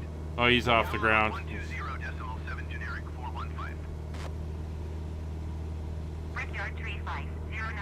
Kilo 5 miles north. Climb and maintain 2,500 feet. Expect ILS runways. Flights approach via Cut-C transition. Yeah, I've got Rex Weather Force. The issue we had today is the weather's crappier than I thought it was going to be. So this morning when I was doing my looking into it, I knew there were... Climb and maintain 2,500 feet. Expect ILS I knew there was going to be clouds, and kind of overcast down at Plymouth. And Toronto was nice. It was sunny and a few clouds. Wasn't too bad. By the time it came to do the flight, though, when I fired up Rex Weather, we started the flight with it, but it got very overcast and lowering clouds. And I did a check on the weather at Plymouth, and it was even worse. I mean, we were talking about 1,200 foot overcast. So I figured, I want to get the flight in. I want it to be kind of nice, and I'm not doing an IFR flight, so I just set up, did a few clouds in the flight sim. But every so often she'll come in and go, nope, you're in overcast, and like it's doing right now, it's the weather's going absolutely screwy. And I know it's not even live weather, so I don't know why it's trying to pull information for the winds when it should just be using the generic. Let's see, that's not working to our altitude that it was supposed to work to. So let's go back up.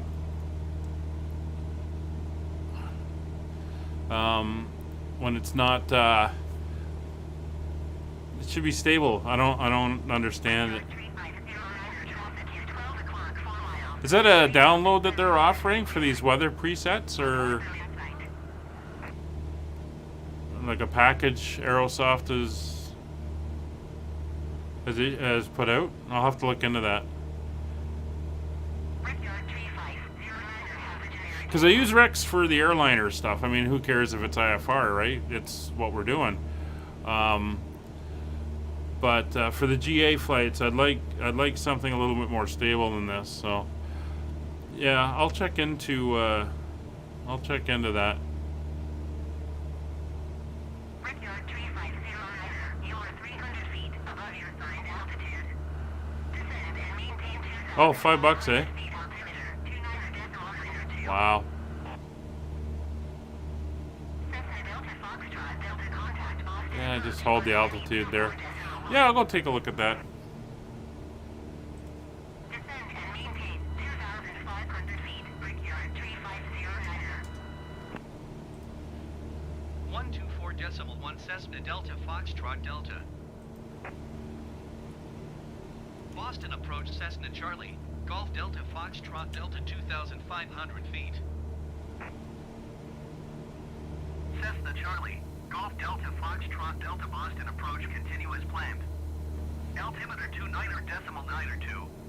So that would be the Soulfly Weather Preset Pro that you're referring to there, Paul? Yeah, I'll definitely take a look at it after.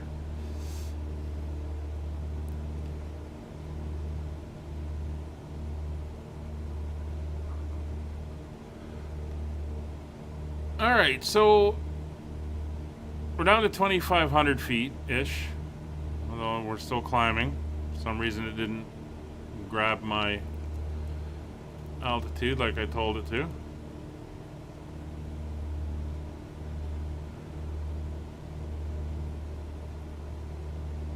Just being difficult. Just hold the altitude. Just hold. 2,700, that's fine. Just go to 2,700 and hold it there.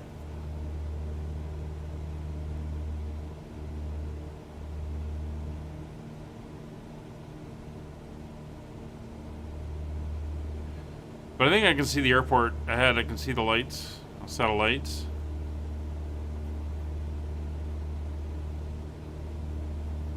Let's try to do a weather reset one more time. There we go. Oh, will you stay stable for me? There we go. All right.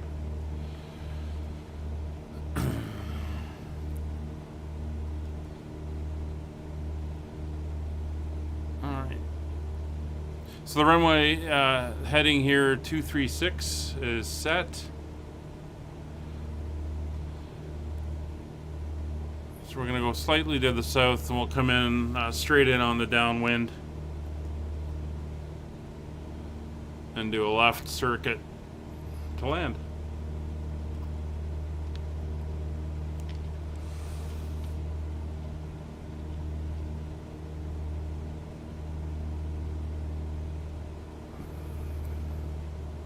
About 23 miles to go.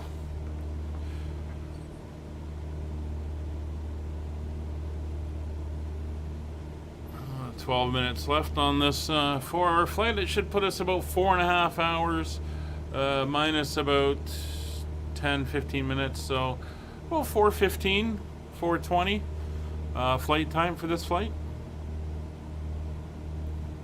I guess I'll be able to look at the logbook in the sim to see exactly, but should be good.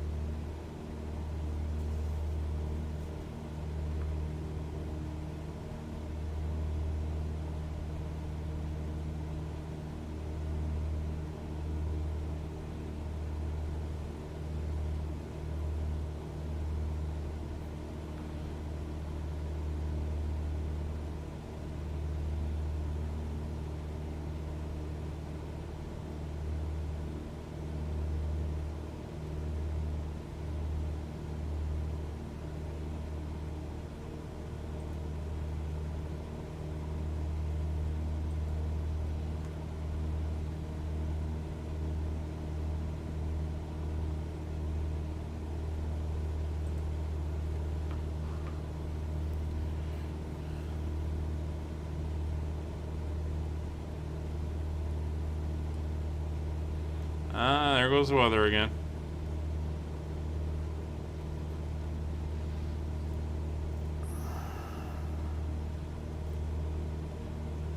Oh, come on. There we go.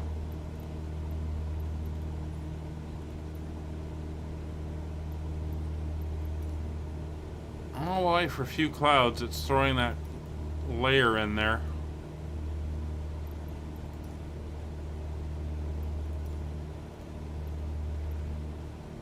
Oh, not scatter, coverage. That's what I want. There we go. Hopefully that's the last update, since we're 18 miles out from the airport now.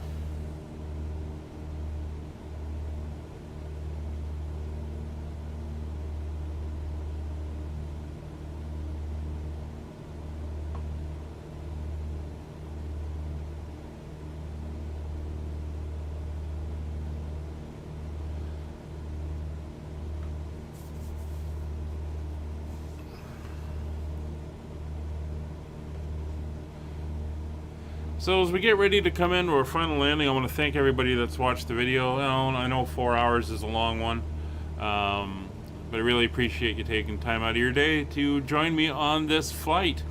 If you haven't already, please consider subscribing to the channel, throw a like on the video, share, tell everyone you know. Trying to grow this thing. Flying has been a passion of mine for many years, and always happy to share it and share some experiences and just be part of the community. So thank you all very much for joining us today. Oh, you can see the coast over there now. There's the Atlantic. It's coming down that way. Boston's up that to the north there. And Plymouth, where's the airport? Plymouth is just over here. So we're actually going to go into heading mode now. And we're going to kind of bring us in a little bit more to the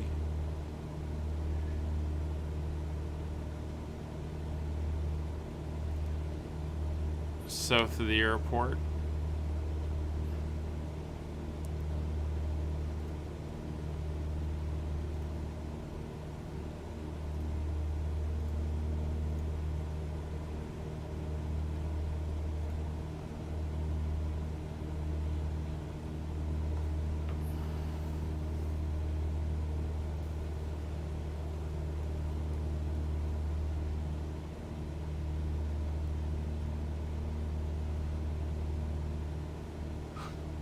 Ah, you're welcome, Paul. You're welcome.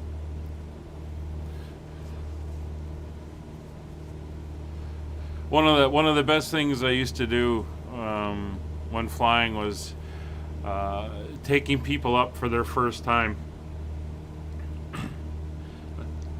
Oh, thanks, Greg. Appreciate it. Yeah, it is good to jump. I had P3D version 3.5, I think. But yeah, this is. I hadn't done flight sims for a bit, and with this one coming out this year, it's like, yeah, I gotta get back into it. But I used to love taking people up, flying in the local area, you know, half-hour, 40-minute trips and stuff, and just seeing how happy they were and delighted to see what it was like. It was really, really pretty cool. Well, there's the airport. You can start seeing it. Some looks like some wind turbines around it, but no, that's just smudges on the glass, on the canopy. But there's the airport there, and the multiple runways.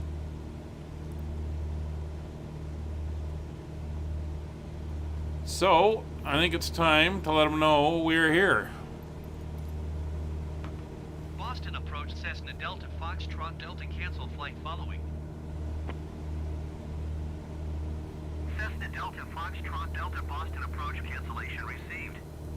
Squawk OME200. Frequency change approved. Boston approach Cessna Charlie. Golf Delta Foxtrot Delta is type Cessna Skyhawk 3 miles no, there it northeast is. of Kilo Tango Alpha November. Request flight following. Cessna Charlie. Golf Delta Foxtrot Delta Boston approach. Squawk 2264. I don't want flight following. What are you doing? Squawk 2264 Cessna Delta Foxtrot Delta. Go away. Cessna Delta Foxtrot Delta radar contact 4 miles northeast of Kilo Tango Alpha November 2,700 feet. Altimeter 29.92. Copy Cessna Delta Foxtrot Delta.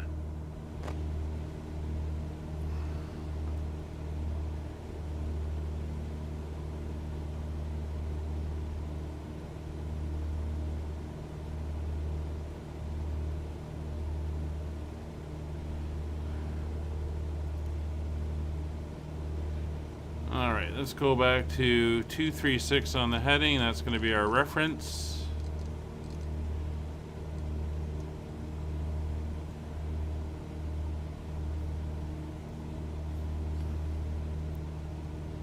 There's the Atlantic.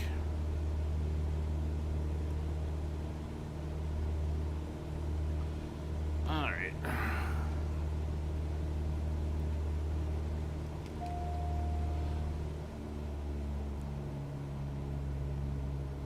We're going to go down to 1500 now.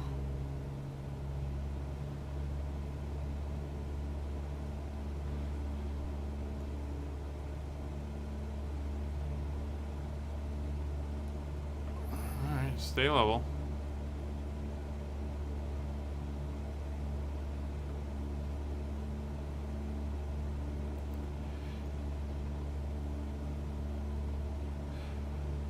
Yeah, I like to have ATC just because it adds to the realism, and I have pilot the ATC, but sometimes it's a little too busy, and the VFR stuff isn't too good because it doesn't know where you're going.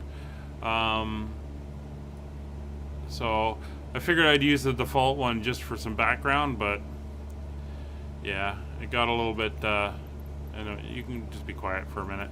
Got a little bit in the way there. So we're going into Plymouth Municipal. We'll tune in traffic. Select the runway for landing. We're landing on runway 22.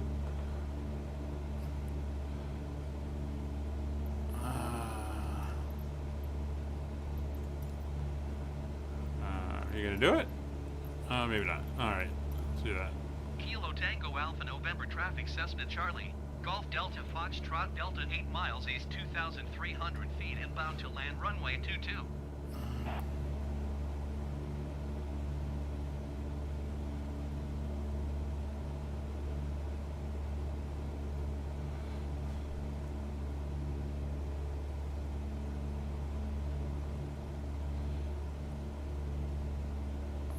the airport there.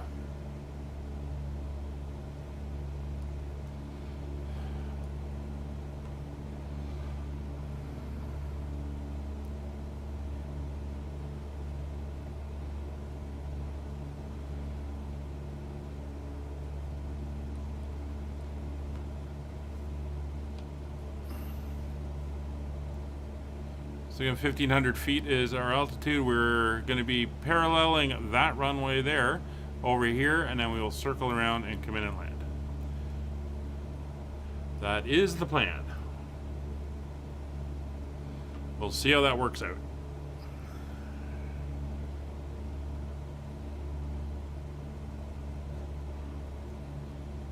And circuit height of 1,500 feet because the runway elevation or the airport elevation is about 350 or so. So it's 400 feet. So we'll just round up to 1,500.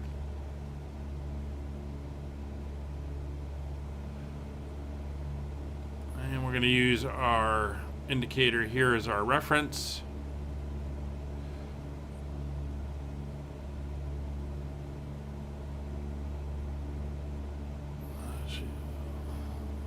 Wrong. There goes that weather again. I hate when it does these updates right in the middle. Just go away.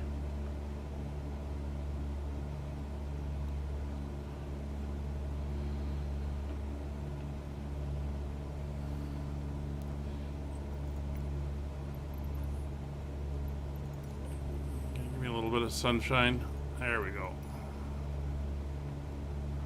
All right, 1,500 feet. Come back up on the power. And the thing to always remember when you're flying an airplane like this is power controls pitch. Or power controls your descent. So if you want to descend, you don't point the nose down. You pull back on the throttle, and for 172, 500 RPM drop in your power is roughly a 500 foot per minute descent at the same airspeed, give or take. All right, we're a little high, so we'll keep coming down. Call on the downwind now. Kilo Tango Alpha November traffic Cessna Charlie. Golf Delta Foxtrot Delta is on downwind runway 22. There's the airport. And you see by using the marker here, it gives you a little bit of a reference point. And ideally, at 1,000 feet up, you want to keep the runway halfway up your strut.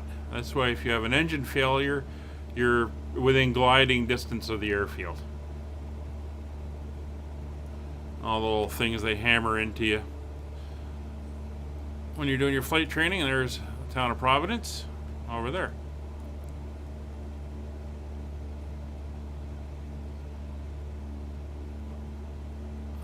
So we're at mid downwind. I see no aircraft moving down there. There's where we're parking, on that ramp there.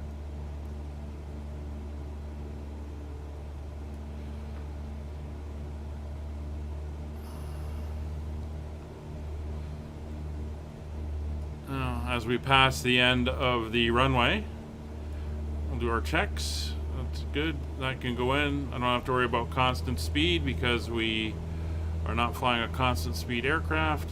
So we'll bring the power back to 1,500 RPM.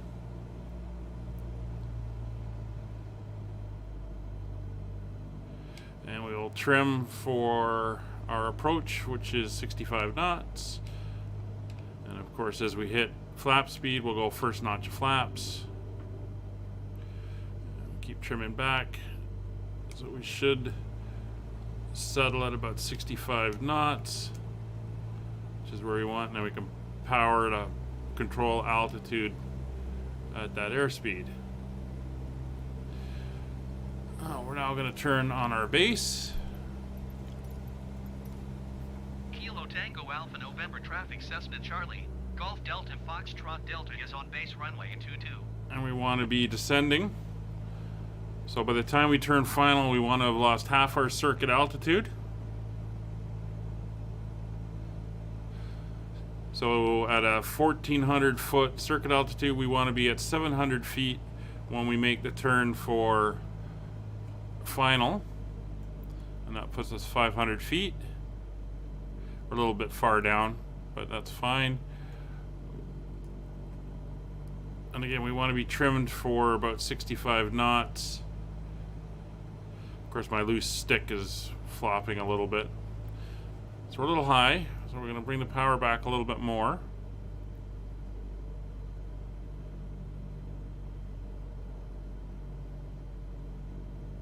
There we go.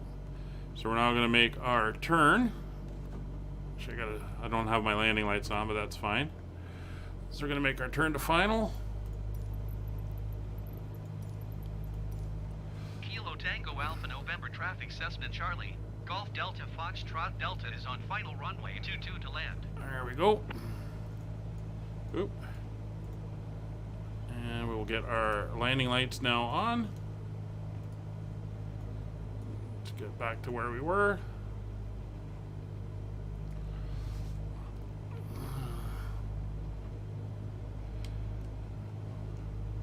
And we put in our second notch of flaps. Should have done it on the base leg.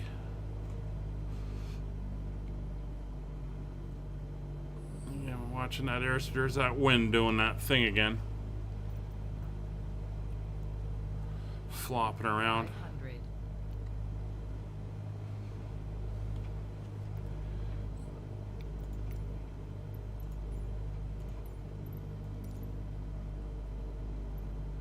There we go. A little bit more stable. Not by much though.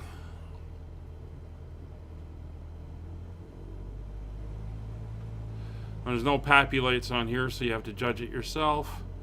And generally the way you judge it is you target where you want to touch down and you hold that in your windshield. If it's moving up the windshield, you're low, you're sinking. If it's moving down the windshield, you are high, and it is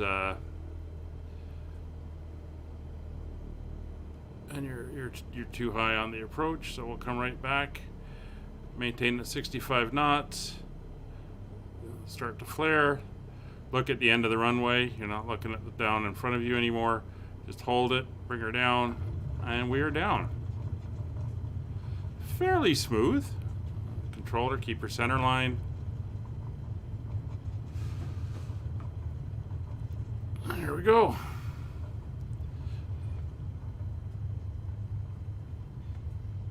Cooked it a little bit there.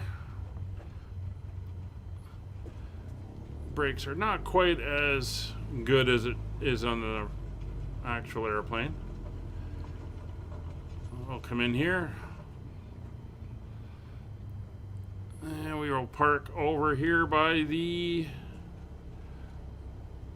aircraft here. We'll just go to the other side of them. So we'll come up on the flaps. And landing light can come off.